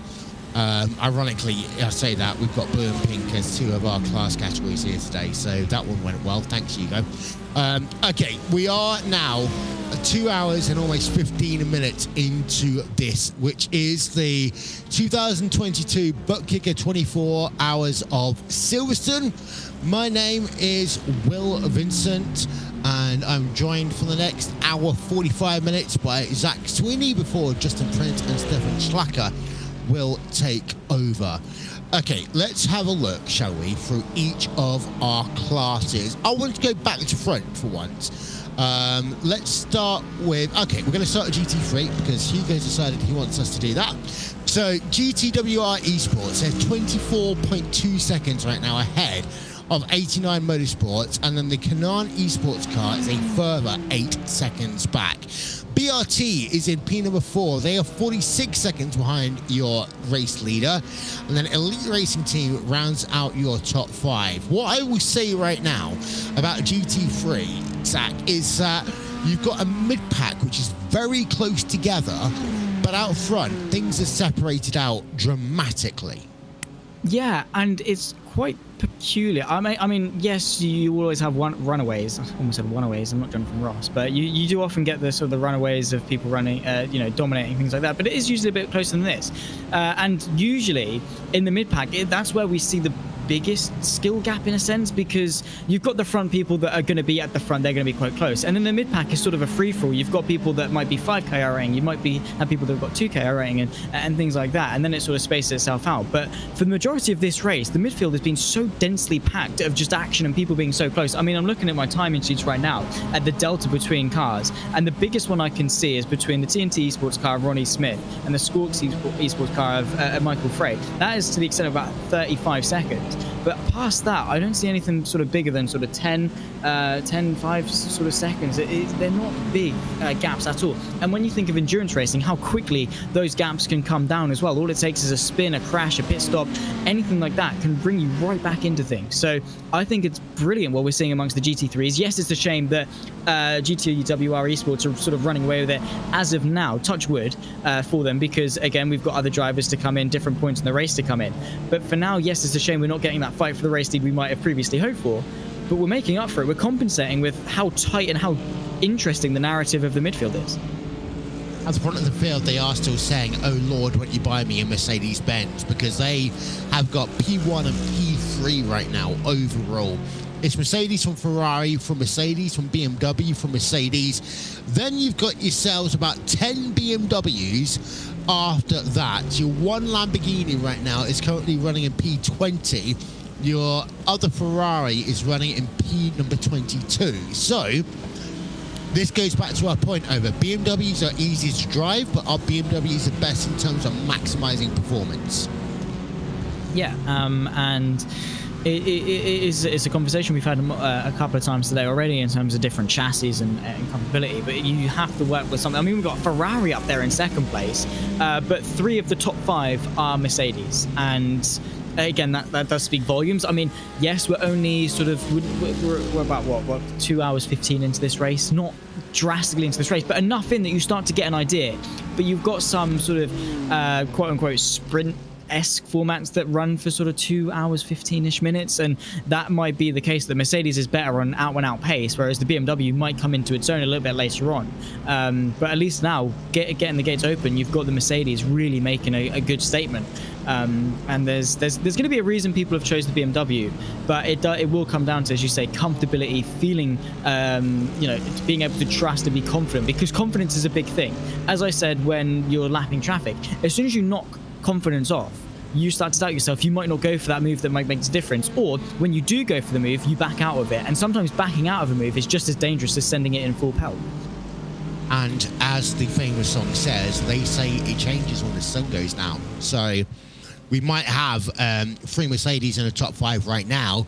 As soon as the sun goes down, don't forget we've got a massively long night here today, longer than what we have in any other 24 race, bar the 24 hours of Daytona. Things might change. Yeah, because cooler temperatures, different cars are going to have different optimal running windows because of just how their engine works and things like that. Of course, as it gets colder, everything just starts to sort of slow down just a little bit. I mean, you're going to lose some good crucial tire temps. They're not going to be able to resist sort of as much lateral load because they're not as, I guess, quote unquote bloopy. They can't, change shape and sort of help themselves when you go through some of the fast corners, which is very crucial here at Silverstone. Also with engines and things like that, the colder it gets, the less power you get out of them. So different chassis are going to have different operating windows as to when they run optimally, because some cars, I mean, even in other sims, run really well in really hot temps because they're good at regulating it and keeping the temps low. But then as soon as it gets cold, they're like, oh, brilliant, I don't really know what I'm going to do here. And again, different chassis, different handling models, different drivers as well, just prefer different conditions. They might prefer it to be a little bit hotter because maybe there's a bit more grip, or maybe they prefer it to be colder because they can maximize the amount of the colder temps relative to everyone else. So it will just ebb and flow. It's one of those things that sim racing is a very fluid thing because there's so many different variables and so many different people can capitalize on each and every single one of them. There's a lot of specialties. I would normally say, oh, there's other sims and make a joke about it, but technically we're working for another sim racing company in 2 months' time for an event, so I kind of had to be nice. But yeah, you make the right point about how everything can change, and the thing is that the good teams would have done a lot of testing across multiple cars to see over multiple race simulations how their car would work. The amateur drivers, and I'm going to call them amateur for the point of saying this, would often just take the car which they feel most comfortable in and would then direct it in terms of a way that they can maximize the effort of it throughout the course of the race. Now, the situation we're in today is quite clear. We've got one team right now who are above head and shoulders in GT3, that is GTWR Esports. And you could almost say the same thing about the next-gen orange car, who was leading your TCR field, and almost to an extent your Project Dynamic green car, who are running in your MX-5 field at the top of the standings. But we don't know exactly how well this will work, Zach, until, well, basically we get the last commentary team in hours number 20 of this race. And so I can hype out as much as I want to, but quite honestly, with the situations we've had today, the fact that we're going to go off air before the track gets fully dark will make a situation where we don't quite know not only how the cars will adapt, but how the drivers adapt, because Silverstone is not known for having massive floodlights.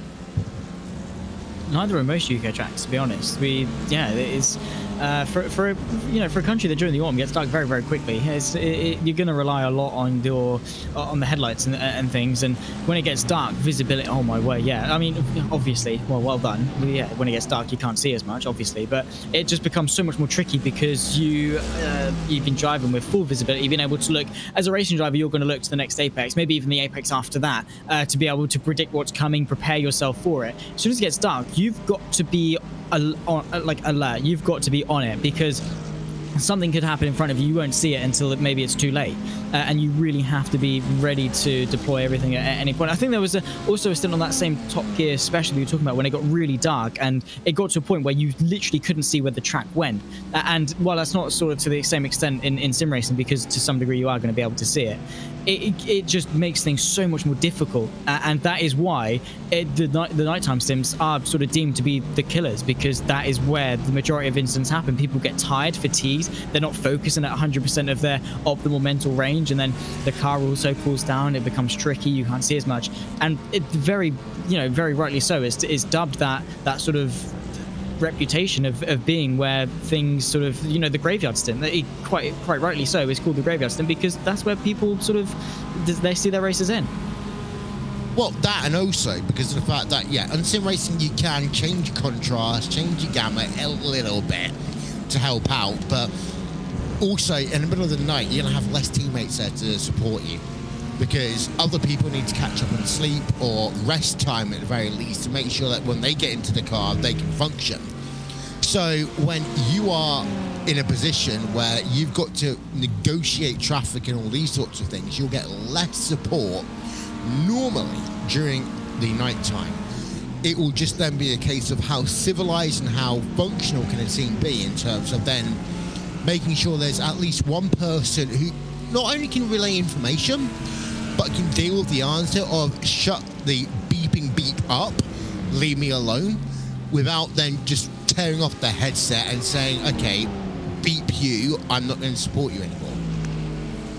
Yeah, and it's that team dynamic that you sort of have to trust. And that is what's awesome in sim racing, is that we've got a lot of teams that do have drivers that are well glued together, they work well together, and they can sort of provide the support. They know when each driver's like, okay, just leave me alone, and they know when to shut up. And there's other points they'll know the driver's struggling, they'll try and lift up their spirits, have a laugh and a joke with them, have a bit of banter while they're trying to drive to bring them back up.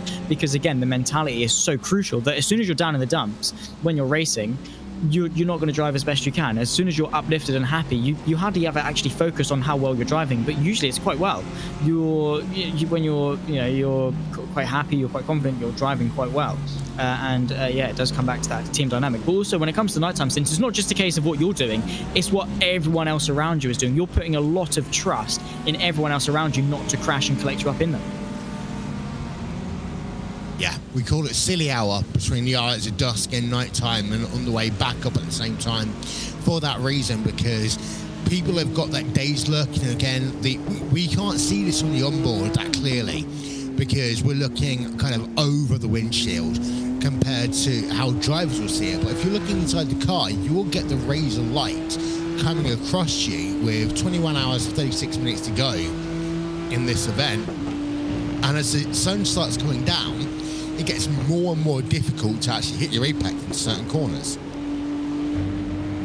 Yeah, it does, and you have to just be on it. And again, it's not a case, as you said earlier, it's not a case of not making mistakes. It's a case of not making that many mistakes, because you're only human. You are going to make mistakes. Here's Ronnie Smith, oh my word, making some good moves in the TNT esports car, trying to negotiate this little bit of a kerfuffle through maggots and Beckett's, comes out ahead of the fairly damaged stricken MX-5 and ahead of the car that was just next to him, and now onto the back of the Ferrari. He now has John Lang just in behind. The car in front I don't actually think is for position, but the KRMRacing.com 17 car is.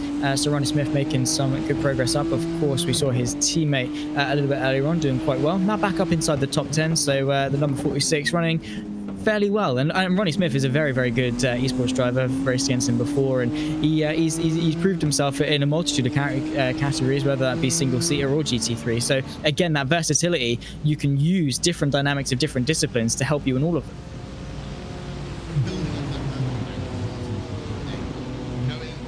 Knowing who you trust and who you, I hate to say it, don't trust is a big important thing in that. If you've raced with someone across multiple series and you know kind of how they are going to react to racing, to lapping and all these sorts of things, it makes it far easier to then commit to a move compared to someone who you've never raced before, who you might have seen be a bit aggressive whilst you're being overtaken by your competitor. Now you're thinking in the back of your head, okay, what is it I need to do because to avoid the fact that I don't want a damaged race car.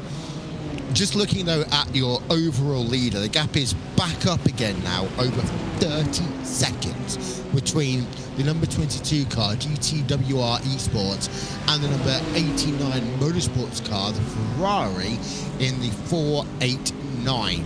That Ferrari looks beautiful. It just doesn't look as though it can hold up right now with that Mercedes-AMG GT3. I don't think anyone has. I mean, Azeljam has been head and shoulders above the rest for the entirety of this race, and they've really set the standard. So it's not anything discredit to the 89 Motorsport Ferrari, because they've been doing a phenomenal job. It's just a case of how much, I guess, quote unquote, better the GTWR esports car is. I mean, they took pole by 0.6 of a second, and they haven't shied away from that pace throughout the race. And sometimes it's not a case of you're not good enough. It's just a case of they're just that much better. I want to have a quick conversation. I'm going to try and make this not too controversial. Sebastian Job, Kevin Ellis Jr. are the two UK names that come into my head,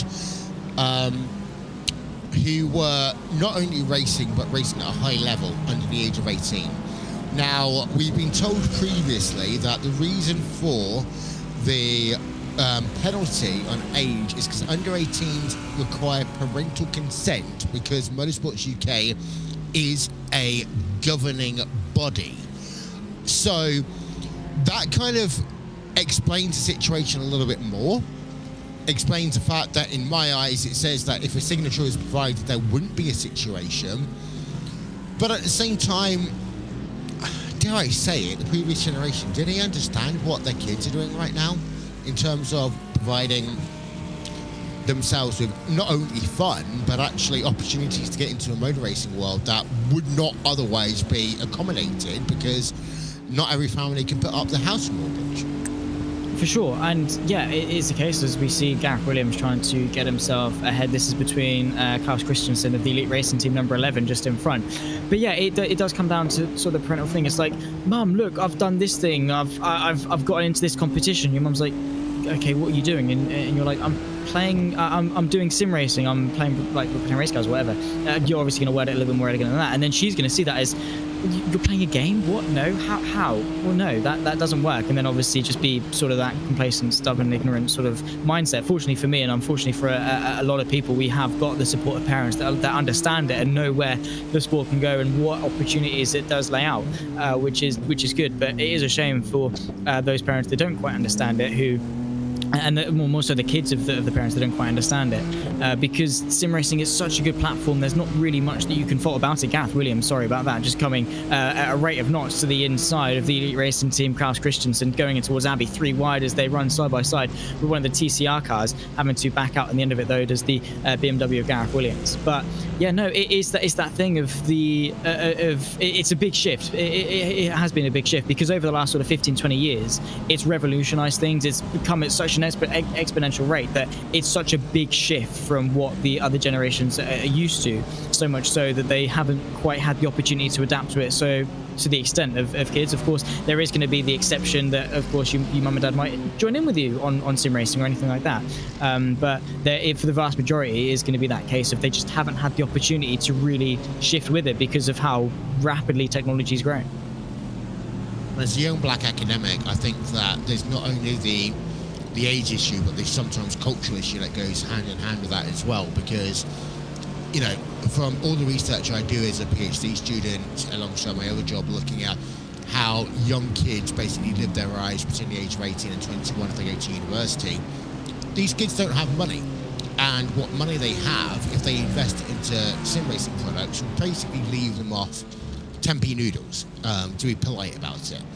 But also the fact that you've got 18, 19-year-old kids, well, 17, 18, 19-year-old kids. It's from the age of 16 who's basically gone to sixth form, etc., who might get an allowance, might not get an allowance, then having to explain to their parents that what they're doing isn't just playing a video game, it's something that might provide them with a future.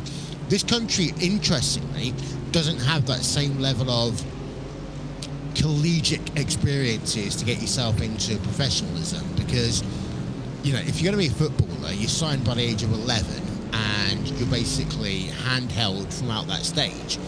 Same about rugby players to an extent. They're normally a little bit older, but there's not that kind of collegiate system which kind of enshrines the process of, if you do well in this, you'll be ending up doing this as your outcome.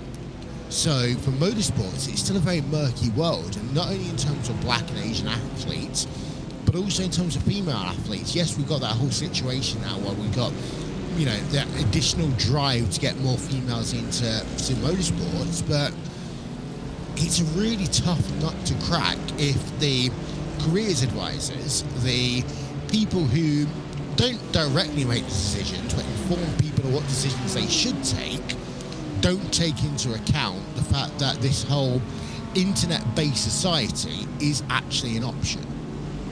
Again, it's that stubbornness. They're stuck in their conventional, traditional ways. You go to school, you get your GCSEs, you go to college, you go to uni, and you get a job with a degree, sort of thing. And that's sort of how it's been for the majority of them. That's how they learn to succeed, or they get a trade or something like that. They've never been tuned in to sort of the different avenues of how to succeed and different things that can happen, because for some really good sim racers, they're not very academic. They don't know how to put two and two together. They don't know how to, you know, fit wires together or anything like that. They have what they're good at, and that is it. And sim racing is a great way to turn that into sort of an opportunity for them, a career for them, even potentially. Also maybe a stepping stone into real life motorsport as well, if they're that good.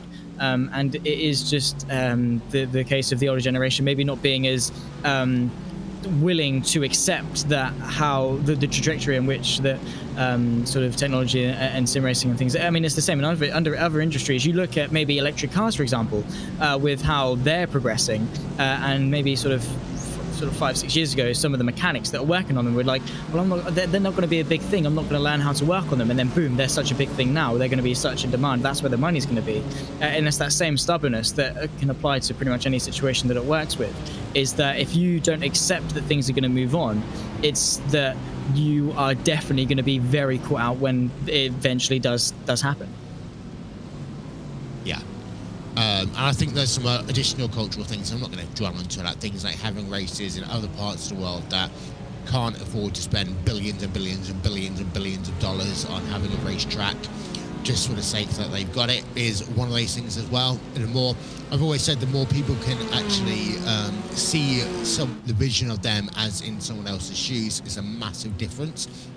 We're looking right now at the Hyundais right now in the number 47 machine. That is Frederick, as he works himself through Stowe Corner. And now Frederick has just behind him the REF Esports TCR machine as they work themselves down through Club Corner. Out of Club Corner they come. That's the number 16 car just ahead of them, by the way, which is actually a GT3 machine. That is the UK Sim Racing 24 Punity People car, who should be now pulling away. You would expect so in GT3, rather relative to sort of the TCRs. But yeah, we're focusing on a multitude of different battles at the moment. Just looking at the YouTube chat, obviously on RaceSpotTV, it is good because for a community event, we're getting a lot of community interaction in terms of the RaceSpot TV Discord and Discord and YouTube chat and Twitter, whatever. You do definitely get involved because that's the whole point of Britcar and Motorsport UK hosting this event, is to be able to involve you guys. And they're saying sort of like plenty of older folks enjoy sim racing. Very, very true indeed. I know plenty of people that use it as a hobby, as a sort of an escape and things like that. And other people saying you just have to show them Jimmy Broadbent and they just go, oh, all right then. And I think also with content creation, that is a good way to give sim racing a good platform to showcase what it can do. I mean, over the course of COVID and things like that, people have been forced into sim racing, haven't they? And it's been forced to give it the spotlight that it deserves, and it's allowed people to open their eyes and sort of say, yeah, this is it. This is actually what it is. It's really good, because maybe at face value, people can think that, oh, what are you really doing here? It's just a game. And then you get into the depths of it. You watch the likes of Jimmy Broadbent or maybe Veloster and what they're doing in terms of their content creation, and it's just like, oh yeah, no, actually, this is pretty cool. I'll give you a personal story. When I was 9-10 years old, I wanted to become a commentator.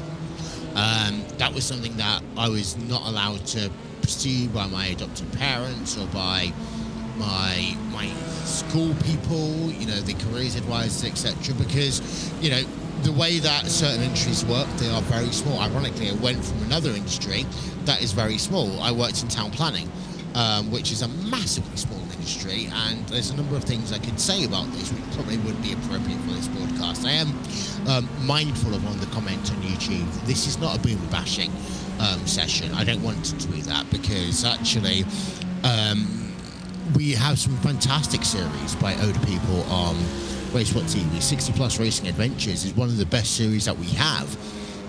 It's the most entertaining, it's the most fun to watch, but at the same time it kind of takes the whole philosophy of, we're doing this because we want to have fun racing, not because we've got someone, to say it politely, monitoring our every move and criticizing our every corner. Yeah, for sure. I mean, you can pursue that sort of avenue mentality if you like to, if you're really that strict on improving and really trying to get to the best you can be. But for a lot of people, sim racing is just a hobby, particularly for many people in the community, for sort of the amateur drivers. They use it as a way to come home from work, get on the sim rig and enjoy it and have some fun, get on with some friends or whatever. Similar to pretty much any other game. You know, Call of Duty or whatever, you get onto it, you have fun with some friends and use it as a way to relax. It doesn't necessarily have to just exclusively be a stepping stone or anything like that, because fundamentally, again, it is still just a game. But again, that community aspect, like we're having today and in the chat and a lot of things, sim racing does provide just such a good atmosphere. Particularly, I've noticed sort of in sort of the mid, sort of, I guess, the quote-unquote pro-ams and the amateurs, you've got such a lively, bubbly atmosphere that you can just get into and just enjoy. You can have the competitive nature, but also with that, just have that sort of with almost sort of friends, and also with people that you wouldn't ever have met if you didn't get into sim racing. Because I know a lot of people that if I just, you know, kept to myself, didn't go on to sim racing, didn't become a sim racing commentator or anything like that, I'd have never met. Our paths never would have crossed. And yet, opening my eyes to it, we've got a lot in common. We get on really well, and you make some really, really good friends. So outside of just career opportunities, there's so much just general benefits to sim racing and online gaming in general. Let's have a look, shall we, for our TCR class, because we've not talked about them for a little while now, and Mickey Doble is leading that class by 18.4 seconds over the number 44 machine of Simtech Motorsport. So Next Gen Orange have got themselves a great advantage right now of getting themselves about a third of a pit stop in terms of how it needs to be, because their last pit stop time was a 54.3. Their lane time was a 120.3. So they're making some big inroads there. In third place, you got yourself the number 66 car. That is the Dapper Custom Pineapple Racing Club X-Pass XRT, which has got Ben Cooper behind the wheel. Then in fourth place, a car that was running up higher in the field earlier on, but now down in P number 4 is the Whiskins Racing Intoxicated by iTelemetry car, which has got Neil Rocks behind the wheel. Gap between themselves and the Race Anywhere SimSport car of Frederick Swart is currently 3.4 seconds. Then you got the RAF Esports TCR car in P number 6. Leadport Racing in the Qualifying Race Motorsport car in P number 7. Leadport Racing in 8th. RD SimSport in 9th, but they are actually on pit road, and TWR rounds out your 10-car TCR field. And again, some great battles going on alongside this. Next Gen Orange have really pulled out that advantage, but I'm still really interested about the comparable pace between Whiskins Racing Intoxicated and Race Anywhere SimSport, because last time around, well, the Race Anywhere SimSport car was just behind by about a second, but between them and RAF Esports TCR, if one of them make a mistake, they're going to lose positions almost immediately. Yeah, and again, mistakes are a given over the course of the 24-hour race that we've got in store. And again, when it comes down to traffic as well, how quickly things can go, because in some cases, particularly for the touring cars and the MX-5s, you are a passenger. You have to put a lot of faith in what the faster class is doing to not take you out. And all it takes is, as we say, flick the light switch, bang, you're in the wall. And again, you have to really make the most of any opportunity that you can get. But yeah, that 221, that Whiskins Racing Intoxicated by iTelemetry, was doing really well over the course, particularly of sort of the first hour of this race. But unfortunately for them, they've fallen back to about P5. And on that last lap, Race Anywhere SimSport 047, a 215.2, and then a 216.5 for the 221 car, which is a shame because that gap is going to sort of start to increase and grow a little bit. And we are starting to lose sort of the close racing that we did have, because once you do settle into a race, you get the different strategies start to happen. I'd like to sort of picture it as an eye in a sense. You know, you start sort of at one end where everyone's really close together. That's the start. Then as the race goes on, you broaden it up a little bit, and then you funnel back together when it gets to sort of the final couple of hours, where all the strategies start to convene as we get at the moment our lead in the MX-5 for Talo in the sequential SimSport, the number 90, into the pit lane again for the MX-5s. Yep, so sequential SimSport on towards pit road then.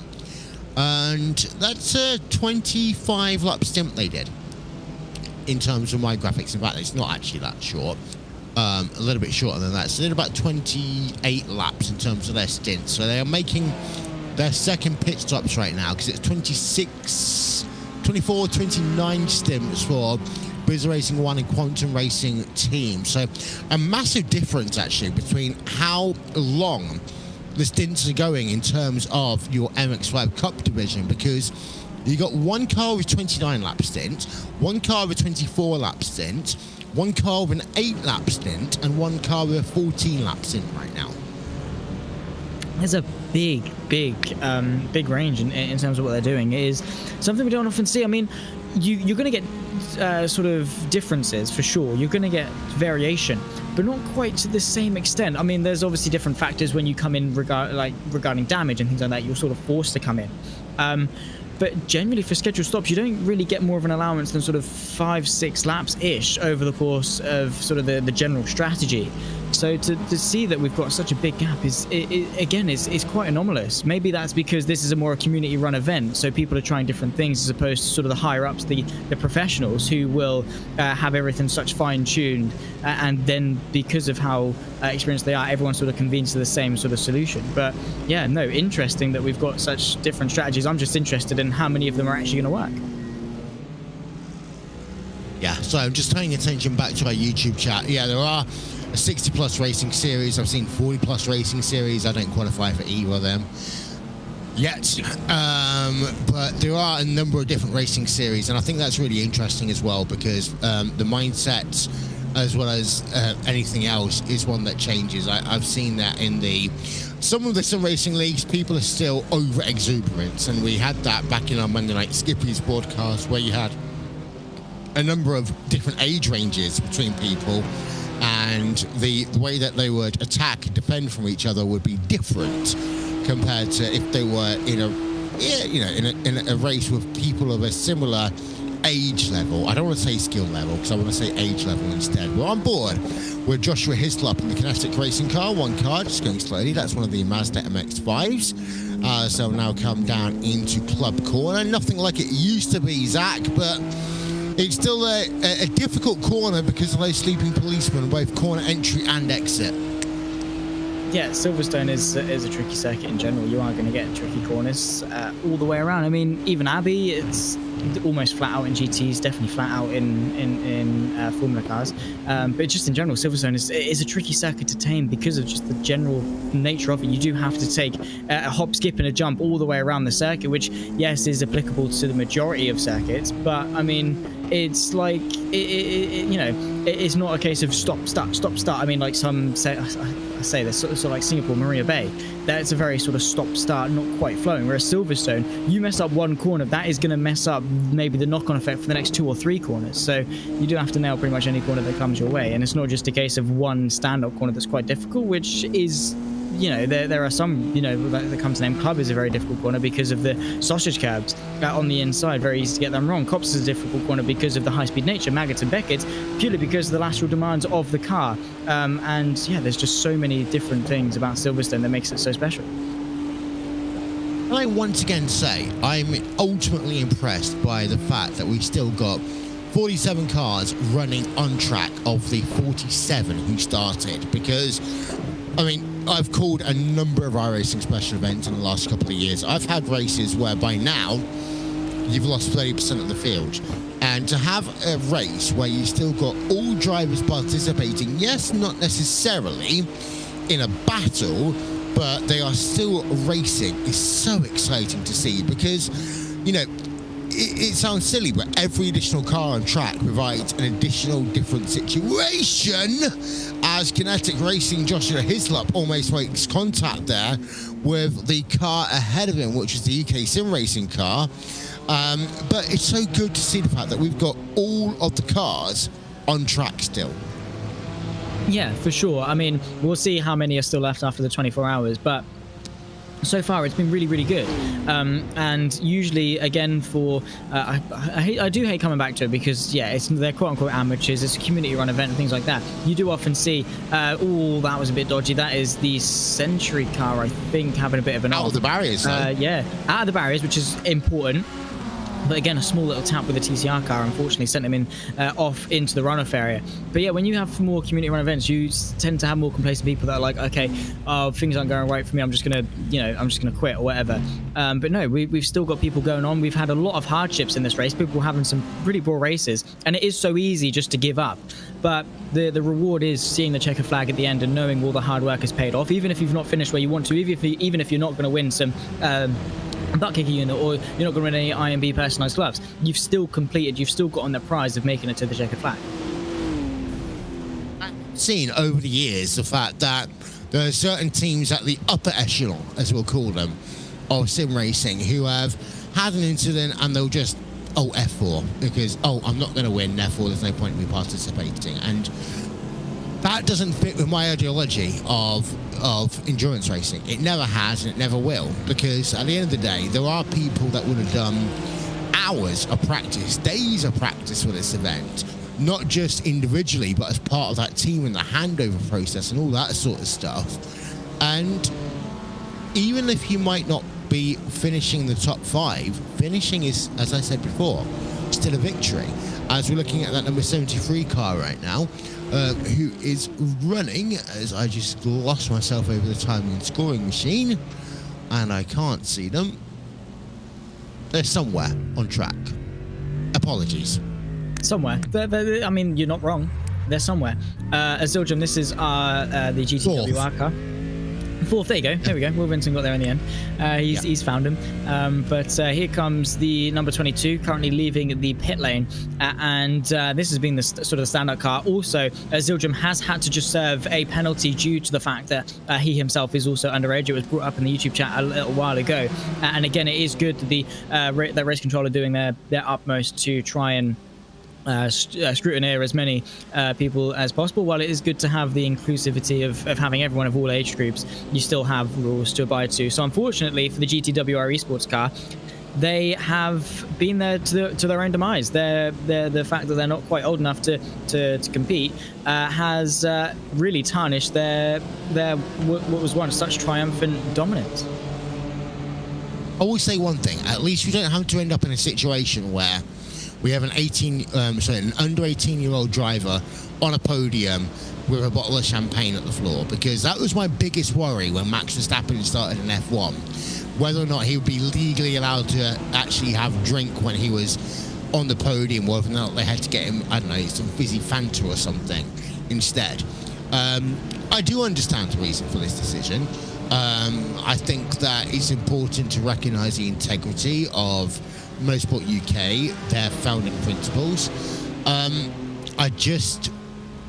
Again, it comes back to me from what does it mean by parental consent? And also, could there be a waiver in process in some circumstances? I don't know. But I do uphold the ideas of Motorsport UK in this one. I'm not saying it's just to not get myself into trouble.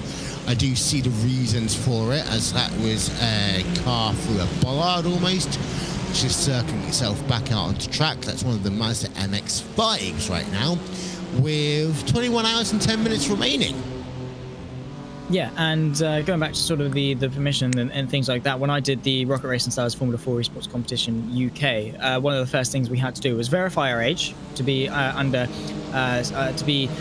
think it was 16 at the time of, I don't actually know what the exact rule was, but you had to be within the age limit, and you had to verify that. And also with that, you had to have a parent or guardian come onto a voice chat on the camera and say, this is okay, they're allowed to do this.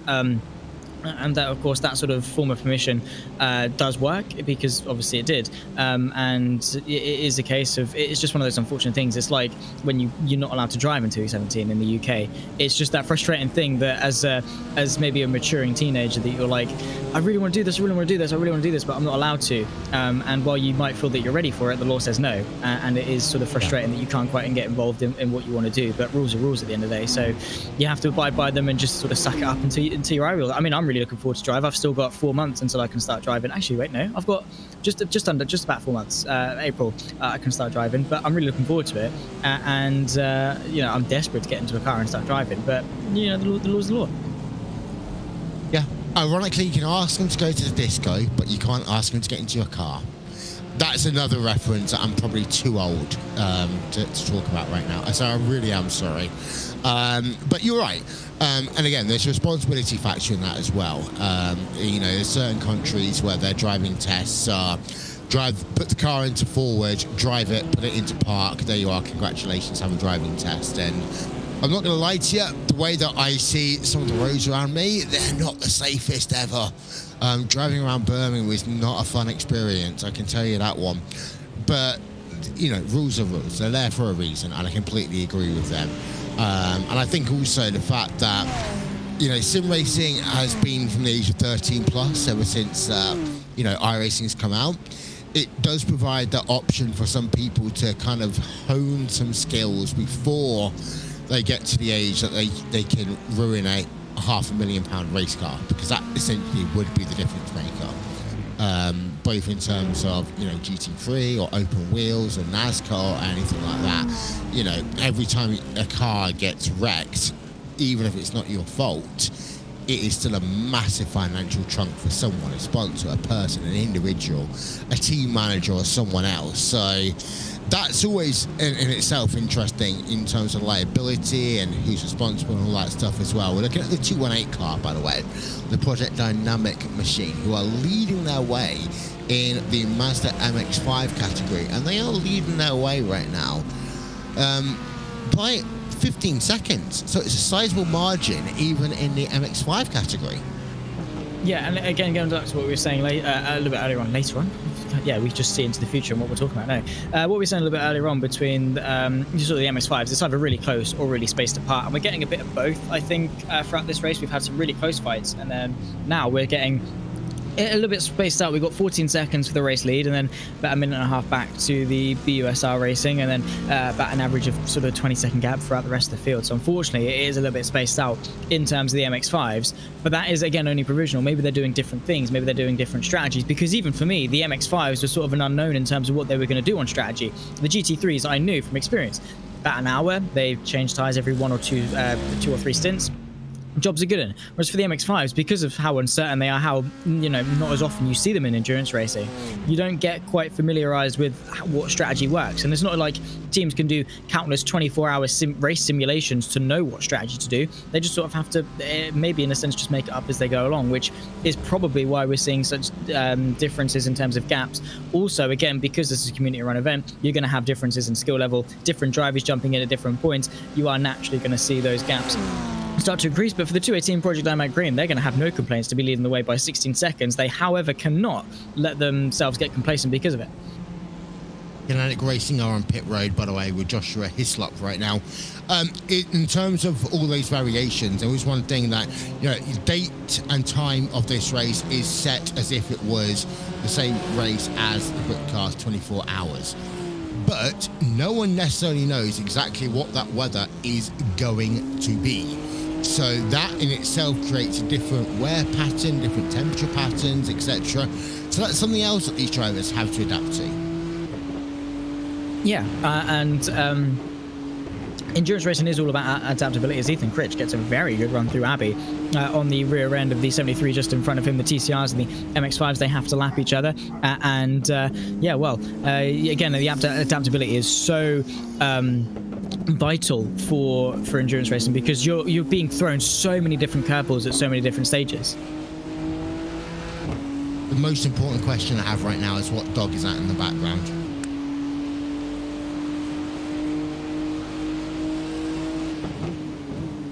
Apologies. No, sorry, I just completely missed what you said. My dog was just going off at someone at the door. I was completely distracted for a second. Honestly, I don't know. I mean, I'm in Norfolk, so it's probably a bit of everything, in all honesty, same as the people. Yeah, he just goes off at everyone, so it's a bit unfortunate. It's not the first time he's interrupted a broadcast, but just took my attention away for a second, so I wasn't being rude, I promise. That's okay. We've had many RaceSpot doggos over the years, so don't worry. We love our RaceSpot doggos and cats, of course, across the entire RaceSpot family.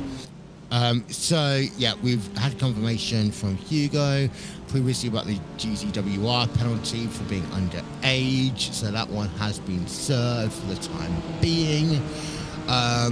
In terms of the actual race and how it's going to be, you've got a really close battle between Old Turtles Motorsport and Century Sim Racing and Century Sim Esports right now. These three drivers separated by about 1.2 seconds on track as it is right now, as we just saw both the Old Turtles Motorsports and Century Sim Racing cars get past some lap traffic. In the background, you can see the Century Sim Esports car there as well, the third driver in that train. So Century Sim in a kind of a pincer situation right now, and I'll be interested to see whether or not they'll try to deviate their strategies to try and find a way past this Old Turtles Motorsports car. Yeah, again, we were talking in qualifying, you have to try something different. You know, going defensive, there goes the Old Turtles Motorsport car of Thomas Ullman. That's going to allow Jack Osborne maybe to get the under and over. Again, setting it up through the loop, taking a very wide line to cut back underneath him with the TCR traffic as well as they run through Aintree. Maybe going to force the gap open. And of course, for Jack Osborne, that was very crucial to get the move ahead of the TCR, just to follow as close as he can to the Old Turtles Motorsport. Down and towards Brooklyn's going to dummy to the left-hand side. Brilliantly done late on the brakes. He's going to get this move done up and towards fourth place. Brilliant stuff. And the Old Turtles Motorsport car, that's Thomas Oldsman, just accepted fate, I think. Just didn't want to fight that too much. Very aggressive, of course, from Jack Osborne, but it worked so well because I think the difference that he needed was to spice things up aggressive-wise, because maybe if you're being too conservative, you're not making those moves done, you do just need sort of that shock factor to shock your opponent into think, oh wow, they're coming through, and force them into sort of conceding. It may well have been a case of, okay, I've got enough fuel now, I'm going to get past you.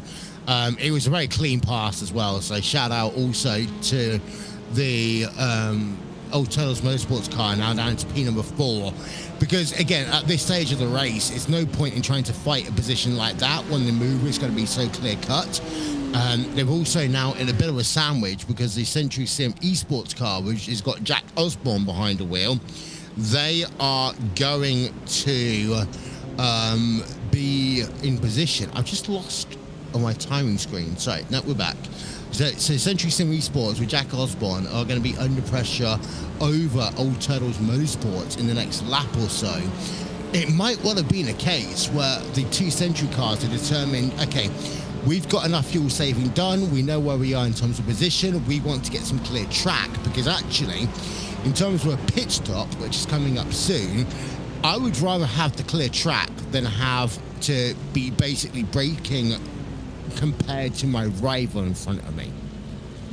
Yeah, you're going to want that track position. You're going to want to just get on with it, really, particularly, as you say, leading up to a pit stop, because that's crunch time as all the 73 getting caught up. This is now the other Century Sim Sport car of Jack Osborne. Sorry, I did get them mixed up. My timing sheet didn't quite refresh quick enough, but now it is Jack Osborne on the back of Thomas Oldman. Ethan Critch a couple of seconds up the road now, but as you say, sandwiched in between the two Century Sim Sport cars is the Old Turtle Sim Sport, and now to the outside, they're going to try two different things, the two teammates. Now to the outside of Brooklands this time around, the 73 not going to have as much of it this time around. Backed up the inside for Luffield, still emerging side by side are the two BMWs. Has the 73 got the legs to try and accelerate off the corner and get that run through Woodcote up the old pit straight towards Cobb's corner? The 73 beached on the outside for Cobbs is definitely not where you want to be, but definitely fighting for that clear track position that he most desperately really wanted. And into Cobbs, you can see there that Jack Osborne does edge himself in front. But for Thomas Oldman, I'm surprised he fought that one as hard, because we're saying that he wants some clear air. Maybe the clear air of just sitting in behind the 51 is better than having the clear air and having to defend. But it comes down to that braking distance on towards pit road, and I personally hate coming towards pit road with someone right ahead of me when you don't know when they're going to hit the line and how they're going to do so. Shout out quickly to Gaz S and also to Jay Becker, who thought they were live the entire time when they're actually about an hour behind. So hopefully we can welcome you now to live coverage. If you are new to the show, just hit the live button and you'll be brought immediately up to speed. In terms of these drivers coming on towards pit road, none of them on pit road this time by, apart from GTWR Esports, who have got a 1 lap penalty for underage.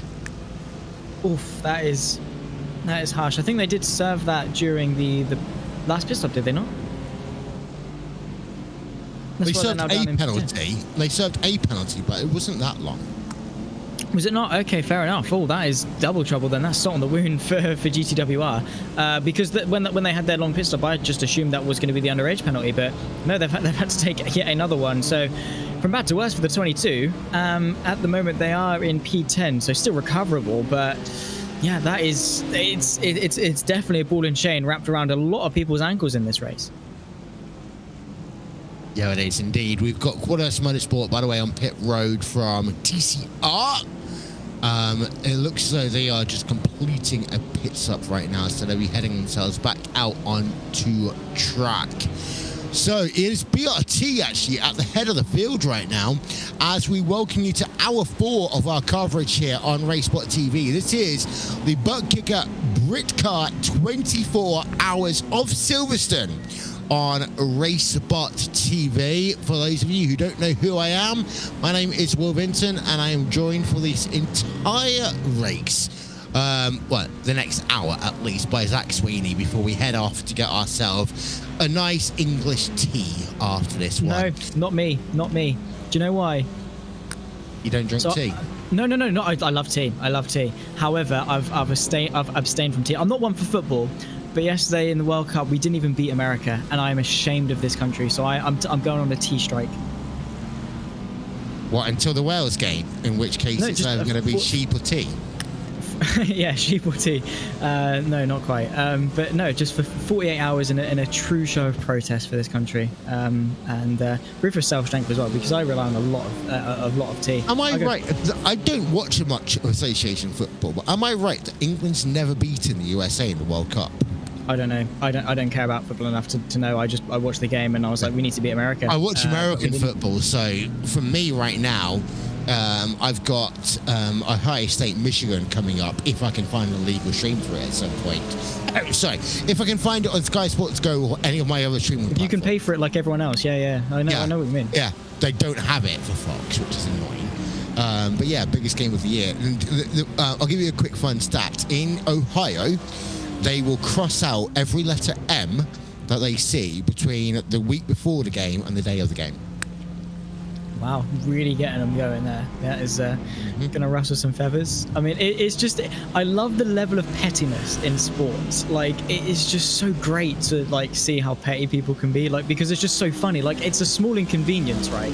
But it is just so funny. It's not like they're, you know, showing and hurling abuse at them. They're just removing the letter M, which is the smallest thing. It's just so great to see how different teams incorporate their rivalries in fun in different ways. Because, yeah, it's just so petty, and I'm just so here for it. Alabama will refuse. We've got a car on towards pit road. That is the number 39 machine on towards pit road. So that is the BRT car coming on towards the lane. Alabama football team will refuse to use digital down markers because of the fact that they were created by their biggest rivals, Auburn, also based in Alabama. This is the level of silliness that goes on in college football. It's the best thing, though. It's so immature, but at the same time just so funny. And I don't know whether that's just my inner child just screaming out or whatever, but I just find it so funny. There are going to be other people that are like, but there's no point, blah blah blah, and maybe whinge about it. But I find it fantastic that the different rivalries, because to me that's just so much better than them hurling abuse at each other. It's some funny little gag way of like of joking, like what we see with F1 teams on Twitter or whatever, how they'll throw jokes at each other on their Twitter comments, or like make sly little remarks and things like that. It's so much more fun, and it gets the fans engaged, I think, a lot more in a much more healthier way. Yeah, I've got more, but I won't talk about them because this is a motor racing broadcast, not a college football aficionado broadcast. So we had our BRT on pit road. They are still on pit road. Canaan Esports are on pit road. And also CaterhamRacer.com have been on pit road. So Next Gen Racing Team Purple with Gareth Williamson, they are currently leading the race. However, they have not done their next pit stop. BRT are just coming out the lane, as are Canaan Esports, as will be Caterham Racer. To give you that update on where GTWR are, P12. It could be worse. I mean, they're still kind of in it, I guess. But in terms of where they would want to be, that is, definitely not the case for them, unfortunately. But I mean, out of a 28 car field, they're only P12, and off the leader, I can't actually see the entire gap back from Next Gen Racing Team Purple all the way back to GTWR. But I'd say about a minute and a half ish, which is just shy of a lap. So a lap isn't much over the course of the next 20 hours. So they still have a chance. I think we just called it on there on the time tell, 1 minute 54. So literally basically a lap because of the penalty they had to serve. So, I mean, it's not over until it's over, but it's definitely a step in the wrong direction. Over the first set, they took multiple strides forwards, but I think over the course of the last couple of laps, they have taken double the amount of steps backwards. Now, what I would like to know is there going to be a penalty for every time an underage driver is in the car? Or is it just a one-time situation? Because if it is the latter, I think that they can still win this race. The reason for that being is they got up to, a 30-second lead, a 25-second lead, and all this sort of stuff. But if they get penalised every single stint that a driver's in the car, that's going to destroy them. First things first is they've got to make sure they meet minimum time rule, which they will do after the next stint. But then they've got to make sure that they've got drivers that can be equally on pace. Yeah, and you're only as good as your weakest link in a team dynamic, because you rely on them a lot. But yeah, it is interesting to think about, like, what the extent of the penalty system is. Yeah, interesting. Speaking of penalties for underage, we were talking a bit earlier about how Ethan Critch is going to have to come in at some point to serve an underage penalty, and now for him, he's going to have to serve that. So from where he was up in the Century Sim Racing 43, up there, I think in sort of P5, that sort of area, he's going to take again another hit. But yeah, it'd be nice to get some clarification on what the penalty is. Is it every driver? I'd assume so. But yeah, I mean, hopefully for GTWR, they don't have a team based of under 18s. Yeah, it's just random facts of life, shall we say.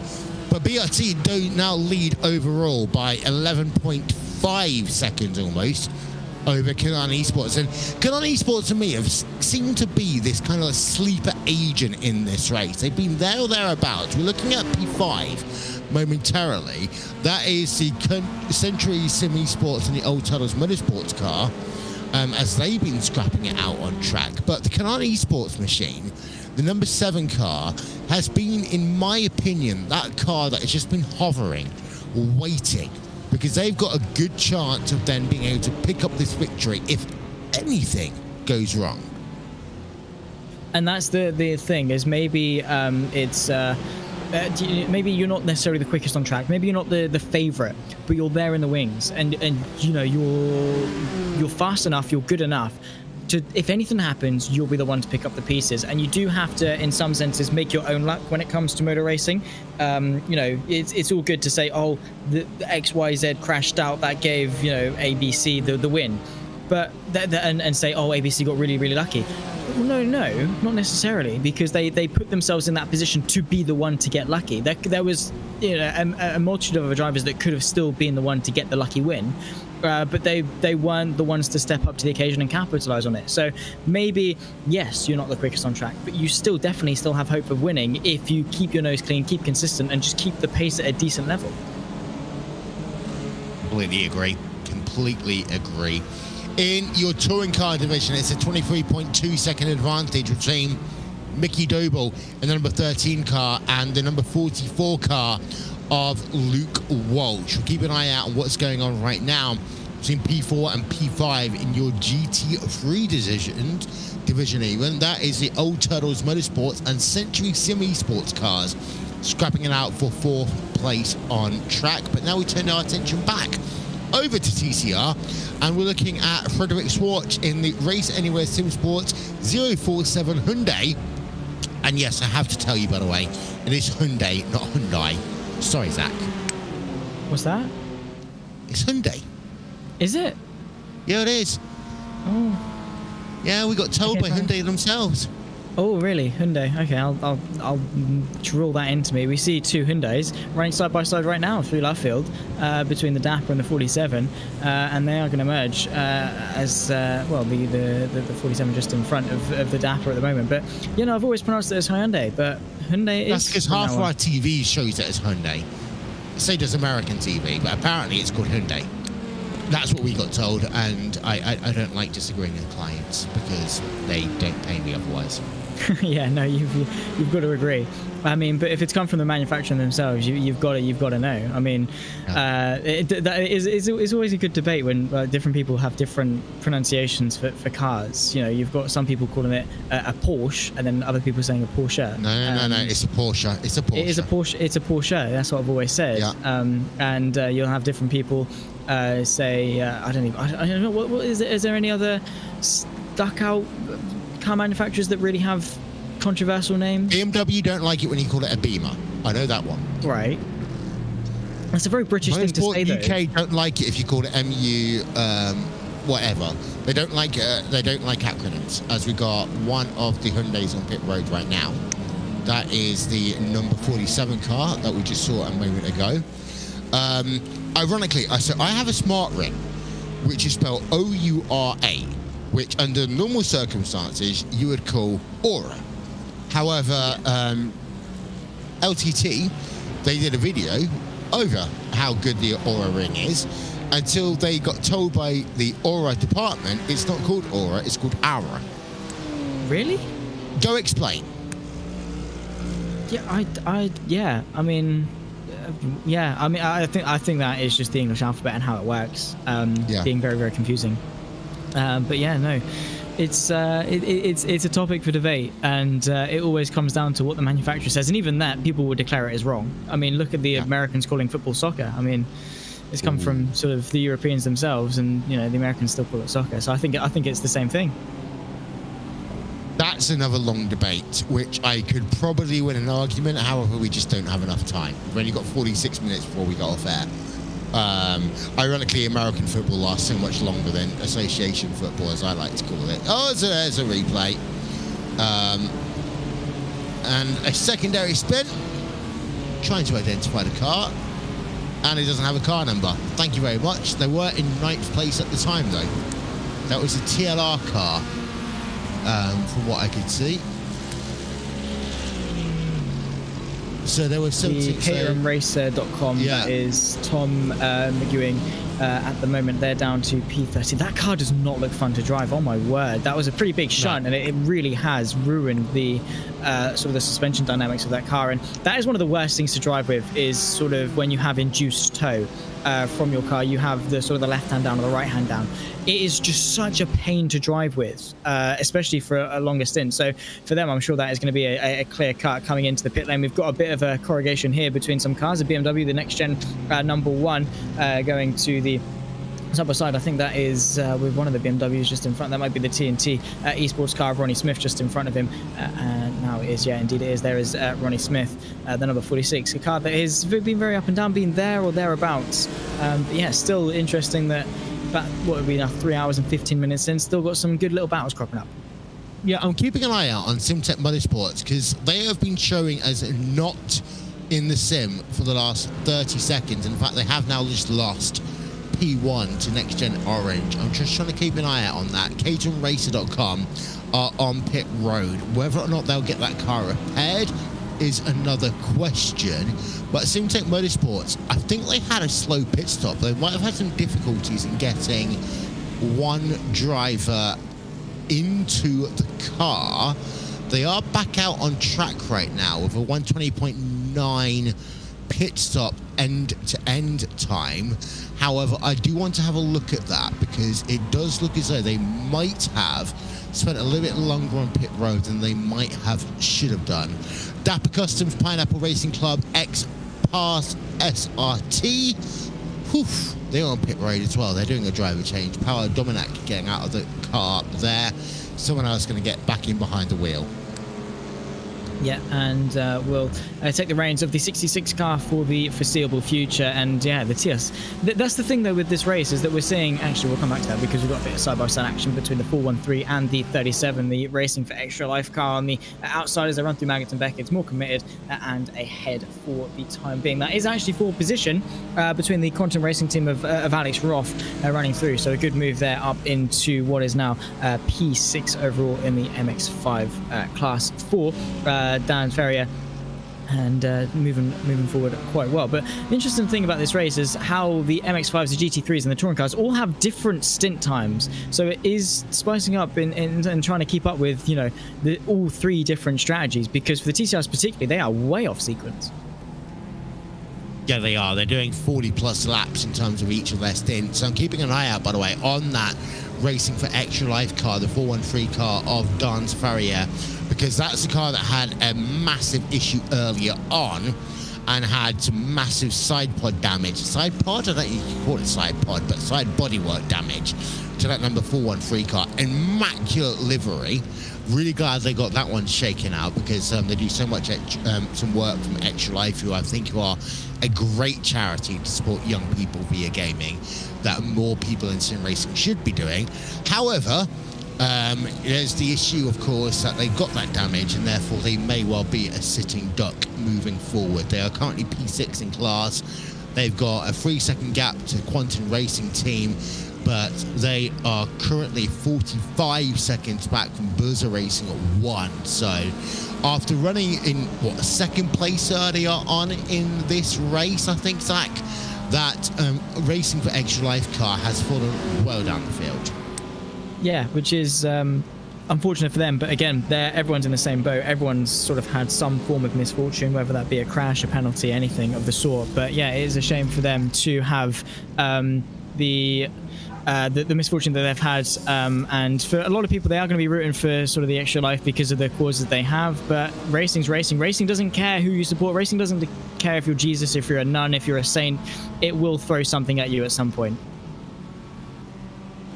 Our producer sent us some other words that might be pronounced incorrectly. Volkswagen and Peugeot. I think actually, no, the one that we might be able to easily talk about here is Dacia, or Dacia, as they were formerly known when they were in terms of Top Gear.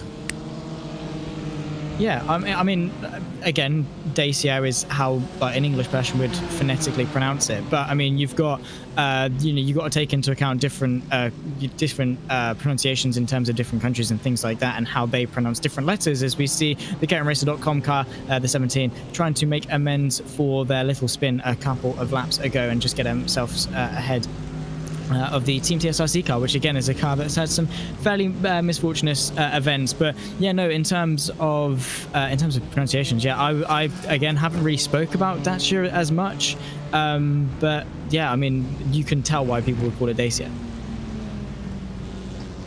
We've also had a comment on YouTube about this whole association football thing, about the fact that England was supposed to trounce the United States yesterday. I will say, in terms of hype videos, I think the US has got the UK beat.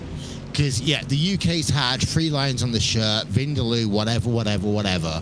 However, anyone who lives in the United States will remember, I think it's in 2014, the I Believe That We Can Win commercial. Oh, don't even. Which I think was far more powerful than anything England ever did.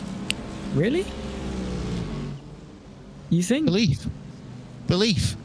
You're not having that whole idea that you're guaranteeing yourself. Like, even like these drivers, they might think they're faster than everyone else, but they're not going to be egotistical about the fact they're going to win. True. No, but the whole belief of winning, I like that. Yeah, no, it's it shows confidence in a sense that it's not. There is a fine line between confidence and arrogance. I will say that. It is very easy to overstep the mark in some cases. But you do have to be confident in yourself and in your stride. But over the course of the last couple of weeks leading up to the American versus England game, all it has been is the English just making fun of American chants, which has been fairly funny because of the extent as to which the English go in terms of their football chants. Very, very passionate. But yeah, no, it's been an ongoing thing, and it's something that will never ever stop between the Americans and the Brits, or the English, sorry, I should say. Even though we get a couple of NFL games a year now, it's still never going to be the same. We are looking then at our battles going out on track. This is 3rd place in your TCR division. This is the Hyundai, the Dapper Customs car by X-Pass ART, if I read that correctly.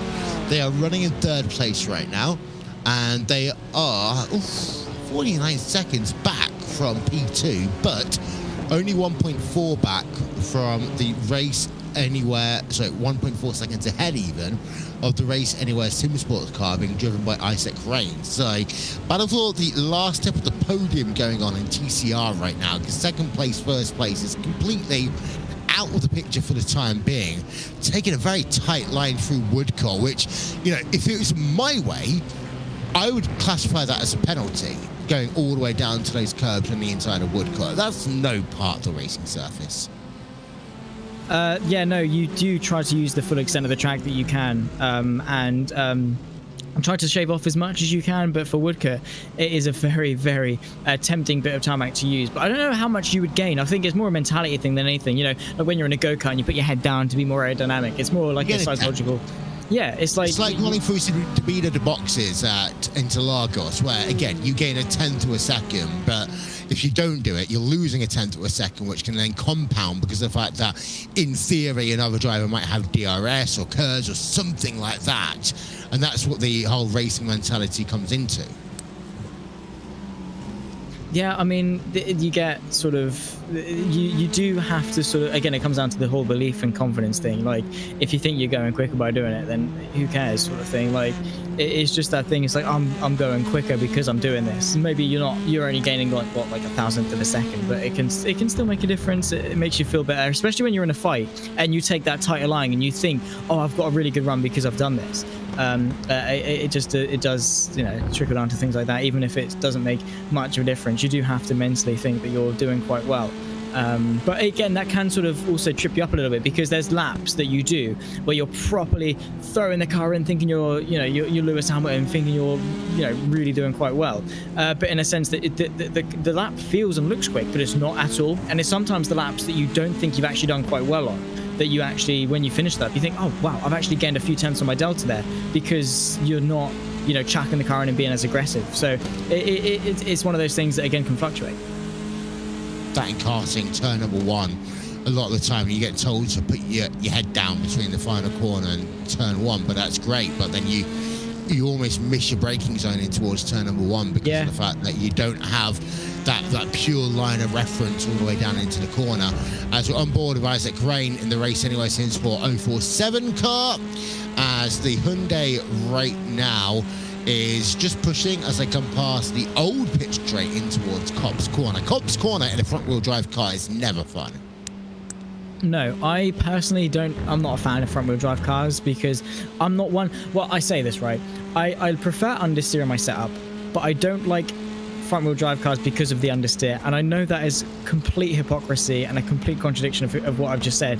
But TCRs, I don't know. I've never been able to get to grips. I mean, I remember racing on Gran Turismo, and I had the Scirocco GT4, and I was just like, I can't drive this. I don't like driving this, as opposed to sort of GTs or whatever rear-wheel drive cars. And through Cobbs, it's such a long corner to drag on with, because the front tires are taking the majority of the turning force and also the driving force of the engine, which it just overwhelms them so much, and again just leads you to run off to the outer extremities of the circuit. I respect anyone that can get into a front-wheel drive car and go quick. Yep, I agree. We've got 35 minutes remaining in our 4 hours of coverage before we hand it on very slowly to Justin Print and Stefan Schlacker, who will be doing the next 4 hours of our coverage here on RaceSpotTV. This, of course, is the 24-hour race, the ButtKicker Britcar 24 hours of Silverstone here on iRacing and RaceSpotTV. We talked recently about our touring car division. I would like to talk briefly about our MX-5 field. There's not many battles going on around them right now. In fact, the closest battle we have is going on between P number 6 and 7, Racing for Extra Life and the Quantum Racing Team cars. Yeah, and again, the battles can change very, very quickly. But yeah, it's been an interesting dynamic over the course of this race, as we've had different favourites at different points. Like at one point we knew the GTWR were just going to run away in the GT3s, and now we've got the BRT leading the way, which is a car that was sort of 4th or 5th at some point. So yeah, no, interesting to see the fluctuations. But I think the MX-5s of all of the classes have been the most set in stone throughout this race. Yeah, and they seem to be drifting the most as well. We just saw that there with a 218 car. The Project Dynamic Green Machine, currently piloted by Finn Anders, who did massive drifting through Cops and more drifting all the way through Maggots and Beckett. We're now looking at David Hornsey in the Sim Dynamics Esports 1 car. That is all the way down at P number 17 in the GT3 field. In fact, it's up to 16th place for that car, as Team Green Print and Tomajov Valencia is down into the 17th place, and the Sim Racing Collective and Matt Acton is down at P number 18.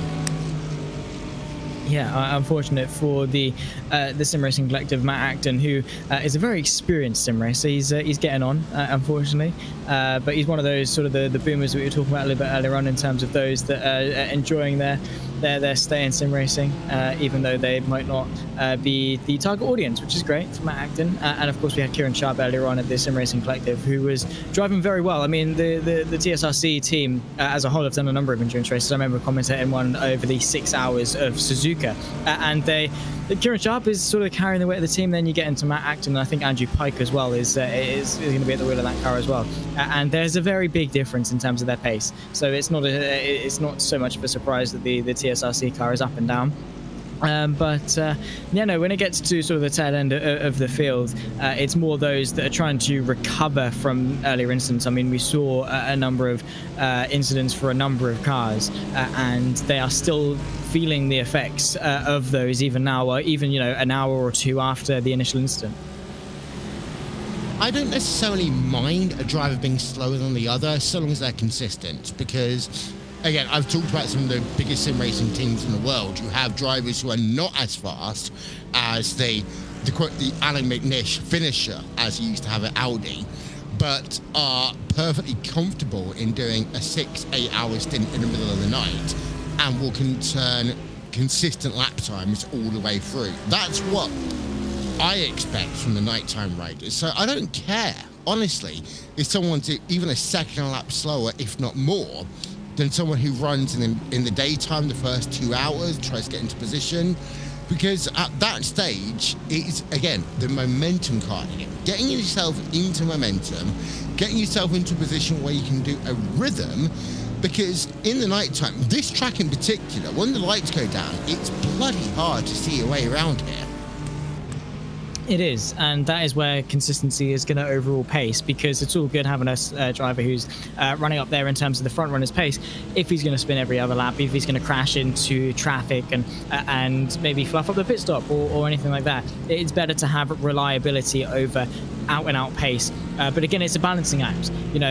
There's being consistent, but there's also being consistently slow. That if you put the fast yet inconsistent driver next to the slower consistent driver, maybe there would be a point that because the driver who's slightly quicker is that much quicker, that even if he does spin, he still comes out ahead of the slightly slower, more consistent driver. It's a way up. It's a compromise of how fast you want to be versus how likely you want to be to spin. Because if you're consistently 3 or 4 seconds off the pace, you're not going to be aspiring to do quite well. But again, it comes down to that thing that we were saying earlier on.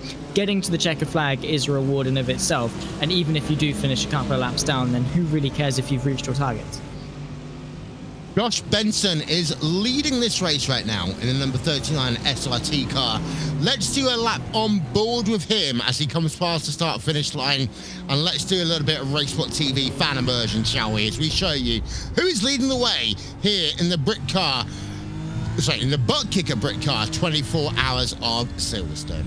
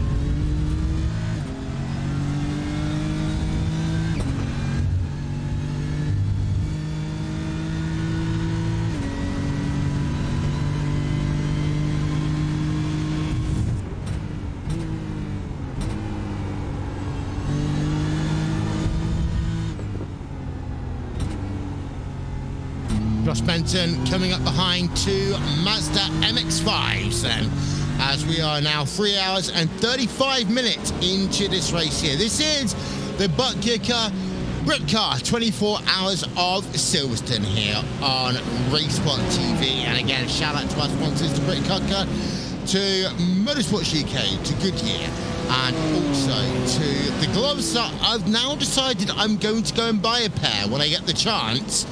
Here today, IMB Racewear, Zach. I rate that. I do respect that. I mean, they do dish out some quality stuff, and as well with the personalization that these guys are going to get, the winners of each class, they dish out 4 pairs for each of the winning teams. To just have something personalized to you is also pretty cool. No matter how, the quality is great, which is a bonus, but also just to have something personalized, I think it's pretty good. And gloves, I mean, we're talking about equipment in terms of sim racing. You don't really think of gloves as anything quite stand out, but when you have a really good rig, a good pair of gloves are very beneficial. They go a long way. I completely agree. I've had the opportunity to try rigs with and without gloves over the years, and I would always take the gloves, given a circumstance once again. I felt as if I had a dream saying about this exact same situation the last couple of days, but no, I'd really agree on that situation of get yourself some gloves, and if you're going to start buying yourself a high-end 4-speed back wheel, you've done 9/10 of it, get yourself the last 10th, because it can make a massive difference, not only in terms of your control, but also in terms of your safety. If worst case scenario happens, you end up being punterinoed out on track. But no, it's that time of the year as well where I need some driving gloves. I'm not going to lie to you. Fair enough. I mean, also in terms of the conversation about gloves, I mean, you have such high-end quality wheels that when you just have your hands on, say, Alcantara, for example, the sweat and everything sort of decays that material and just makes it more tacky as the more you use it. Gloves sort of give yourself a barrier to that. So not only does it help necessarily improve your performance, in some cases, it also just increases the longevity of your equipment, which is great because it's going to save you money down the line potentially. Also with gloves, the only issue I'll find is I do find it harder to push buttons with them. So say like I'll change my brake bias or something, or I'll deploy DRS or something like that. That is the only sort of little pet peeve I have with gloves. But apart from that, I think they're great. I don't know so much about boots. I don't know if my rig's just not quite good enough. I mean, when I did the competition in Bolted, I used my karting boots to use that, and it did in a sense help. But I guess the lower down, I guess, quote unquote quality sim rig that you have, the less extras that you need, because in some cases having the extras on top, if your sim rig isn't necessarily cut out for it, it can actually be worse for you to have gloves or boots, say for like an entry level wheel. My issue is that I'm the opposite to Prince Andrew. I sweat a lot, so I'm in that position where, again, I don't want to ruin a friend's sim rig. I don't want to ruin my own sim rig. I would rather wear something that I can chuck into the washing machine if I need to. And for that, gloves are perfect. I mean, I'm not, what is his name? Lee something, whatever his name is.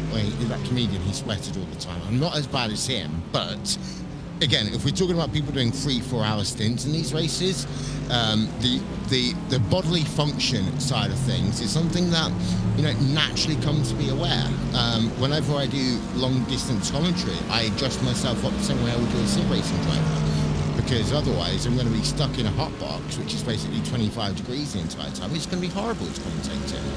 But meanwhile, Josh Benson has a 23-second advantage over David PJ Simpson right now. So your GT3 class has gone all the way off the BMW after us talking about the virtues of the other cars, in part because of penalties. We have to be honest about this. In part because of penalties, BMW are now leading a Merc who's leading a Ferrari.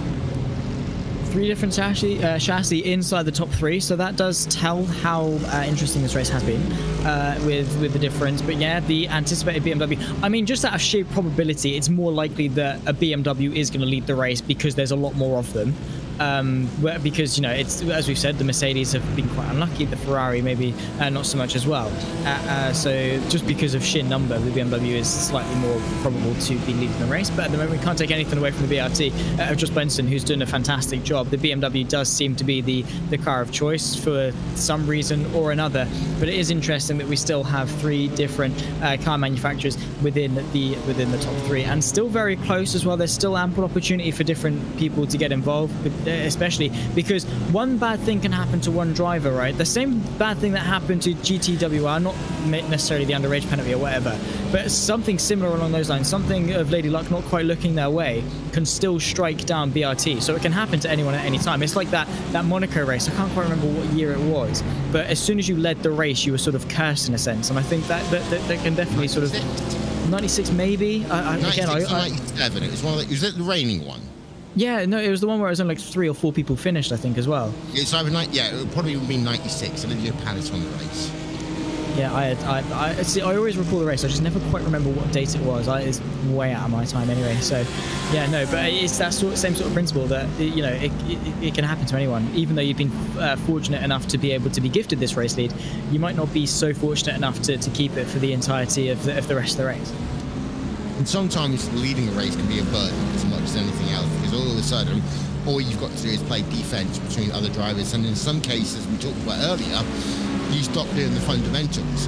You stop looking at your delta time. You stop looking at your tyre life. You stop looking at all those other things that might keep you in the lead. And that's why big races like this, you've got, people who work as team managers, people that work as strategists, who will go and help you with that. And it's one of those cases that sometimes you need to have, and I've always said when I was racing, I need to have someone telling me when to stop pushing as much as I'm trying to, because you see that delta, it's like, okay, I've got a 20-second lead right now, or 25-second lead, let's make that 30 now, let's make that 35.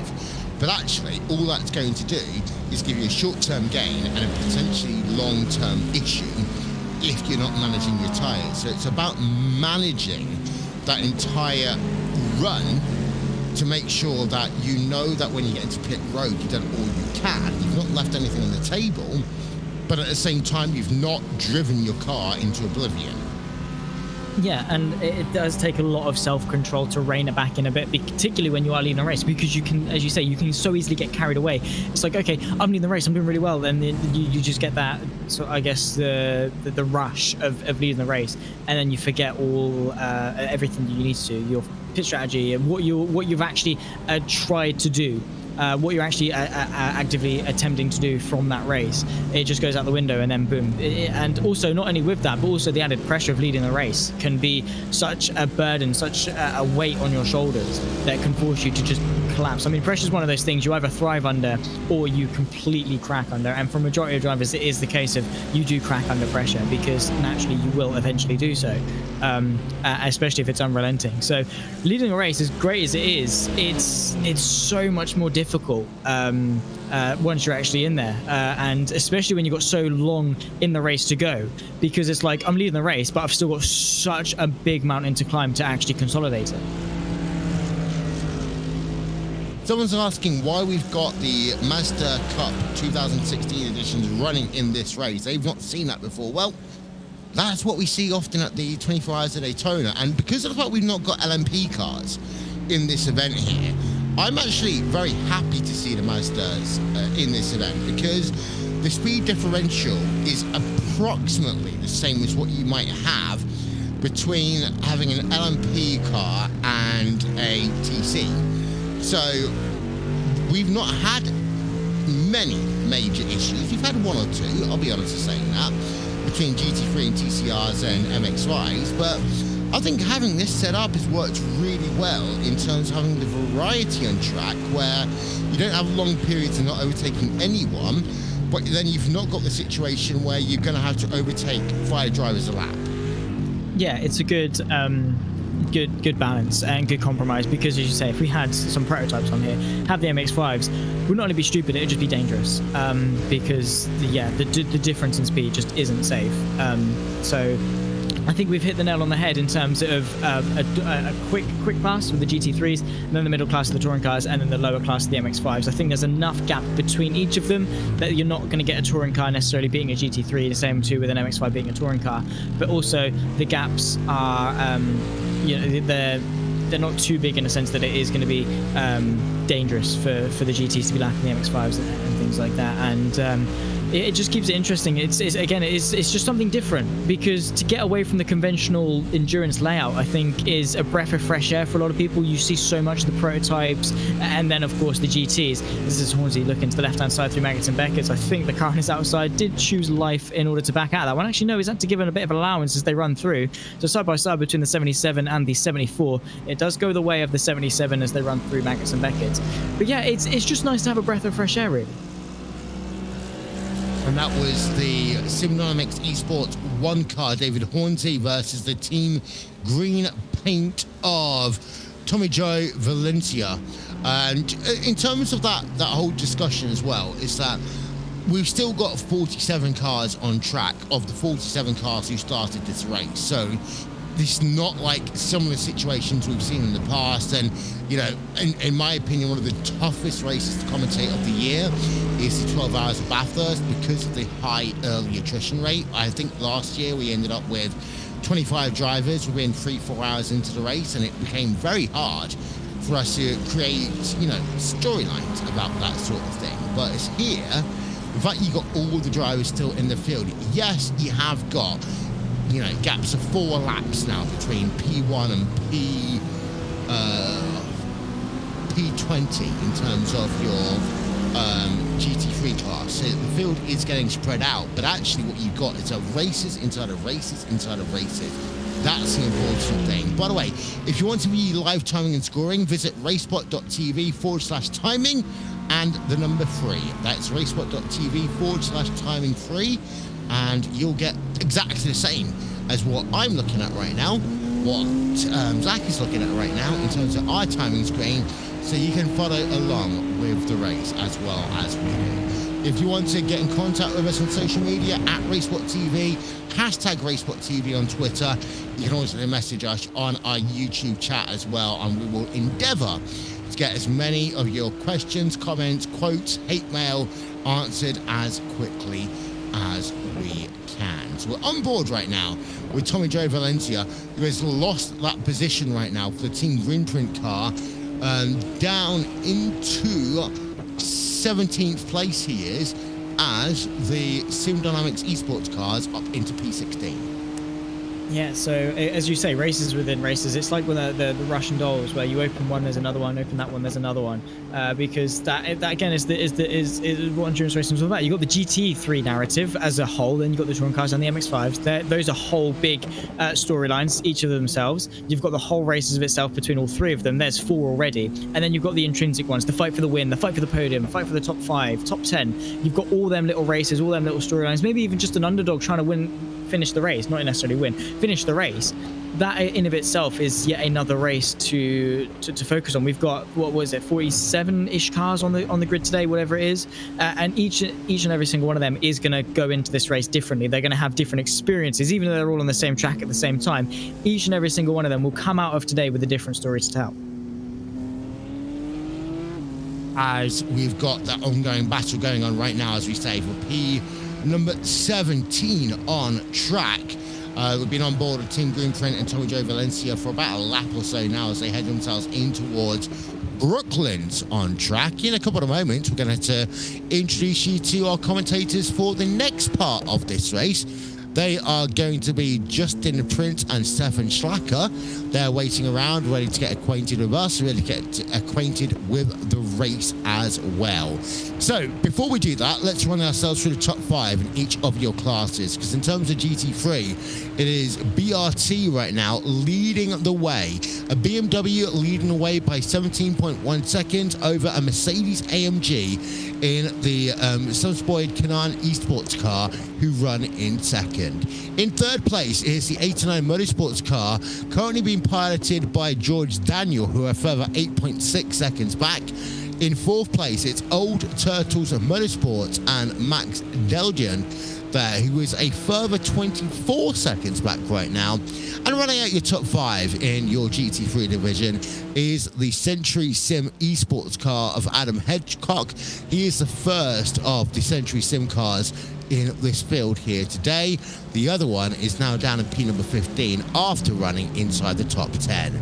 To move ourselves over to your TCR division, it is Next Gen Orange, being piloted by Jamie Dorsey, who has a 21-second advantage over SimTech Motorsports, and that car currently being piloted by Paul Morgan. In third place, it is a Dapper Customs Pineapple Racing Club X-Pass SRT machine being piloted by Powell Dominic. And they are, well, get this, 49 seconds back from your class leader right now. That's a massive gap. Then you got yourself in fourth place, Race Anywhere SimSport with Isaac Rain, a further almost 20 seconds back right now in P number 5 in your TCR division. And then finally, in terms of your Mazda MX-5 Cup 2016 edition, you got Project Dynamic Green leading the way by 30 seconds over Sequential Motorsports. You got Finn Anders in the Project Dynamic Green car and Thor Tullo in the number 90 Sequential SimSport car. In third place, you got REF Esports MX-5 with James King behind the wheel. Fourth place is Wild Things Racing, and then BUSR Race iRacing 1 with Adam Benjamin rounds out your top 5. Pretty spread, shall we say, between some of the drivers then inside your top 5 right now. But as the sun starts to come down around the Silverstone racetrack, there is still a lot of racing to go. Yeah, we've only scratched the surface of this race. We're not even a sixth of the way through at the moment. We still have 20 long hours of action, and already we've densely packed the opening race into such a short amount of time. We've had so much action relative to how long it's been going on for. This is a bit of side-by-side action between the 77 and the 74. These two were having a bit of a fight earlier on, and that still continues. Sim Dynamics Esports, David Hornsey, followed by the 74 team Green Prince of Valencia, about 3.5 tenths back. You can see there, that is the 74 BMW trying to follow in. So the fight for 16th does rage on. But yeah, I think this race is set up and poised quite well, as this demonstrates it in all of its glory, really, with the fight between two different manufacturers constantly throughout the race. It speaks volumes about how well this race has gone and how well this race is continuing to go, because yeah, fingers crossed, we're going to have the same amount of action throughout the entirety of the race. Of course, it is going to die down over the sort of the graveyard stint, but hopefully then it can liven back up again to give us a Grand Slam finale.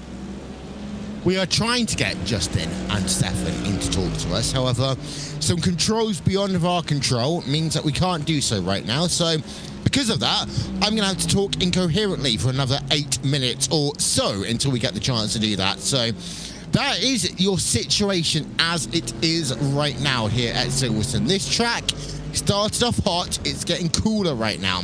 You can see the shadows are starting to get to a position where the sun is going down. And from there, we're going to go into nighttime in the next few hours. And that is going to be, at this track, really difficult because, well, there's not much in terms of lighting around here, Zach. So, yes, you got the two grandstands, the old grandstand, the new grandstand, but all the way through Cops Corner, all the way through Maggots, Beckett's and Chapel, all the way through Stowe, you have absolutely no lighting. The same again as you get out of the Wellington Loop and you head yourself down through Brooklands, Luffield, Woodcut. Yeah, we were talking earlier on about how difficult it is to see around Silverstone because notoriously British tracks don't have the best of lightings in the world, so you are relying on the headlights, and already we're starting to see them start to come on, even though it's still fairly lit out around Silverstone. So yeah, it's going to be a pretty tricky task. We also see it when we go to Circuit de la Sarthe, because that also doesn't have the best lighting in the world. It's just the nighttime stint of how difficult it can be, and as soon as the visibility drops, all the dangers get exaggerated by a decent factor. And with that, we'd like to say hello to the two commentators that will be taking you through the next 4 hours of this race. I'll talk to Stefan first, but Justin, 4 hours of this race is almost in the books. We've got a field separation, but we've still got lots of battles going on internally. Yes, indeed, we do so far. And this is one of the most intriguing parts of when it comes to endurance racing, right? How things play out in the middle portions of a race such as this. how the drivers and the various teams plan out their strategies, how they try and get themselves in positions to be able to leapfrog other respective teams and move up the pylon. There's so much to think about when it comes to a lot of these strategies. For some of the teams, they've had recent pit stops like TNT Esports, but many of the other teams, like we've seen throughout the campaign, and rather throughout this entire event, should say, have made it intriguing in how they've played things out, how they've battled with the respective competitors, and more so, how they've tried to battle the racetrack as we make our way into the late evening. And Stefan, we've still got 47 cars in this race as we head towards a 4-hour mark of the event. So as we move forward, what do you expect to see in terms of attrition, but also what do you think is the class of car we need to be paying attention to? Yeah, with 47 cars here on the track still going into the night, it most definitely will be very interesting, especially with the speed differences we have between the GT3s and the MX-5 class, because obviously once the night comes, your visual reference points of speed are decreased to just what you see in your headlights. So our GT3 drivers will have to really watch out for that, especially when the fatigue is gonna inevitably start to kick into these guys when we get very late into the night. So GT3 drivers, probably your class to watch out, just because of that fact of not being able to really see that speed difference that well anymore. Well, thank you very much, Stefan. Thank you very much, Justin. We'll talk to you more in a couple of moments' time. Before we go, Zach, final thoughts then. What's been the biggest standout for you in the first 4 hours of the Britcar ButtKicker 24 hours of Silverstone? You put me on the spot here, because there's nothing in particular that really stands out, because there's just been so much that it has just been awesome. I mean, we've had good fights for the race D between Next Gen Orange and, of course, the between their rivals at the time, the Audi SimSport 2 number 2 machine, who unfortunately currently ran it in 6th. We've had that fight materialize. We've had just random little pockets of battles like this one we're seeing here, and we've also had I guess not necessarily the controversy, more so the interference of the underage penalties start to creep in as well. It's been such a big factor, and also little things like this, the small mistakes, the attrition starting to play a factor in this race. There's just been so much going on that over the last 4 hours, there's nothing really stand out. It's just been, it's been great. That was the number 89 Ferrari, the 489 Ferrari even, by the way, the 89 Motorsports car that you saw just going off down at Brooklands. Well, that wrapped things up for the first part of our coverage here today in the 2022 ButtKicker Britcar Silverstone 24 hours here on RaceSpotTV. Shout out to IMB Racewear, to Motorsport UK, and also to Goodyear, the presenting sponsor of the race here today. Goodyear, more driven. So that is it from myself and from Zachary. We will talk to you all coming up soon, but coming up next, we're going to have the next 4 hours of our coverage. You got Stefan Schlacker, and coverage will be piloted by Justin Prince. We'll see you all next time. Thank you so much, Will. We make our way now into the start of 20 hours to go here at Silverstone for the ButtKicker Britcar 24 hours of Silverstone. We're glad to have you with us once again here on RaceSpotTV for today's action. For those just tuning in, BRT continues to lead the way here at the front of the pack for GT3. Josh Benson behind the wheel. They have a 34-second advantage over Samsoy Canon Esports. Samsoy Canon Esports making the rise on the ice racing service for the past few months or so, 34 seconds behind. Keep in mind when it comes to the touring cars so far, Next Gen Orange has had some scares as of late. There was some near contact at one point, in fact, with Century Sim having some trouble down the straights. However, Jamie Dory has been able to hold on to the class lead for the time being. Simtech Motorsport, for reference, is in second, still a decent amount back for that class lead. And don't forget about the domination for Project Dynamic Green. They've just put Daniel Ariel Munoz in the wheel, behind the wheel of their Mazda, just now in the pit stop sequence. So pit stops are underway for the Mazdas currently. So currently, as a result of the pit stop, Sequential Sim Sport, who is dealing with damage, is currently in the class lead, but the pit window is open. Steph is now with me here for tonight's action for the next 4 hours here as we get ready to zip around Silverstone. Plenty of battles forming up around the racetrack. Pit stop window starting to open up here, Stefan. It's going to be intriguing how this plays out as these drivers make the way to the midway point.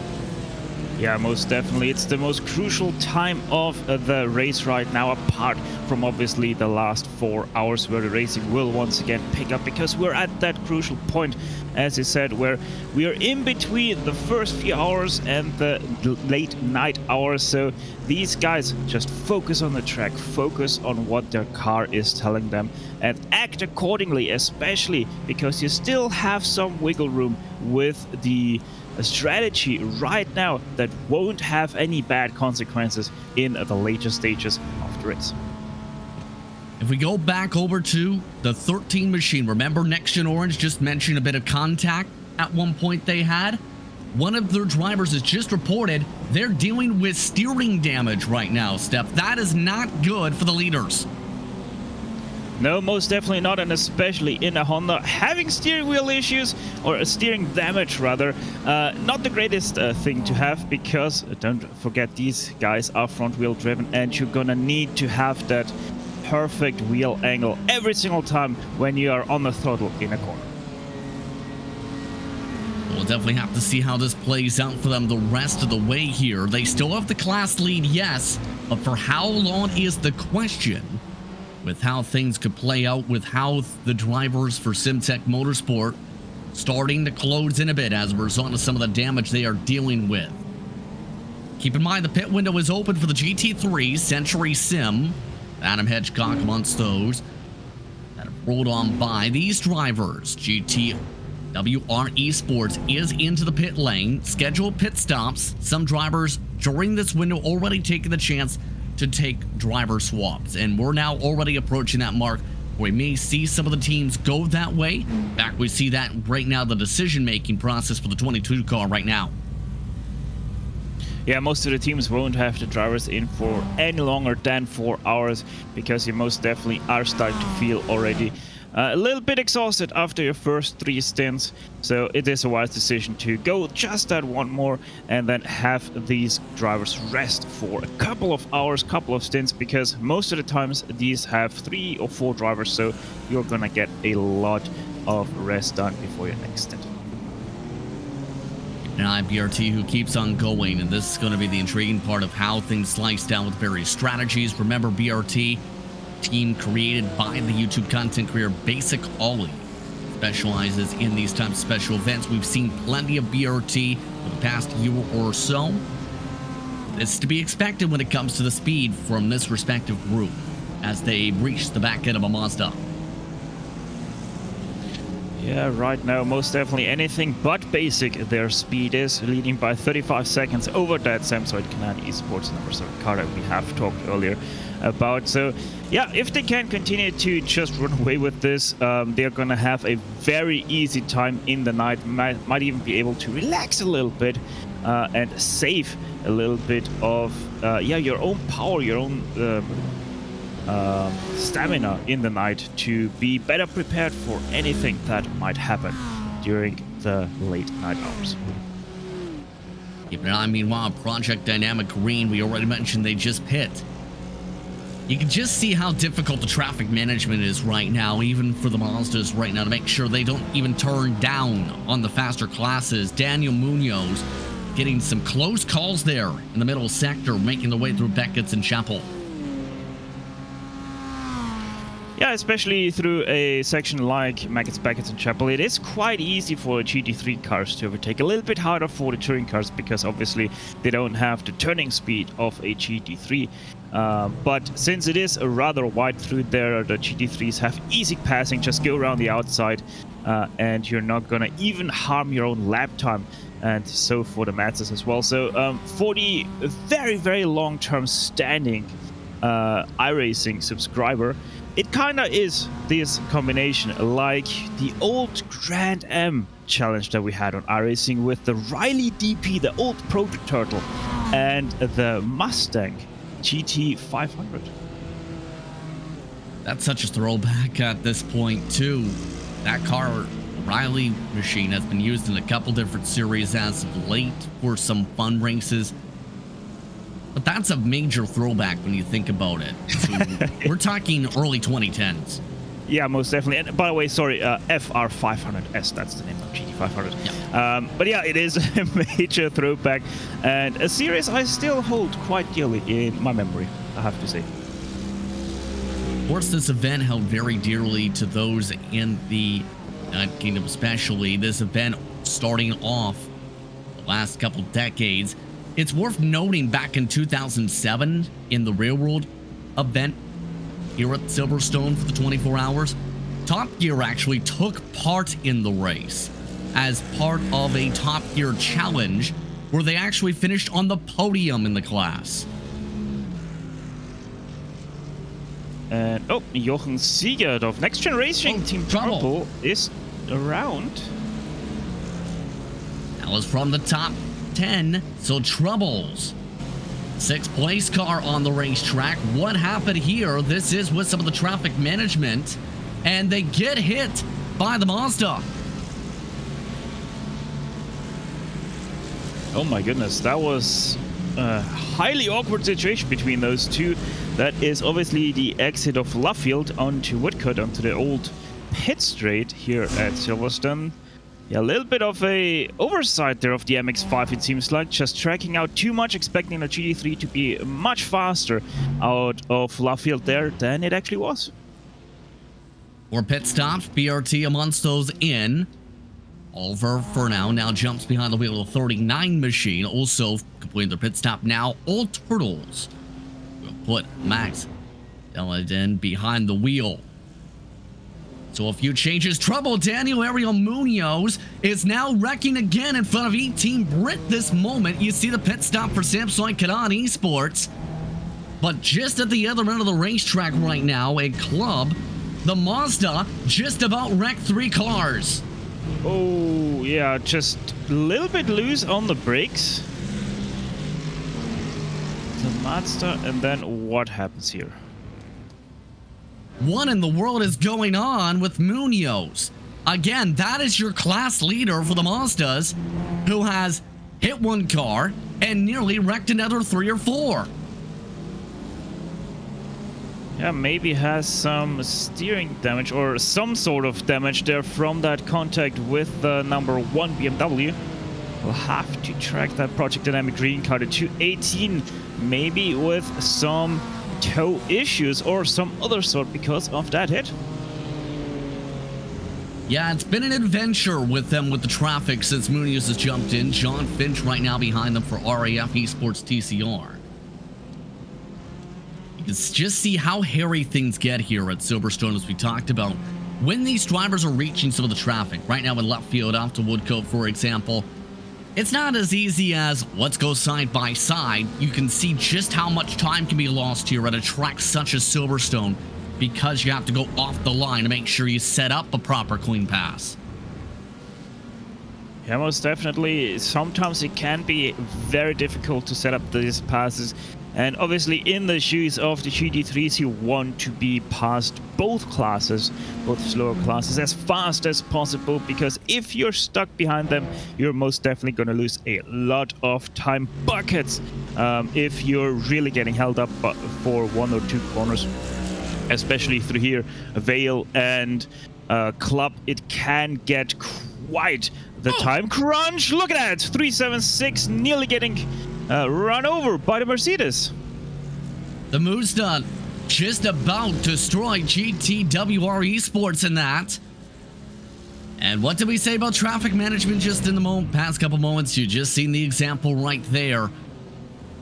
Going to be very difficult the rest of the way, as we've seen throughout the event. That's where a lot of the contact has come in, and some of the damage for some of the drivers have popped up at times. Yeah, obviously, you're gonna see most of the time the MX-5s with damage, but in case you don't know, these MX-5s are beat boxes. They can take a lot of damage without getting affected whatsoever by it. So it's not unsurprising to see all these cars running around with damage if they do. Simple because it just loses you more time to repair it than you're gonna gain from it versus a damaged car. You see some of the drivers zipping on by. Once again, the Project Dynamic Green Machine amongst those getting zipped on by in that sequence. Now, the intriguing thing about today is also going to be, you have to think, once we get towards those nighttime conditions, how you play things out. The track's already very cool. How do you plan things out in terms of the tire stints, for example? That's something that will be popping up a lot for these drivers today. Yeah, well, the good thing is, since we are already on a very cold track, the track isn't going to get much colder than we have already. So you don't have to worry about any difference in how the tire is going to react or how the tire management is going to react to that.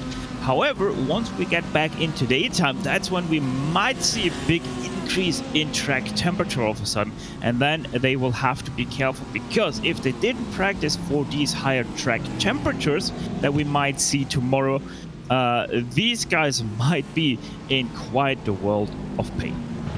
Oh, in trouble. That's YRDA Esports, who have just looped it around. Liam Wilson getting massively loose, spins it in front of several cars and sends it off to the grass. Yeah, that looked a little bit like a fatigue error right there. Just lost it going into the corner on the brakes, looped it around because you're using too much brake pressure, it seemed. So really has to be careful not to keep that mindset now of having to make up the time with aggressive moves, and might put himself into more troubles than with just that little spin. Currently inside the 25th position, or was at least. Lost a spot to 4X Racing Pink as a result of that slide. Wilson able to recover for the time being to be able to gather things back up. Of note, Prismatic Motorsports amongst those who have hit this time around. So as the early goings of this play out here, you gotta love Silverstone when it comes to this facility. So much history when it comes to Silverstone as a whole. What do you love the most when it comes to a racetrack such as this one? Well, a racetrack like this is obviously all about the history that it has, that it created. By the way, this is a battle right now on the screen for third place between the Racing for Extra Life and BUSR iRacing 1. MX-5's here. But yeah, yep, go ahead. Most definitely, you have to love the flow that Silverstone creates. It's just those old school kind of racetracks. Yes, it has lost, as some say, some of the high-speed character that it once used to have in the very early days of its airfield racing days, but you still have to give the Silverstone guys props for what a great circuit they came up throughout the years. And you just have to love how it still plays in those high-speed corners with low-speed corners, and the immense flow a track like this has for whatever category that comes here. Especially even with the recent redesigns that added the section the drivers were in, for example. This track has continued to produce the racing it has, with multiple different changes, from the higher speeds of the outer portions of the hangars for the airport that originally was here, for the airbase rather, all the way to what we see today.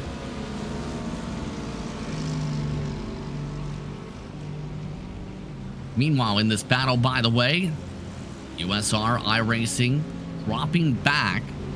Here we lost the toe entirely, in fact. Adam Benjamin dealing with severe right rear damage, struggling to keep up with Dan Spurrier, who has pulled away in the Racing for Extra Life car. That now more than a second. Keep in mind the 413 had been 3 seconds quicker prior to the pass. Yeah, most definitely that Racing for Extra Life car is flying right now.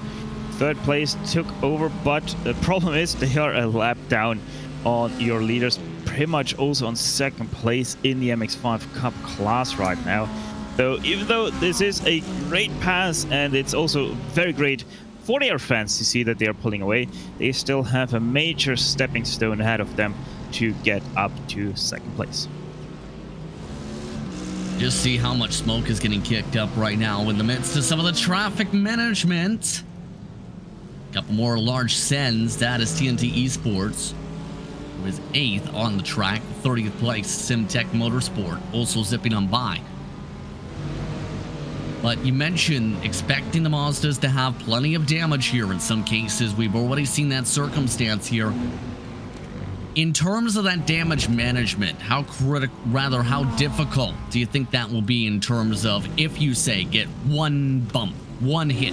How do you make sure you manage that as we take a look at one of the air battles? Well, for the GT3s, obviously it is avoid at all costs any even minor damage to your car, because it's not only gonna upset the very finicky aero balance it already has, but also it is gonna most definitely damage your handling with that and might have implications onto the suspension through multiple contacts as well. Same goes for the TCR. We have seen that new damage model applied to the TCRs at the start of this season, where small bumps accumulate into damage. So you have to be careful there as well, because if you have, let's say, 10 minor bumps, it is gonna be affecting your car as well, because you're just gonna accumulate that little damage. And as we say, little by little, it adds to something big as well. You don't need to have that one big incident. As I've already said earlier about the MX-5s, it's pretty much no deal whatsoever. You can take a lot of damage onto that car. It's gonna look very crumpled if you really have to, but it's not gonna really affect your handling whatsoever unless you start to get a little suspension damage. You basically don't worry whatsoever about any sort of damage you put onto that car. Indeed. By the way, ECW Racing Chicken is the car you've seen pulling away now. Richard Simnor away from Paul Allen of Sim Dynamics Esport. There is a 3-lap difference amongst their strategies in part here, with some of the difference marks being seen. Sim Dynamics, for reference, a simulator. They build, rather, simulators for real-world driver training, where they have 33 years of driving training experience alone as a group. Seeing DCW Racing Chicken now run off and away as a result of that move.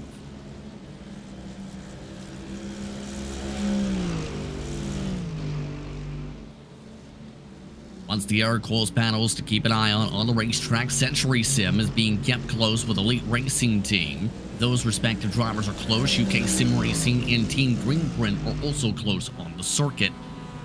Make our way quickly around to the 19-hour mark in this one. So, of course, the sun starts to set here at Silverstone.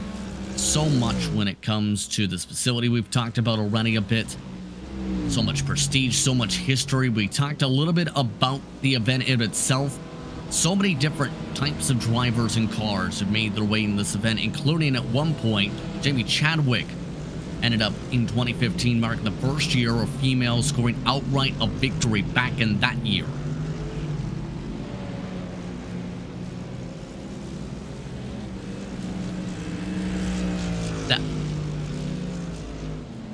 Yeah, most definitely.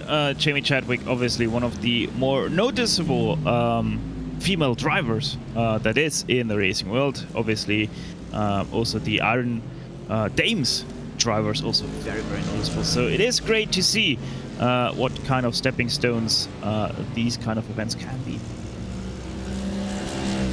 Absolutely. Take a look at some of the battles we referred to. We mentioned this fight. Elite Racing Team, Josh Fletcher, Adam Hedgecock, want to keep up for Century Sim Esports. Right now, Century Sim Esports 5 laps further on the previous stint, or rather 3-lap offset on the strategy. They've taken some decent bumping and banging for this race car here today, compared to what we've seen for Elite Racing Team.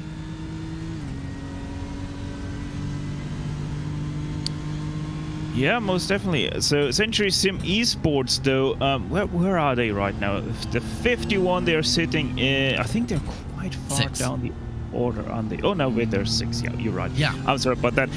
Yeah, 3 seconds gap front and back. So Adam Hedgecock most definitely doing a great job right now, trying to wheel in their competitors here. And yeah, let's see where Hedgecock can actually take that BMW from here, because I think he's still quite a long ways to go till his next pit stop. Yes. If I got that correctly in my head.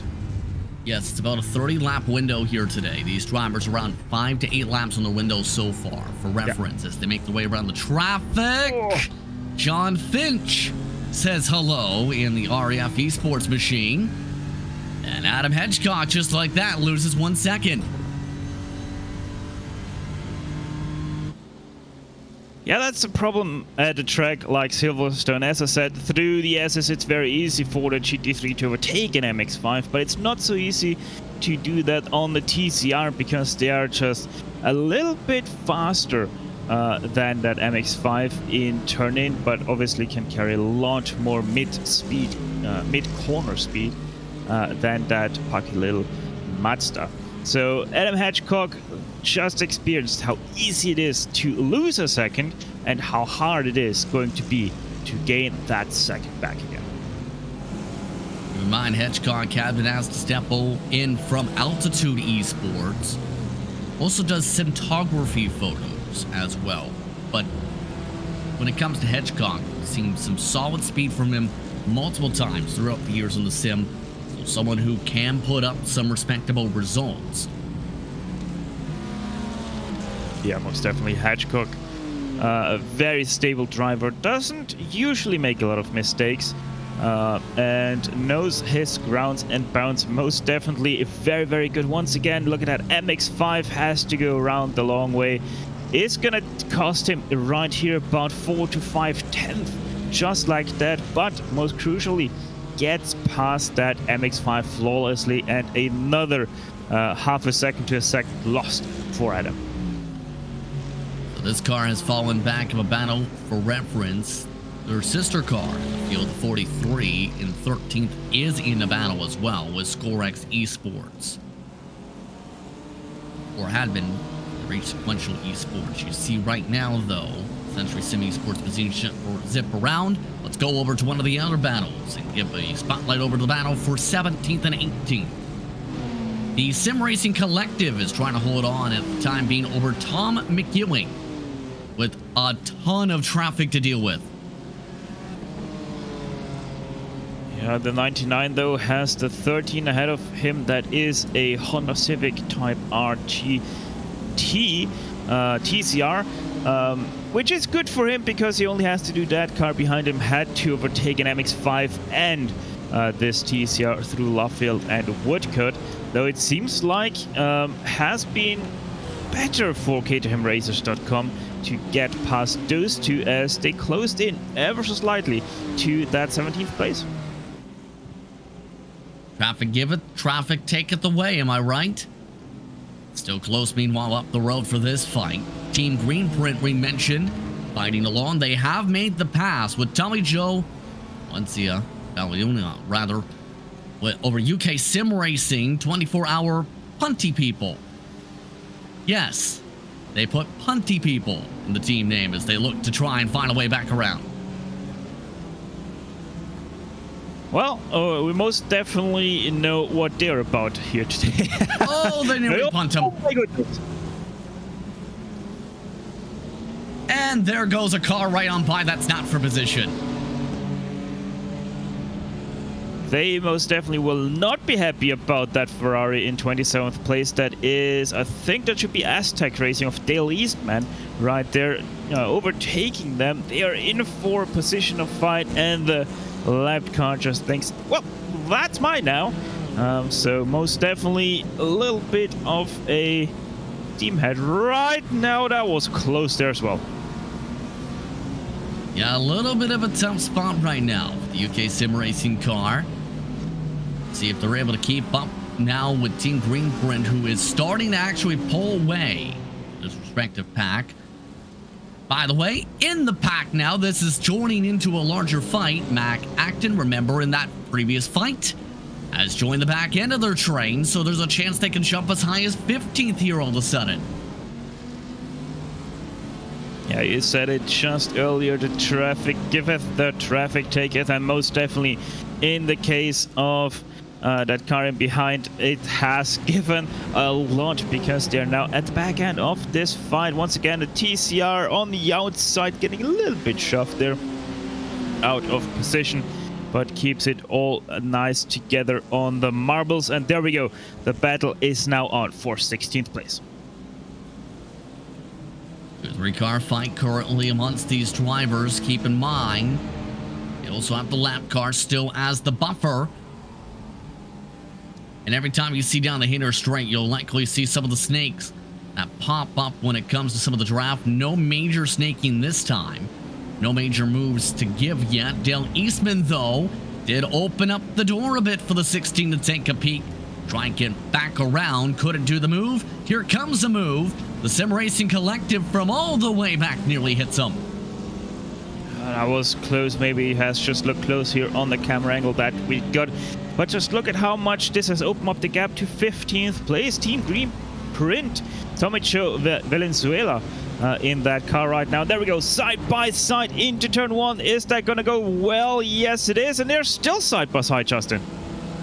In their way off to Village, the Sim Racing Collective car of Acton has the preferred line. Gonna make the move.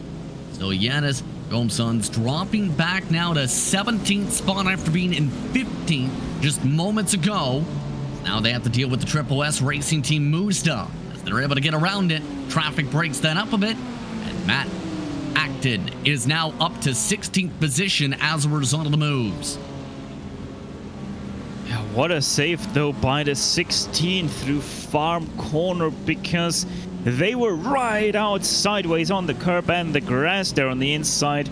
Great save, keeping it together, most crucially keeping the speed up as well, because that could have gone very, very different, very fast. Still keeping it in 17th place now and in striking distance to take back that 16th. Battle's really starting to pick up here all of a sudden. Some of these teams, the midway point of some of the strategies, we'll say. See just how much the dropping back factor is starting to come in for the 16 machine. Behind them, hello, Tom McEwing having to deal with more traffic. He runs over the back end of Rob Sutherland in the RD Simsport machine. Here comes Richard Simnor. This is for position for 18th now.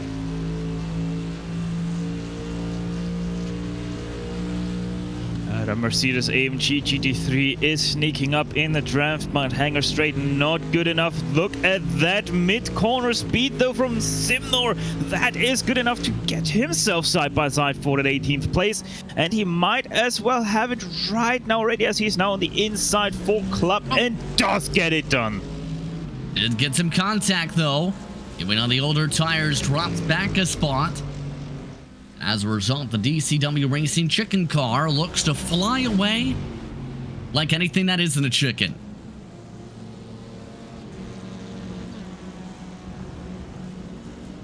Good solid run so far, we'll say, for the 114. They've made some solid passes this run. Move up the few spots they have and make up all the ground they have.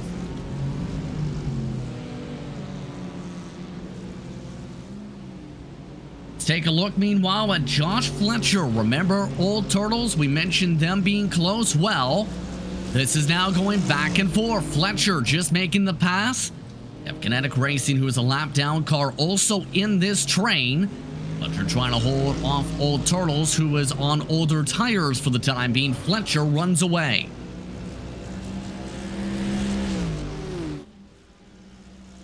Yeah, most definitely doing a good job there. And by the way, I just had a look at our timing and scoring once again, and I'm seeing that the battle for 15th has closed in once again. So most definitely seems like that the 21 has finally moved over again, and the battle for 15th all the way through 17th is once again back on. Take a look there at that respective battle, believe here. Yes, with some of the traffic, it's worth noting some of the drivers getting loose. This is rather next-gen Racing Team Purple we're looking towards. The driver they're trying to battle with And some Pete Herod for Century Sim Racing. The funny thing is, when it comes to Pete, and I know you've called races with him too, with that nickname, I think, Stefan. Has anyone actually seen what Pete looks like? I don't think so. I certainly haven't seen Pete yet. Maybe Pete is just, you know, a driver in disguise. Maybe the stick. Who knows? Just one way to find out, I guess. Meanwhile, we've looked now over towards the battle for 15. Acton having to deal with that same lap traffic. Dale Eastman now. Got my Joe. Trying to pull off and away in that 74 machine. Acton losing a bit of ground as a result of some of this traffic, though. In the BMW, if anything, saving a bit with the fuel, having to dodge around James King.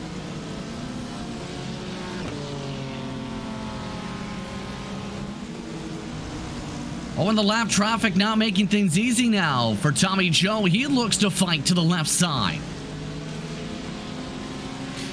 Okay, so that is most definitely still the 21 that we saw earlier. That was fighting with these guys and still fighting with these guys. Very, very interesting how that Ferrari just continues to keep fighting with cars that are a few laps ahead of itself. Oh, and major traffic checkups there. Isaac Rain checked up the entire group. Team Green Print still trying to find a way to pull off and away from Acton, on board with Acton. More traffic checkups. What is Dale Eastman doing? Here comes the run from Acton.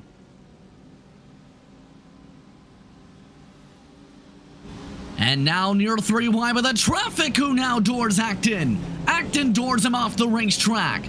Here comes the run for Team Green Print again. And now they have to deal with Project Dynamic Green again. Side by side yet again with the traffic as Team Green Print holds on. Wow. My goodness, though, what is that lapped car doing? Down in 27th position, that's actually Aztec Racing Dale Eastman, it seems like. So yeah, very, very weird interactions there. Just, I don't know if that's really necessary. There comes the dive from Matt Acton into number 3, that's Village, and gets it done through the loop. He opened up the door, he jumps through the door. Acton able to make the move up now to the 15th position. What a swing of differences here as a result of some of the traffic, absolutely. And this has allowed UK Sim Racing back into the conversation too, so another 3-car fight amongst these drivers.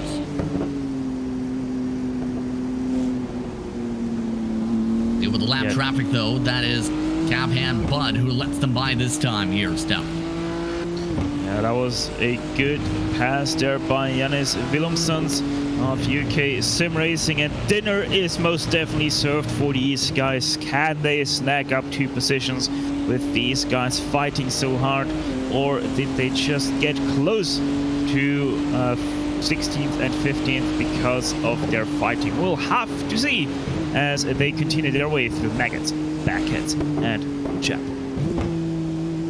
An interesting development. It's worth noting, you may have noticed in the timing pylon for second, 89 Motorsport has also closed in. We'll keep an eye on that one. Still keep an eye on UK Sim Racing, who try and find a way up to that gaggle.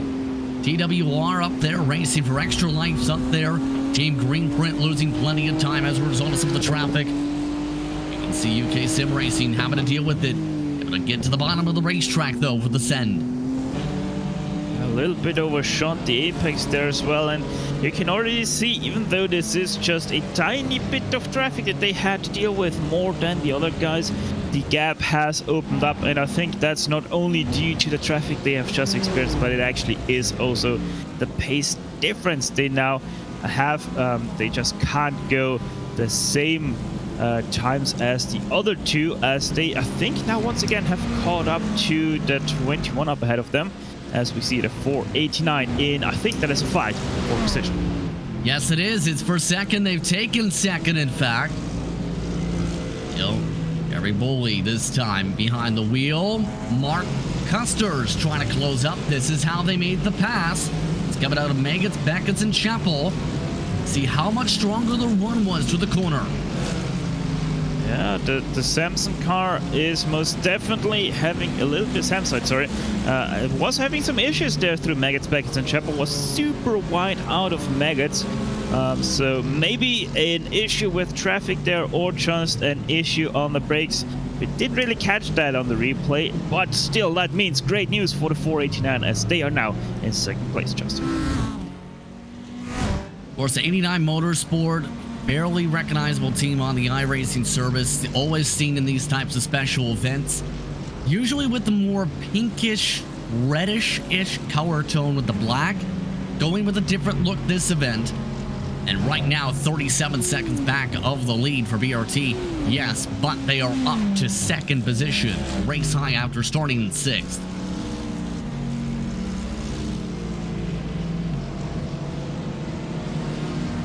This, I think, is part maybe with the strategy. Mark Custers is really slipping back for Samsoid Canon Esports right now as they make their way up the Hainer Straight.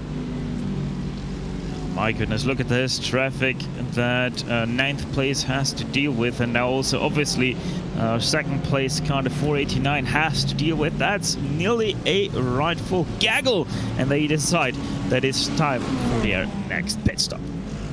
An offset on the pit stop strategy. BRT, for reference, is on lap 14 of their stint, having to go around the midway point compared to their competitors. Still looking solid on the speed, despite this different strategy, it looks like. Samsoid Canon now back up to second as a result of the stop.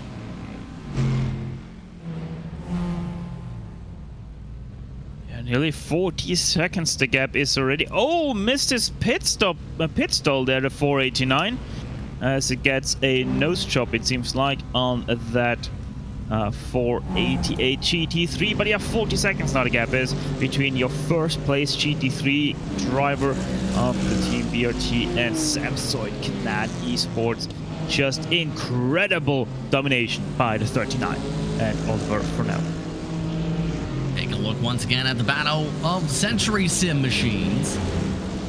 Edgecock we're keeping an eye on as they try to reel in Omar Hakan for GTWR Esports, who has had some adventures this stint so far, as we've seen. Coming up for 5th, and you see the contact up the road. That is Driving Miss Daisy that they bounce off the side of. This could be interesting because 73 Old Turtles Motorsport is just 5 seconds up the road from Century Sim Esports, so Adam Hatchcock most definitely does not want to get held up here, and that is actually 6th place already right ahead of him. So we'll try to hold on still. Is the 22 in all this? So much bumping and banging it seems this stint. Up note, Acton's coming to pit in the 99. The 22 looks to run away. The 51 looks to gain up into the ground. Able to try and make the pass once again. Still having to deal with an Mazda, and again, Bud, wrong place at the wrong time for the traffic. Just loses so much time through cops right here. Most definitely is not happy about that traffic, but can't do much about that except for accepting the traffic and dealing the best way possible. Now look at that, the 6th place gets a little bit off draft here down the Hanger Straight. GTWR Esports, Omer Akan behind the wheel of that BMW, I think that was. Gone in a Mercedes-AMG, in fact, compared to the BMW. And that's the interesting thing that was talked about by Will and Zach earlier, is also the manufacturer dynamics today in the GT3 class. It's not as simple as let's run all top 10 BMWs. There's a lot of diversity amongst the top teams today. Yeah, most definitely. And it also speaks volume about the GT3 BOP that we have here in iRacing, that we see so many different manufacturers in the top 5, top 10 even here alone in this race and throughout any official series pretty much as well. Meanwhile, Hedgecock having difficulty finding a way around Ash Dainty. Ash currently driving the 4K, or rather the 4X Racing Pink machine. It's dealing with significant right side damage to its machine in the only Lamborghini that at one point was in the top 20 earlier.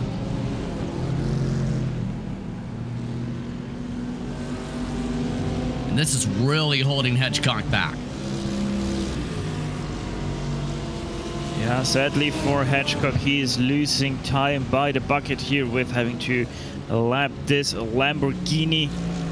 And now finally past also a Mazda MX-5 that takes away a little bit of the racing line, has a tighter entry. It means he has to scrape off more speed for Cobbs. Obviously that is also gonna diminish a little bit of his entry speed through Maggots Chapel, and so probably about 3/4 another on top loss. That is pretty much the gap here for 15th place. Still 74 versus the 114 of DCW Racing Checker. In this fight, still a difference on strategy by a couple laps further. Richard Simnor last time with the pit strategy, but they do have similar sets on the tires. Green Print trying to hold things off right now. That Mercedes has been able to close up a fair bit on the speed. Last time by, picking up about a near full second as they have to check up for the 27. James King again.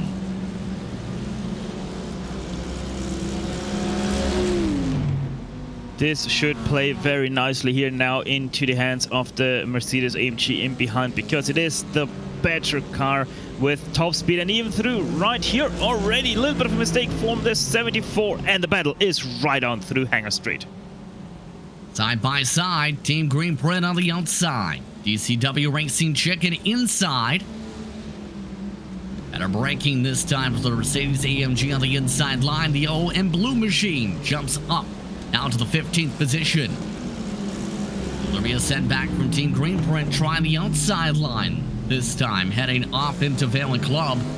Not able to make the move on back, so the pass appears to be secure this time around. By the way of note, we mentioned Leon Wilson, some of his troubles. He's now parked his 21 car. YRDA Esports is now out of the race.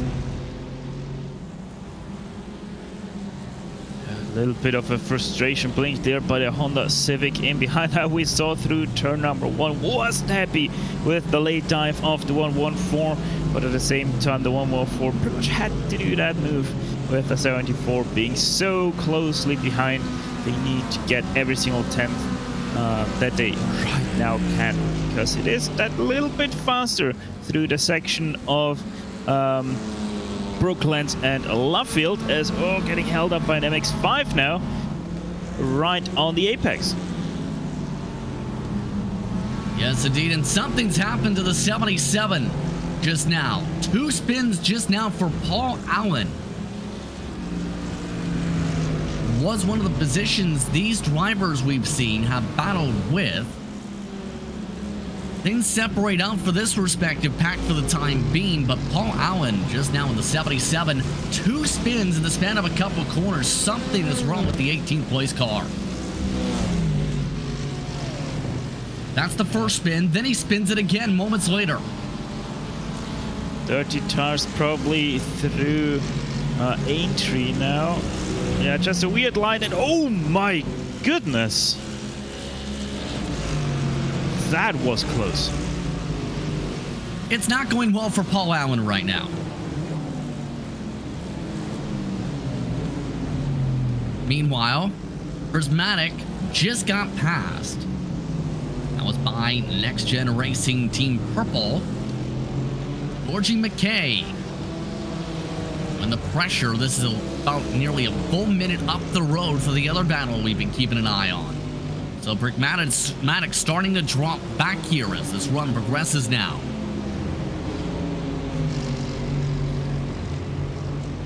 Now, when it comes to the 99, it's 98, should say, a very noteworthy team, because when it comes to Prismatic Motorsports, it's a team run for providing, elevating, and advocating for trans talent and inclusion in sim racing, where they compete in various endurance and oval races. They also moved up to some of the championships we've seen on the major broadcasts, such as the British Outdoor Esports Championship, eNASCAR College iRacing Series with Christina Ryan from Ohio University.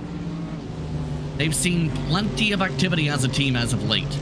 And that 98 that's trying to battle here. And they've seen plenty of activity in the racing departments, but also very great activity in the racing departments, one has to say. A lot of talents in the lineup of that team. We've seen some great speed for reference in the past to the oval side for Brian, who also competes in the Winsdale side of things.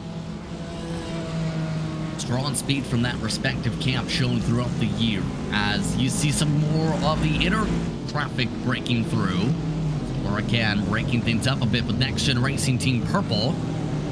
Kinetic Racing is about a 1 second gap, in fact, up the road. So Kinetic Racing likely will lose some spots here on older tires. Yeah, they're most definitely hurting quite heavily here. Just can't get their feet on the ground with these old tires. Kinetic Racing, James Clark right now behind the wheel of that car. And since we last saw that 3 lose position, already 10 seconds back from 11th place and just continuing to drop like a stone in water. Yeah, they just are looking forward to the end of that stint and chuck those tires finally in the bin. 2 seconds slower a lap in the past 5 laps compared to majority of the front runners in front of them. Here comes Segert, though, to be able to close up some ground. As a result, James King forces them offline. Here comes McKay. McKay nearly pushed off the track by King.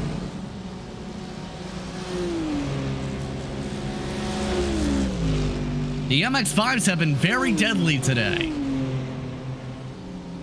Yeah, most definitely. I mean, like I said, for GT3s, if they give the room to the MX-5s, it is most definitely easy to overtake them. But the problem is, if you don't give them the room they deserve, they will most definitely try to run you off the road, not on purpose, just because of how committed they have to be through Maggots, Beckett and Chapel.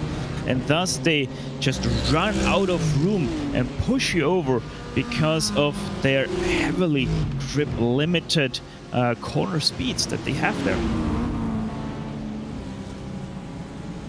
As a result, the 98 holding on in front again for the position.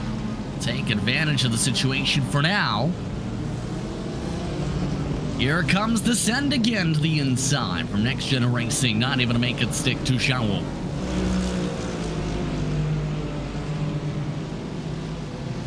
Very, very interesting. That just was it a pass for position?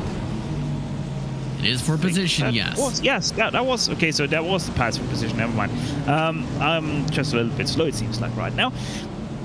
But yeah, very intriguing. Now we have the 25th position in behind. That's the 15 of E-Team Brit Patrick Vandenberg in that car right now. Seems to be a little bit racy. Seems to be a little bit faster than the 2 fighting ahead of him. So we might see another lap car perhaps trying to break up a battle because they are being held up by it. Have to see how it plays out here. Things progress forward. Meanwhile, as this day continues on, one of the teams that is continuing to chug along in the touring cars currently, Quarter Mass Motorsport. Standing by is a driver and team manager for the group, Max Spooner. Max, team running top 10 in your respective class. Right now, trying to pick up some ground. Talk us through your team's days so far.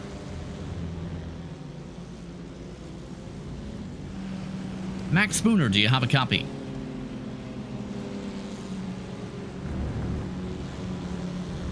Try this one more time. Max Spooner, do you have a copy? Here's we do not have Max. Currently his team, or team should say, in the 38th position on the racetrack, top 10 in the touring car class. Is that better? Yes, now we can hear you. There we go, there we go. It was the push to talk. I couldn't figure out which button it was. Talk us through your Will do. team's day today. Yes. Yeah, it's been relatively eventful. You know, we've been trying to keep it on the black stuff, and I think we've done a relatively good job of that. As you can see, the car is looking splendid. But yeah, we had a disconnect earlier on with Mike, so we lost some time there. So it's just a case now, just sort of trying to keep our noses clean and move forward from there. Indeed, and right now, one of the quick cars on the racetrack, in fact, in your respective class here currently. How would you describe the motivation in terms of what drew your team to this event and the preparation for said event, such as prestigious one like the ButtKicker Britcar 24 Hours of Silverstone? Yeah, so we've been racing together now for near on 3 years. We've done a number of events, and I think what really attracted us to this event is the association with Motorsport UK, having the governing body on board, getting behind sim racing for us was a really big draw, and we want to support that going forward because you know, we want to see more people get involved from the likes of Britcar, the Motorsport UK, FIA, and so on. So yeah, it's sort of flying the flag for them as much as ourselves and our sponsors. So of course, as mentioned, lost some time as a result of the technical issues. What's the strategy now looking like for your respective team? You have Ted Bowerman behind the wheel. What's the plan to try and pick up spots here? It's basically stay out of trouble. You know, just try and run a clean race and hopefully try and pick up some places. You know, I think track limits is going to become a factor, not just for us but for other cars as well. So yeah, just keep it going, keep it clean, and see where we end up at the end of the race. I have to also ask, how is the traffic management in terms of your team's perspective as a couple cars zip around your cars outside right now? Yeah, for the most part, the respect has been there. There've been one or two moments when you think, oh, you're gonna have a go through there, and you know, where I might not necessarily have. I would say I don't have control of the car, but I wouldn't necessarily have the ability to make a sudden change of direction. That can sometimes make it a bit challenging. But for the most part, the racing's been clean, and yeah, long may that continue. Yes, indeed. Well, thank you very much for the time, Max. We'll let you get back to your team. Good luck the rest of the way. Thank you very much. Max Spooner once again with Gunnar Mass. Their team currently trying to make up for being multiple laps down. And for those curious, there are 11 cars in that class and 10 running. We'll let that sit for a second. Pit stops are underway for their class, by the way. The leaders for the class, Jamie Doherty and Luke Walsh, for the respective cars, have taken their service. SimTech went 3 laps further compared to Next Gen. So the window is open for their respective class of the touring cars. Here's a look still. The Next Gen Racing Team Purple car. It's one of 2 close fights we have right now in the GT3 class. We also have a very tight battle for 4th place, I think, still. As actually, yeah, it's 1.2 seconds right now, the gap between 4th and 5th. That's GTWR esports and Old Turtles Motorsport that we have seen earlier, the 22 and the 73. And then obviously we also have this battle for 13th place, which is that little bit closer as it is just under half a second. Bit of a slide there now from 13th place. Opens up the door to the 1, but does not want to stick that nose in. Would have been a yes, no, maybe move anyway. That probably only would have ended in tears for both. Here's the thing about how their battle's gone, though. They've lost 20 seconds with how hard they've been battling. 20 seconds now. Yeah, that is. You could say that's a lot. That's about what 1/5 of the track length that they lost to the guys up ahead. So most definitely not the best way to look at battle. So let's just look at the aspect of they're probably having fun doing this battle.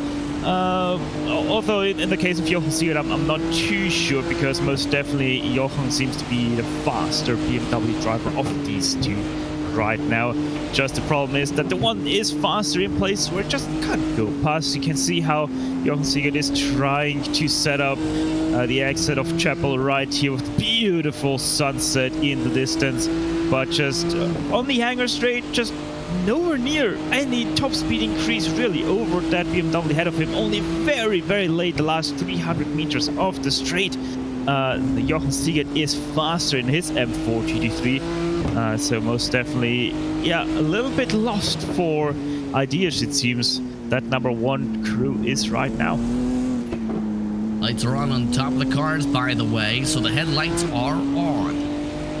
Sun's starting to set here at Silverstone. No close in for Siegert currently yet. Keep in mind that car does have a fair bit of damage that has been accumulated due to some of the contacts throughout this race here today. Oh, and more traffic to deal with. Nick Horvath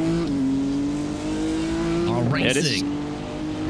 This is now the fourth or fifth time, by the way, we have seen the 98 go through Village Corner, and every single time we have seen that 98 of George McKay through there, every single time George McKay has pretty much missed the braking point for Village and slid wide at the Village apex, and always leaves a little bit of a mark down on the tarmac. So really has to be careful with his tire usage, as most definitely it seems like they are using up more than what needed to be. And Jochen Siegert for the first time, a little bit of an attempt into Cobb's corner, but has to back out. That's just not a too wide corner for GT3s.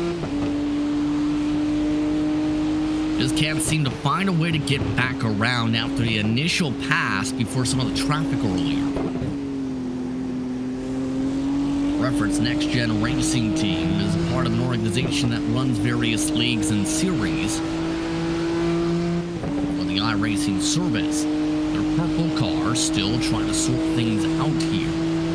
They are approaching the pit window, it's worth noting though, in the next few laps. See how they play the pit stop window here in the midst of all of this. As you see, keep on taking those aggressive lines you're talking about in those deeper braking points. They need to try something different, right? What can they do here to make this pass at this point? Well, the question is obviously on where their setup is. How good is their setup? How good is it towards Jochen Siegert? Obviously, we can't look into that. We can only judge from what we see on our pictures. And the pictures tell us that the corner speed, the mid-corner speed, most definitely is there. And he'll look at that. George McKay for the first time hits the apex of Village, but slides through the loop once again. A little bit of a mistake. Jochen Siegert too close though to really have any attempt there. But yeah, it just continues like that. George McKay makes a few mistakes ahead of Jochen Siegert, but they're all just not good enough, as it seems like the Next Gen Racing Team Purple doesn't have to drive out of corners. Tries to set up now Luffield here. The exit of it has a little bit of an oversteer moment, has to let off the throttle a tiny little bit, and that immediately opens up the gap already with the slow exit that this car has as well. On top, it seems like over the prismatic car, just nothing that really Jochen Siegert is able to do right now. He has the better entry speed, just doesn't have the exit. Well, he is sending it much deeper into the corners right now. And meanwhile, Motormask Motorsport checks everybody up, and that's going to help Next Gen. No, it doesn't, because they have to hit the brakes even harder. Yeah, most definitely. But the good thing is they are now very close to the guys up behind. And for the first time we might see... Oh, there's an MX-5 super ruined on the left side. What happened to that MX-5? It is turtling down the Hainer straight. There goes the Next Gen purple car. But that was Triple S Racing Team Mazda, who is now taking the access road. Here comes the send. I think there was Next Gen Racing Team Purple on the grass as well on the left side. the 13th place car. Oh, getting a little aggressive here. Sim Racing Collective is in the midst of all this as well now. Here's a look at what happened with the Mazda. Oh my goodness! Holy smokes, that was an impact and a half. How that car is still driving is beyond me. But yeah, in all of that kerfuffle, also the Next Gen Racing has overtaken Prismatic, as that was actually the car that was on the grass going into Club that I saw. So something happened with Prismatic as well, as they got shoved into the grass on the left side of our screen at that moment. And here's the tough thing, there is a lot of traffic lined up right behind. Some of these cars could be a trouble spot, because here's the thing, the Sim Racing Collective we've seen up towards the front, they're on a different strategy. They are running fairly quick lap times right now. It's 4 seconds quicker, in fact, for Jack Southfield last time. Georgie McKay is also still in range. They just passed by E-Team Brit. Oh, and there's an MX-5 to the right of the racetrack they have to check up for. They just avoid.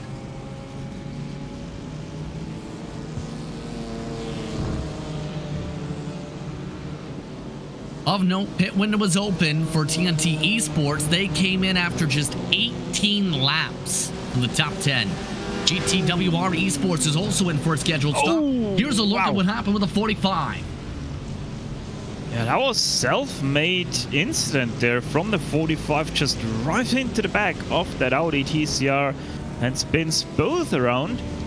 A very, very hairy situation that could have ended even worse than it did football. That was TWR getting spun around by Scorex Esports. Run into the final corners. The cars are still running after that contact, though, as it's time for blinky lights in the midst of the traffic.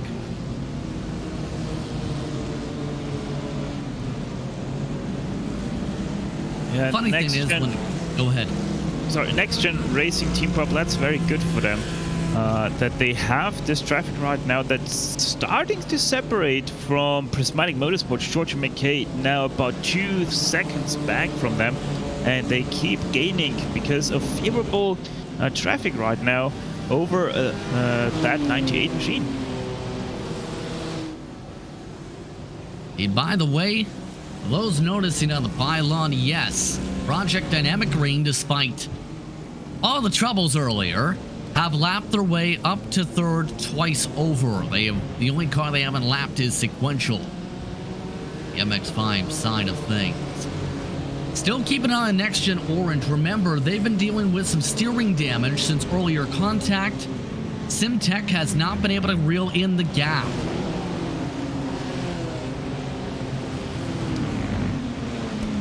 Yeah, going back to Project Dynamic Green, incredible their pace. Minute 24 the gap is to second place. Lap time around Silverstone, in case you're curious, 2:27 for an MX-5. So they're only missing a minute, and then they will have lapped already the entire MX-5 field. Now, given, yes, it isn't that big, it's only 9 cars. Still though, doing that in probably, which is gonna be 6 hours of a 24-hour race, they're gonna lap them over and over and over if they can continue with that pace. Incredible pace, absolutely. Still keeping an eye on Jamie Dory, meanwhile.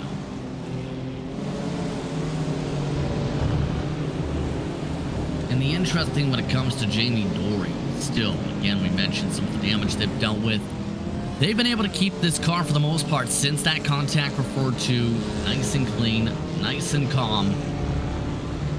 Just giving as much space as possible. If anything, drivers have not really reached them in the bad spots compared to some of the other drivers we've seen today. There goes 4X Racing Green. Yeah, Jamie Dory, Next Gen Orange doing a very, very good job. I mean, in general, Next Gen Racing, the whole crew doing a very good job.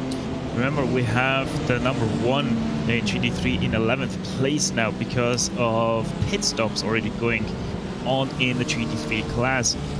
Obviously, their TCR counterpart, which we have on screen right now, is leading outright their class by about 12 seconds. It's fluctuating plus minus 11.5, 12.5, but it stays pretty much centered on average at the 12-second mark. So they're very nicely cruising around, managing that gap right now, managing their tires, and most definitely with all of that, keeping their car clean. As we have now a look at number 74 in 15th place. That is Team Green Print, who are fighting with, I think that's X Esports, if I'm not mistaken. Yeah, these drivers still continuing to fight along. Remember, ScoreX had that spin moments ago that dropped them into this battle, essentially. They've also just hit just past the hour mark, under 19 hours to go. For those just tuning in for the ButtKicker Britcar 24 Hours of Silverstone, ERT still continues to lead for the GT3. Still up in the front is Next Gen Orange for the touring cars. Project Dynamic Green has dominated so far in the MX-5s. Plenty of battles have formed up on the racetrack. Amongst them is this battle for 14th.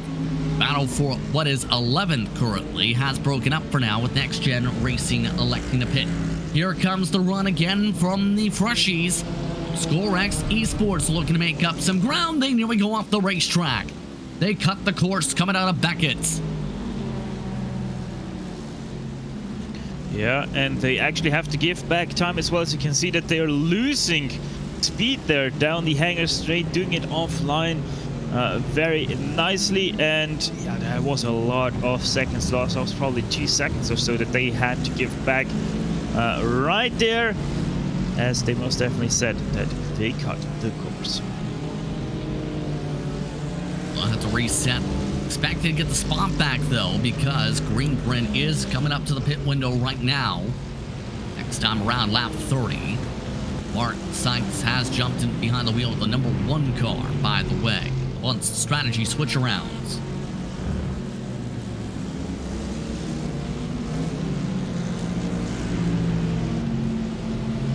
As now seeing Next Gen Racing Team Purple is in pit lane. Mark Sykes now behind the wheel of that car, taking over from Jochen Siebert.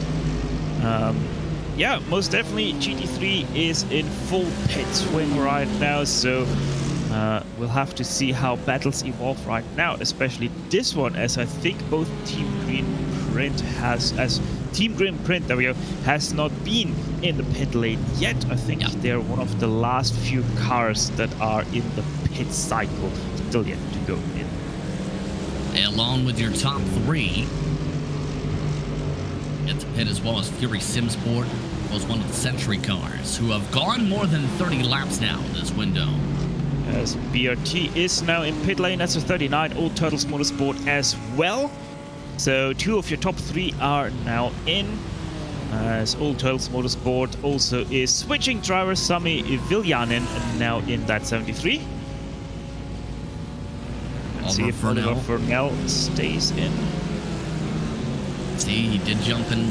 No, he jumps out this time, in fact. So a driver swap. Josh Benson back behind the wheel of the leading car. So we take a look at the other drivers working their way around the circuit.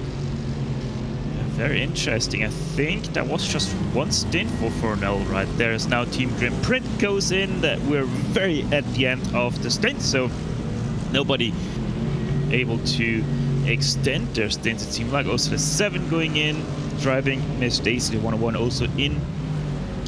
And I think that should conclude now our pit cycle for the GT3s. Samsung Kanani Esports in for the stop. Take a look now at the touring car leader in Dory. Here's the interesting thing on how things have cycled for the time being. Technically, top 2 in the class are on different lap cycles with the pit stop window for the time being.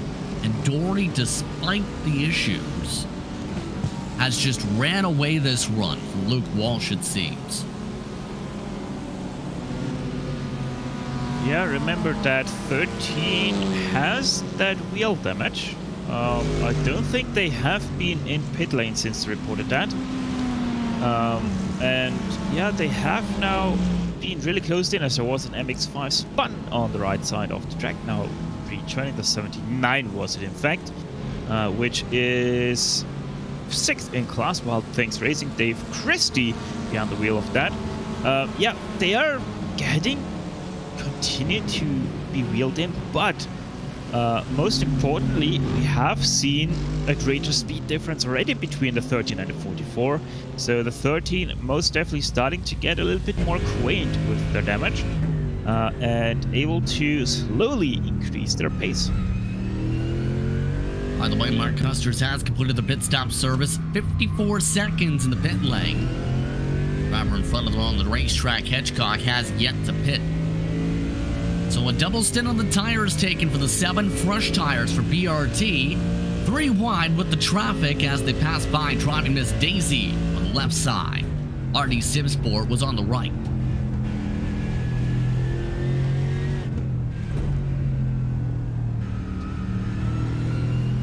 Now with the strategy complete for the most part, Epsoid in position to move up to second once again. 89 Motorsport, remember, a different cycle, potentially jump up to third here.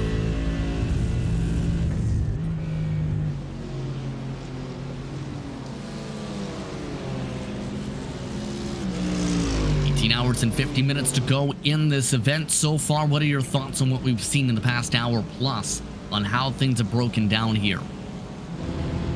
Well, most definitely it's been continuing to see a very calm race, I want to say.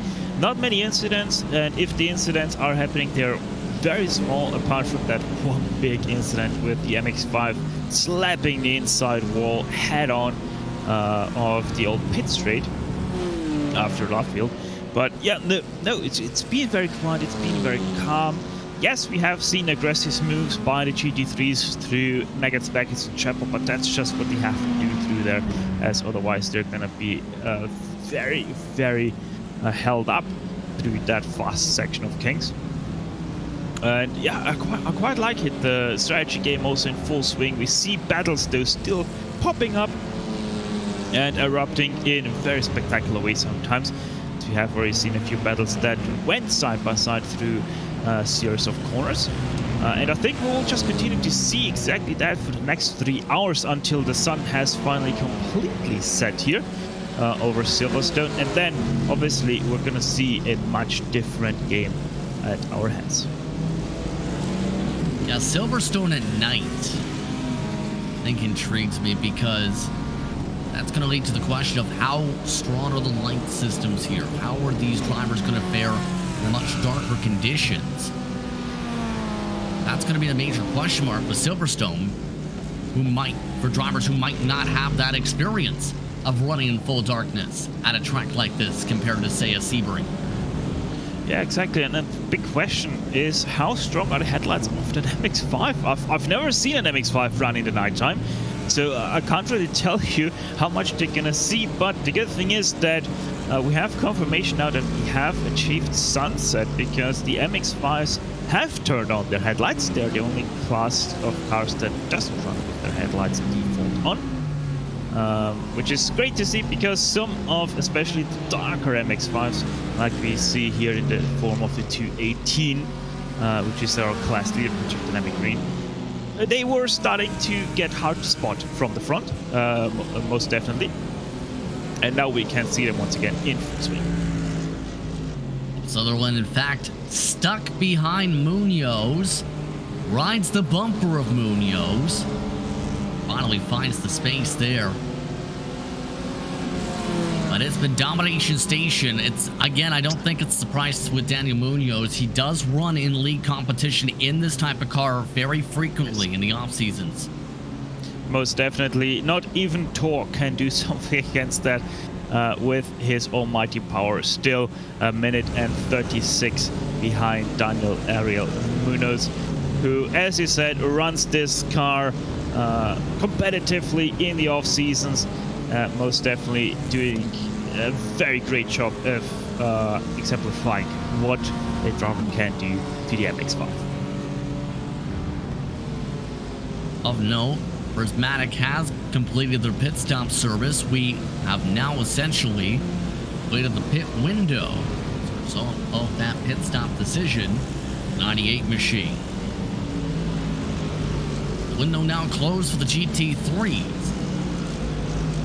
Coming up to 18 hours, 45 minutes. Already down to 18 hours and 47 minutes to go in this event so far.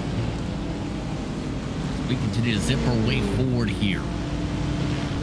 See how McKay handles the pit stop, battling with Sykes previously. If they elect to go for the double stint, no driver swap again this window.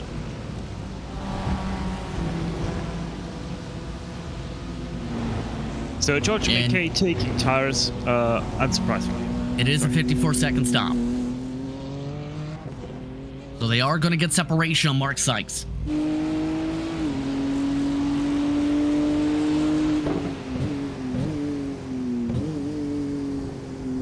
Yeah, Mark Sykes is going to be, what, roughly 10 seconds behind, I think? Once the timing scoring evens out. No, it seems to be more like 9 seconds. Yeah, there we go. Stabilization is around 9 seconds. So very, very nice to see, and to how George McKay is now going to do, because he has fresh tires. And how is Mark Sykes going to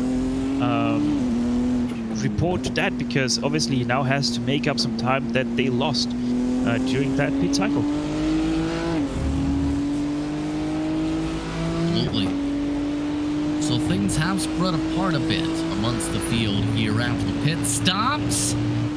Oh, and the leader, Benson, just about got turned by the MX-5 of Ryan Abbott's. Battle going on for position, as we're saw here too. Old Turtles, who is fallen to 6th, trying to hold off Century Sim. This is again now a lap down to the leader. Oh, and somebody drives off the racetrack. That is Aztec Racing's Dale Eastman, who has just drove it off the track. Very interesting development. That looked super strange. What in the world happened there? Hedgecock making the pass, but Eastman, what in the world? Something happened here. You see the spin? Something broke after that hit there. Something had to have broke.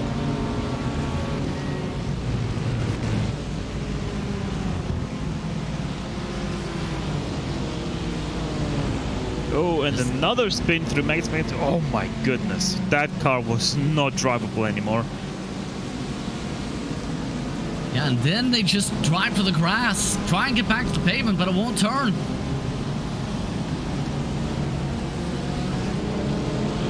Lucky to not have hit the wall there. Still super strange though, as that car was just driving straight for such a long time. Nearly looked like a wheel reset if I would know it better. Very weird development behind that wheel. There are 4 faster pairs available for some of the drivers here today. If they elect to use them is the big question, since they'll lose a fair bit of time with the repairs. Aztec has, believe, towed and used the faster pair available for their allotment. Closing things up a bit, meanwhile, GTWR Esports and Elite Racing Team have closed up a bit. Century Sim has ran away now from Old Turtles.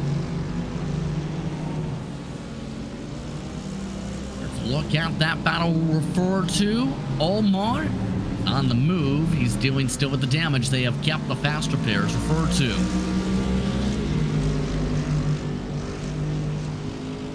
Oh, and a big checkup. Here comes the run for the 22 to the inside. Having to back off through IMB to reset.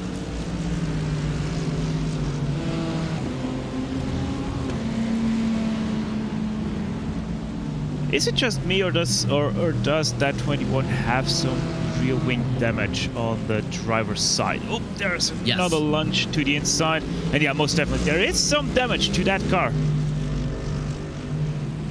Might be impacting them a fair bit. They've had some of that damage for a fair while. Closed up 2 seconds last time. Looking to show the nose to the inside. There goes Huracan to the inside to make the pass. This time heading through Brooklands. Yeah, good job there by Omer Akan. And I honestly wonder how much offset that rear wing damage creates, because obviously it isn't much that is bent up, but most definitely it will hold them back ever so slightly, probably even a little bit of balancing damage to that car as they run majorly wide through the exit of course. Milet 22 has been amongst the top 5 competitors much of this race here today. GTR right now nearly breaking the draft, in fact. Having to check up a little bit out of the corner, but Jonathan Worth still maintaining a touch bit of the draft. The interesting thing I've noticed today as a result of, well, this track being Silverstone 2 is normally you might see a draft train or a fuel save train today. We haven't really seen that today. Yeah, but I think that is also down to the nature of this race. Since it is an endurance race, I think the setups get developed much different from a GT sprint race, where it also is about fuel, where we want to stick together to save fuel, where here it's much more about the racing itself. In an endurance race of you want to do your own strategy and not want to create big gaps by fuel saving and chopping them in a pit stop like that. So most definitely I think that just comes down to the nature of this being an endurance race rather than a sprint race, where most definitely strategies and racing philosophy are pretty much polar opposites. Seeing that how it plays out here so far tonight.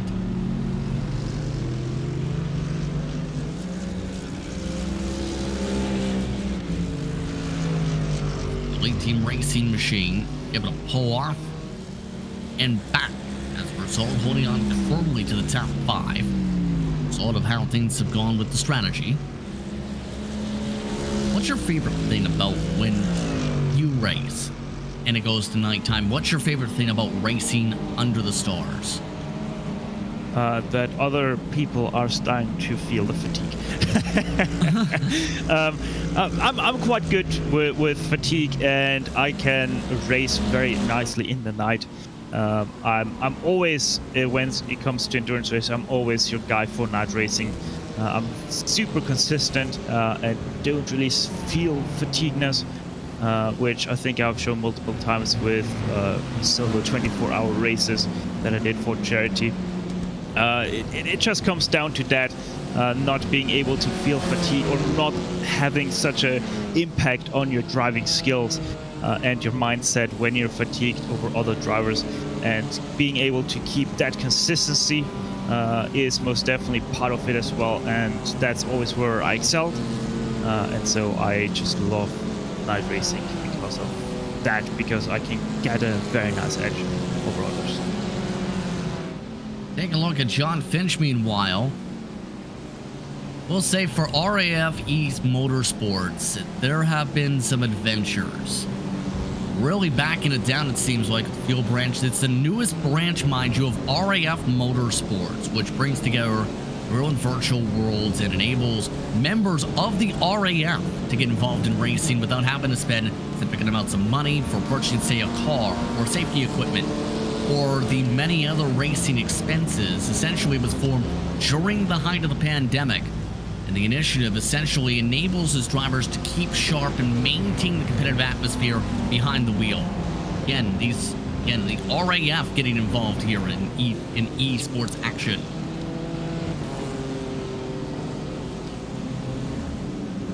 So one could say right now this is a little bit of a home race for the RAF team. Absolutely. Since we are at an old RAF base that Silverstone once was. Absolutely. They've been racing with various services available, veterans as well, entering special events and leagues. Oh my goodness. That was second.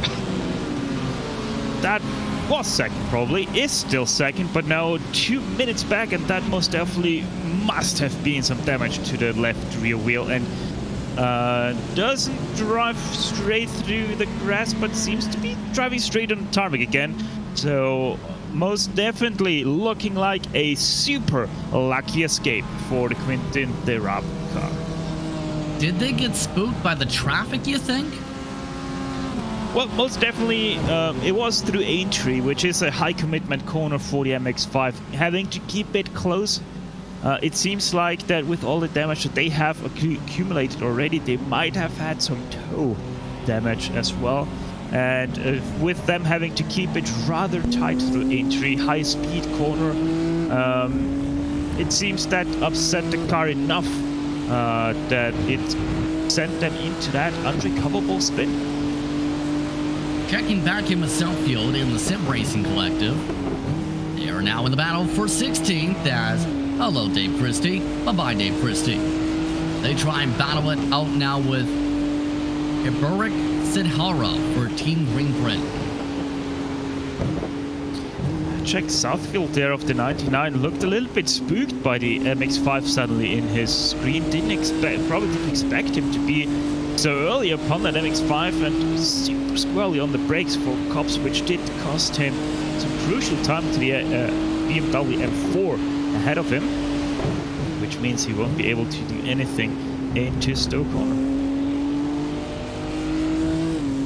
Might be having to take some time to be able to try and gather things about. Keep in mind, Kinetic Racing has jumped to the pit lane with driver swap with Michael McPherson, so there's a chance that position may be up for grabs too with the strategy. Looking for the run is Southfield. Will he elect to wait? Yes, he ends up braking a little bit, just waiting for the right time, possibly for the hater straight. Or you can go right here, no. Yeah, they are not wanting to take your regards there as they now go for the position change, and nicely done for 16th place Sim Racing Collective, showing how it's done. Sim Racing Collective wants the Chargers in their late stages of their pit stop windows. The next driver up is Richard Simnor, but it's 20 seconds up the racetrack.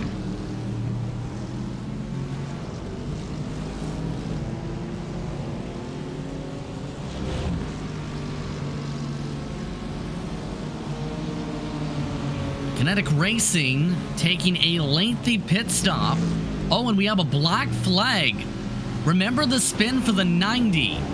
Sequential Sim Sport, that purple and green car you see there in the MX-5, they have a in-sim black flag. They may have reached the incident limit. Oh my goodness, that is huge. Not even 6 hours in yet and already received the first black flag. That is gonna spell disaster for the next 18.5 hours they will have to drive, because most definitely the next incident mark is gonna be lower than what they have just achieved. And the reason for the pit stop for Kinetic Racing, it was scheduled, but they had a meatball flag, which means mandatory repairs. So something that's happened to the 3 car where they've had to come in and get mandatory repairs done on their car. Very interesting, because that car would nearly look factory new to me. They're sitting in the Bridgestone. So I wonder what happened with that number 3. Maybe blown an engine or something somehow. There is an incident. Yeah, Sorry. I was about to say, for those curious, the incident limit is 100 points for the sim. So that's how many drivers are given that. Then you have the next 25 given black flags from that point forward. So the 90 car, again, happen to serve a black flag, is serving it right now from second in the MX-5 class.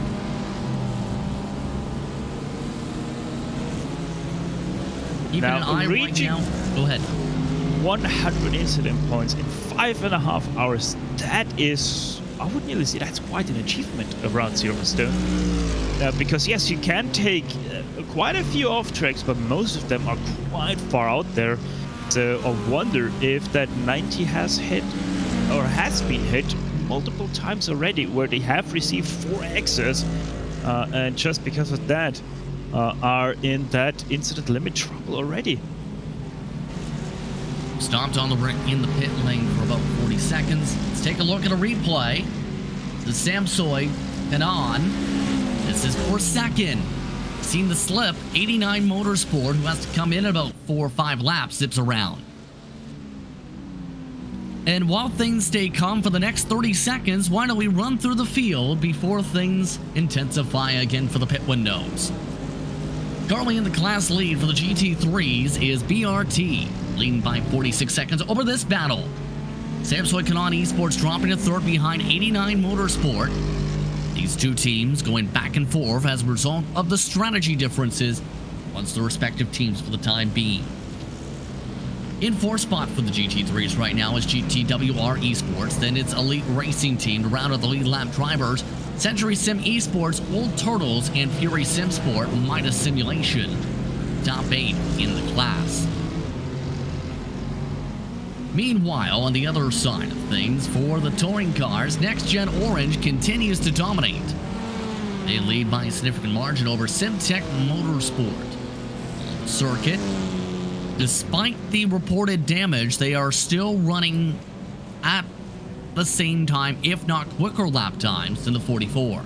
Race Anywhere Sim Sport, we haven't mentioned their name much in this time, driven by Ian Manners is in third. Then the Dapper Customs Pineapple Racing car, past SRT support, is behind them fourth. Then it is Wiskins Racing Intoxicated by iTelemetry. I don't know how you can drink telemetry data, but they found a way. RD SimSport, RAF Esport, eMotorsports. Once the top 8 as well as Lead Paul Racing. Then when it comes to the Mazdas, Elliot Huffman now with an outright dominant lead after troubles for Sequential SimSport, they lost 44 seconds from the penalty at least. 218 now leads by outright dominating fashion a lap. Meanwhile, Racing for Extra Life has jumped their way up to the third position. Part of some strategy. USR iRacing number 1 holds on to the top 4. Then it's Wild Things Racing with a lowercase t, Qualifying Quantum Racing Team, and RAF Esports, and rounding up the drivers. The Mazdas may as well complete that total with the smaller grid team Keep Together, and Triple S Racing Team Mazda has elected to come back on the racetrack after getting repairs. Unfortunately, the last car running has also managed to lose their hood within a couple minutes of getting the fast repair complete. Right now, 46 running on the racetrack, and pit stops once again right on cue for Fury. Although this is after just 10 laps for Fury. Yeah, I wonder if that is a penalty for track limits, or maybe that was repairs. Yeah, as they just fixed repair. Right side got popped back in, and no drivers taking over though. For that 87, oh no, there we go, 87 now. So it seems like that was a mandatory pit stop, as away we go once again with that 87 in exiting. Seems like 11th place. Yeah, they're good by 40 some seconds. Oh, and hello. Whoa. That is why you check your relative box. Graham Pentoy comes on front of the 19. Aztec Racing nearly rear end packs him.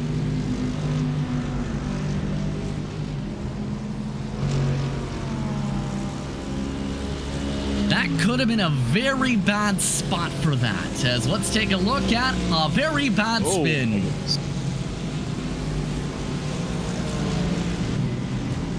Traffic giveth, traffic spin you around.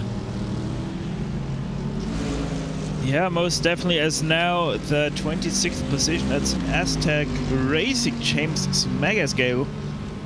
Most definitely had quite a wake-up call earlier there. Through farm curve. Fury couldn't have cut it any closer, let's say it like that, to that Ferrari 488 GT3, as they now start to stretch a little bit away from their competitor, obviously being, I think that's 2-3 laps down, something like that.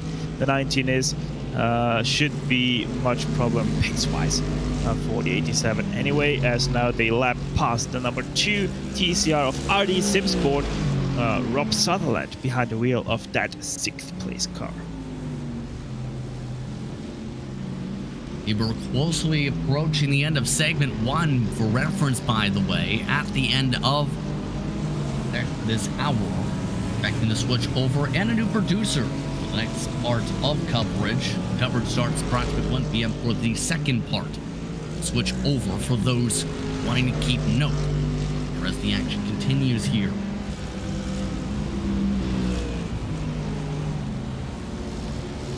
And for reference in terms of the drivers, we mentioned some of them already at the 100 plus mark in this race. Some teams are not even at 26 yet. This is a track with special off-track limit rules for almost every single corner. It can be difficult to get to 100 unless you bounce off every single car on the racetrack.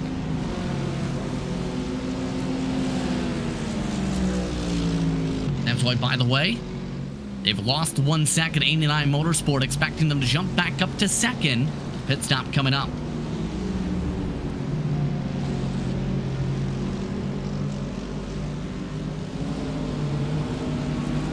Look at the sea of traffic they're about to have to deal with, though. You have Harry Fox, you have Elliot Huffman, Patrick Vandenberg. It's like a maze as, wow, nowhere to go for the 489. They had to slam on the brakes to avoid hitting 2 cars. That was great, though, for that 7, as they are now just half a second behind their competitor 489. And just like that, the sea has parted. Mark Custer's most definitely praising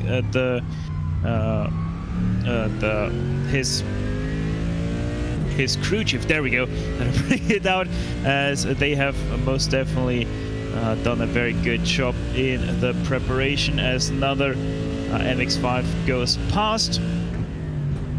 Yeah, that 489 looking closer and closer with every corner, as once again they get held up by traffic up ahead. By the way, a panic if you're part of the Sim Racing Collective. Their driver has just had a technical issue. Southfield is no longer in the session. Matt Acton has jumped in the car, but the Sim Racing Collective will lose a couple laps due to a tow.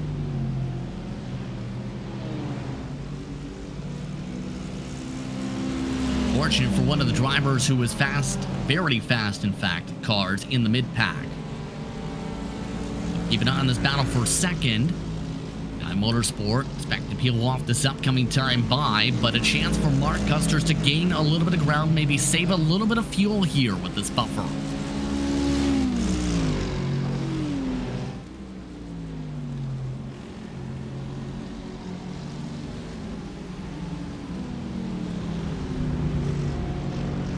It's always good to see Sam Soykin on esports in these types of events. There's the pit stop for 89 Motorsport. But we've seen a lot of the purple and orange cars in these major events throughout the entire year, especially when it comes to a track such as this one.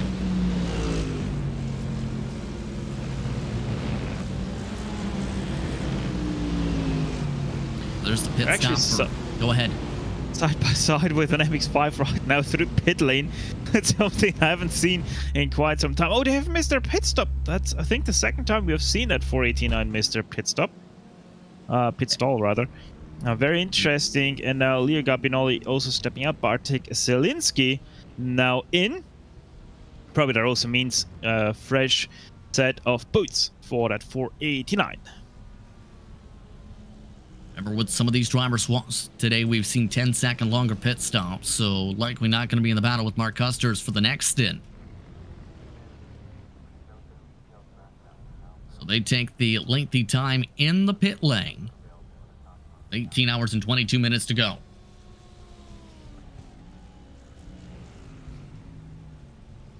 Going to remind you, switching things over to a new producer for hours 7 and 8. As well as hours 9 through 12. Or we'll be joined by Iku. My goodness, I haven't pronounced his name before. Morikawa, I believe, got it. We'll be jumping in as the producer. I think I'm still off. Off and away goes Bartek Zielinski. Can't wait for Iku to jump in the producer's seat. Oh, and something's just happened to Fury. I believe they may have disappeared. They are back on the track. Disappearing for a good few seconds. Still keep an eye on the 489 who have had a intriguing race today, as we've talked about. Yeah, but I think they're back. I think they did just blink or something, because they're still on track. That 87. Graham Pentoni, there we go, behind the wheel of that 87. As we continue to watch the traffic management of the 16th place Sim Dynamics Esports. One Paul Allen behind the wheel of the 77, trying to chase down Team Green Print while being under pressure from UK Sim Racing. 16 Roxanne Marshall behind that wheel. As we start to see more and more of the light cones of cars, which also means, Justin, obviously, these guys better have practiced at their visual reference points on the track itself. Absolutely. That's where all the preparation comes in.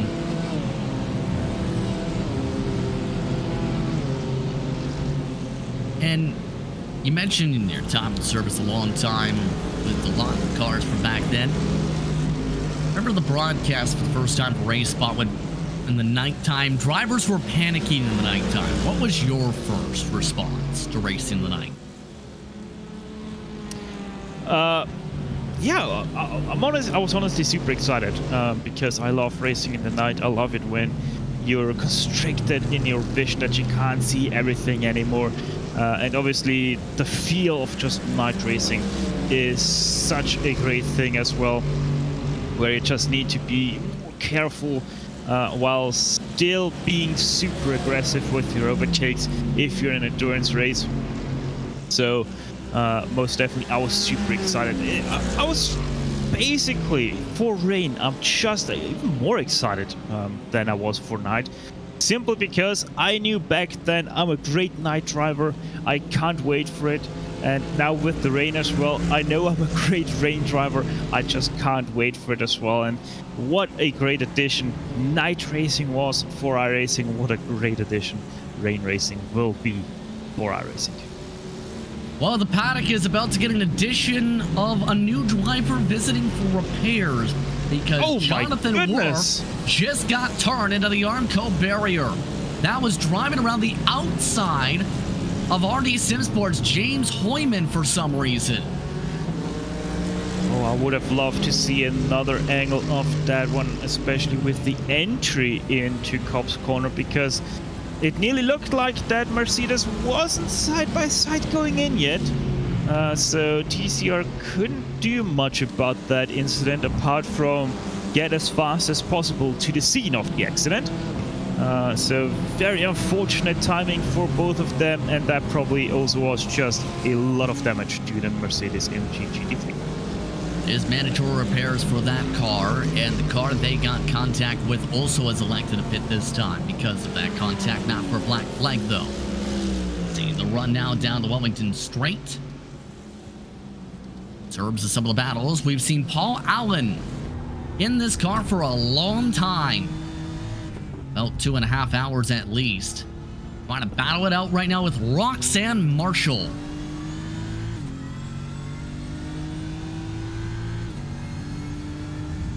And by the way, quick note with the crash of the 11 there, Jonathan Worf of Elite Racing Team. That also means that in the GT3 class, only our top 3 drivers are now on the lead lap anymore. And third place, 22 GTWR Esports of Huracan. 1.5 minutes already back on your leaders. Pretty significant in terms of the nomination, indeed, from Benson and Co. today. Keeping an eye on Marshall still, who has to now work through a couple more MX-5 traffic cars. That is Alex Roth, that's now to the left side. See, just standing still when you pass those MX-5s in terms of speed differential. Marshall struggling to hold back to the draft of Allen, who's really picked it up.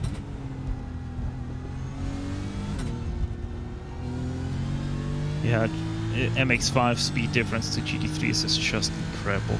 I think if you have watched the last 2 editions of the Nürburgring 24 Hours, you now get the feel of how the Dacia Logan compared to the GT3 cars drives, because that's pretty much the same pace between those two, MX-5 versus the Dacia Logan.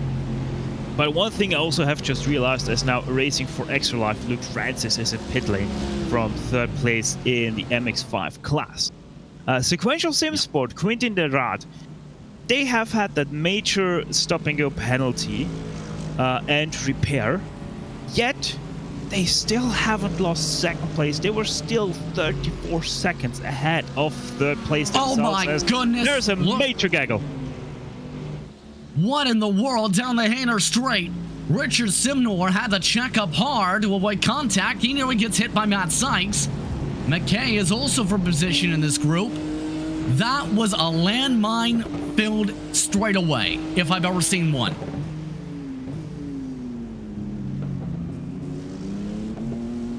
McKay holding on in the midst of things. They also have the Old Turtles Motorsport car that technically is leading this pack. They have Buzz the Tower Racing Maverick also in this train as a lap car. Simnor thought about a move heading into Abbey. McKay holds firm though. Another look for Simnor, this time for Village.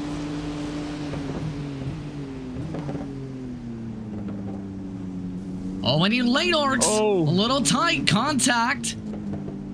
That forces the 98 offline. McKay loses a spot from the squeeze in the contact.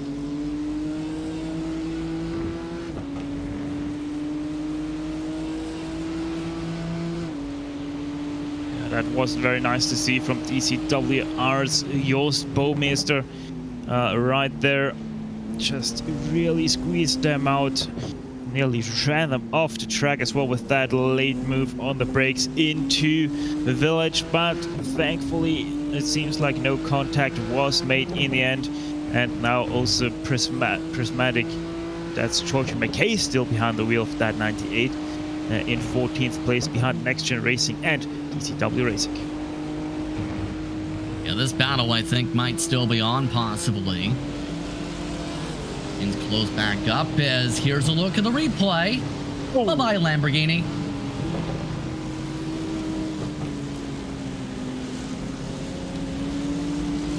Very crushed that front end now.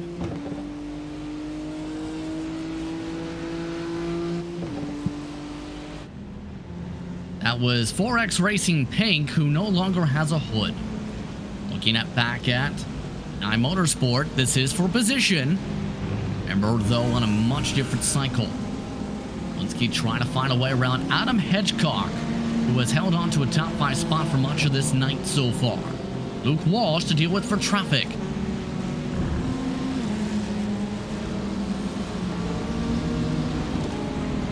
Yeah, Bartek Zielinski about, was that 6/10, 7/10 faster than Adam Hedgecock last time around in that 51 machine for Century Sim Esports. Hedgecock seems to be a little bit struggling on these tires right now. Maybe also a little bit due to traffic. His lap times have dropped as once again. Just bad traffic through Luffield, has to go the long way around the TCR, which is never a good thing to have. And the 489, much easier way around. Can keep the speed, and look at how much that gap has decreased. As we make our way forward towards the 18-hour mark, we'll take a quick break. More coverage coming up. Right after this, you're watching the ButtKicker Britcar 24 Hours of Silverstone. BRT leads the overall race.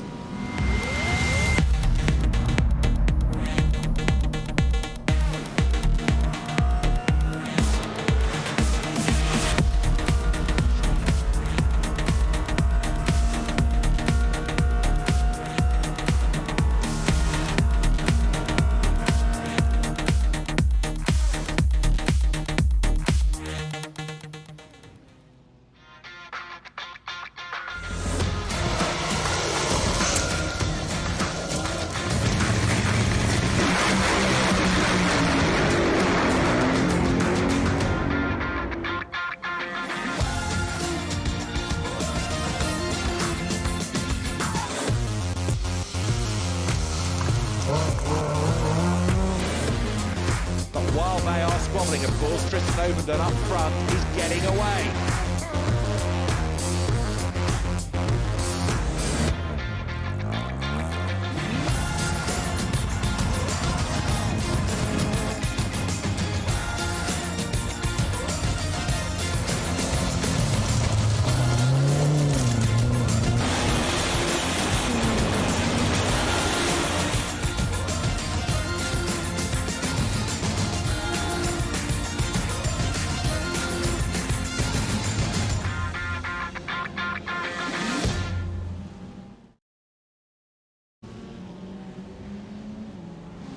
Welcome back once again to Silverstone for the ButtKicker Britcar 24 Hours of Silverstone. Fun to have you with us. Justin Prince, Stefan Slacker with you here as we make our way to the 18-hour mark here in this race today. Today's action also part brought to you by Goodyear and IMB Racewear. Plenty of action throughout these past couple hours here throughout this stint. And we're making our way over to part 2, approximately 10 minutes time. Get ready to see how things fare out in full darkness in the next half hour to an hour or so in this one. So far, Adam Hedgecock now looking to pull away from 89 Motorsport in the midst of all this traffic. Remember, the different strategy is going to be a major factor, a part of all of this too. How this is played out potentially by the 89 Motorsport car. Once one of the close battles on the racetrack, many of the others trying to run away and separate away outside of their lap traffic giggles. Ooh, a little bit of a cut needed there by the 51 around that MX-5. And that also means that the 489 getting held up a little bit on the apex, or the second apex of Club. The gap opens ever so slightly once again between those two. Ferrari versus BMW. I've seen many battles between those two in 2 years, I think it was, that BMW was racing GTEs. So most definitely those two cars, brands, quite acquainted to seeing each other in close quarters on the same racetrack in an endurance race. As we now have a look at this nearly spinning 13 leader of your TCR field, Justin. Jamie Dory getting a little bit squiggly there. Having to let by some traffic here too. Dory continuing to dominate this respective class. He is losing ground bit by bit here and there to Luke Walsh on the time by half a second per lap. But here's the thing with the interval, it hasn't really significantly shut down until about that slide, because guess who's on the doorstep? Luke Walsh has finally closed up. It has been about 3 seconds until that slide, lost about 2 seconds. And then obviously now the draft keeps closing in, the 44 to the 13, and then we will finally have a little battle, but with how damaged that 13 is. Remember, it still hasn't pit since it acquired that wheel damage. They just continue to lose time, and they probably will be easy food for that Luke Walsh Hyundai once they get up to them. Walsh trying to find a way to get up to the 1 second mark. There are reports, meanwhile, the 7 car just about got into an incident from second overall moments ago as they got doored just seconds ago. It appears by Buzz the Tower Racing Maverick. They are still going, however, 59 seconds back of the leader. This causing a panic in their camp a bit. Yeah, that most definitely will get you a little bit routed up here. As in the background we see the BMW spin. Able to hold on to it though. Just had another spin with the 66 just now of note. Middle of the pack in fact fourth in the touring cars. Dapper Customs just got spun around. Keep an eye on Luke Walsh, still in the battle for the lead for the class, but their competitors are starting to fall like flies again.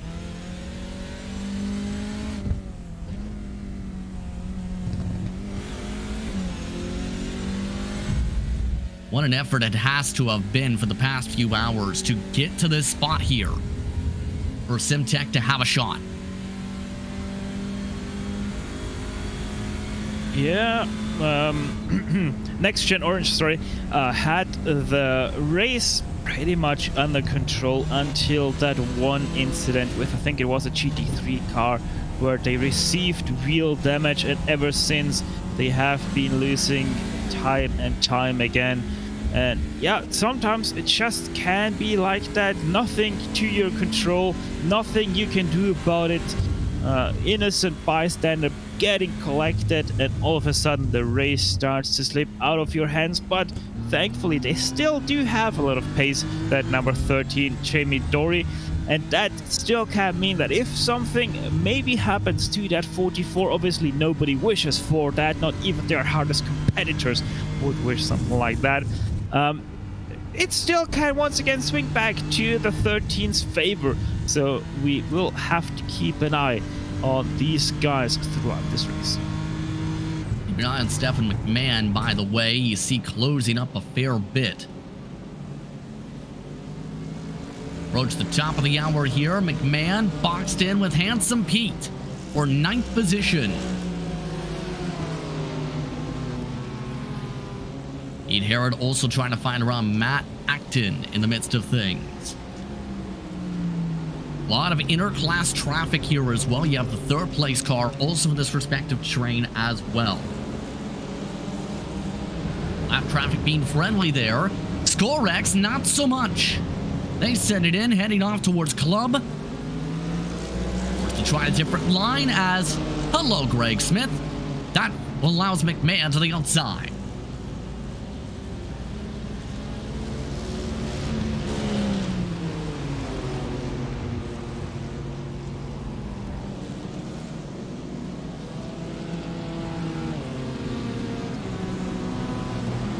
Contact with the Turtles as well. 110 Marshall was also closed up to Paul Allen, coming up towards the top of the hour in this action.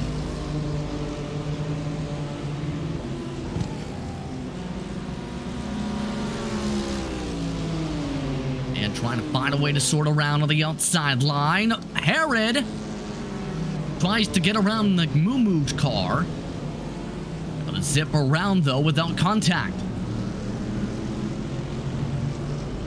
45 really pressing here the issue with the 43, trying to force them into a mistake, as it seems right now, as they continue to be super close to the bumper, showing themselves in the mirror, showing themselves in the inside, on the outside, wherever they can to keep that pressure on. And look at that once again, a little bit off traffic for the 43 as they have to ever so slightly back off. And here, this is major. How quick can both of these guys go past that 66? Very easily done. That is good news, but the exit compromise for the 43 and the 45 goes on the hunt once again.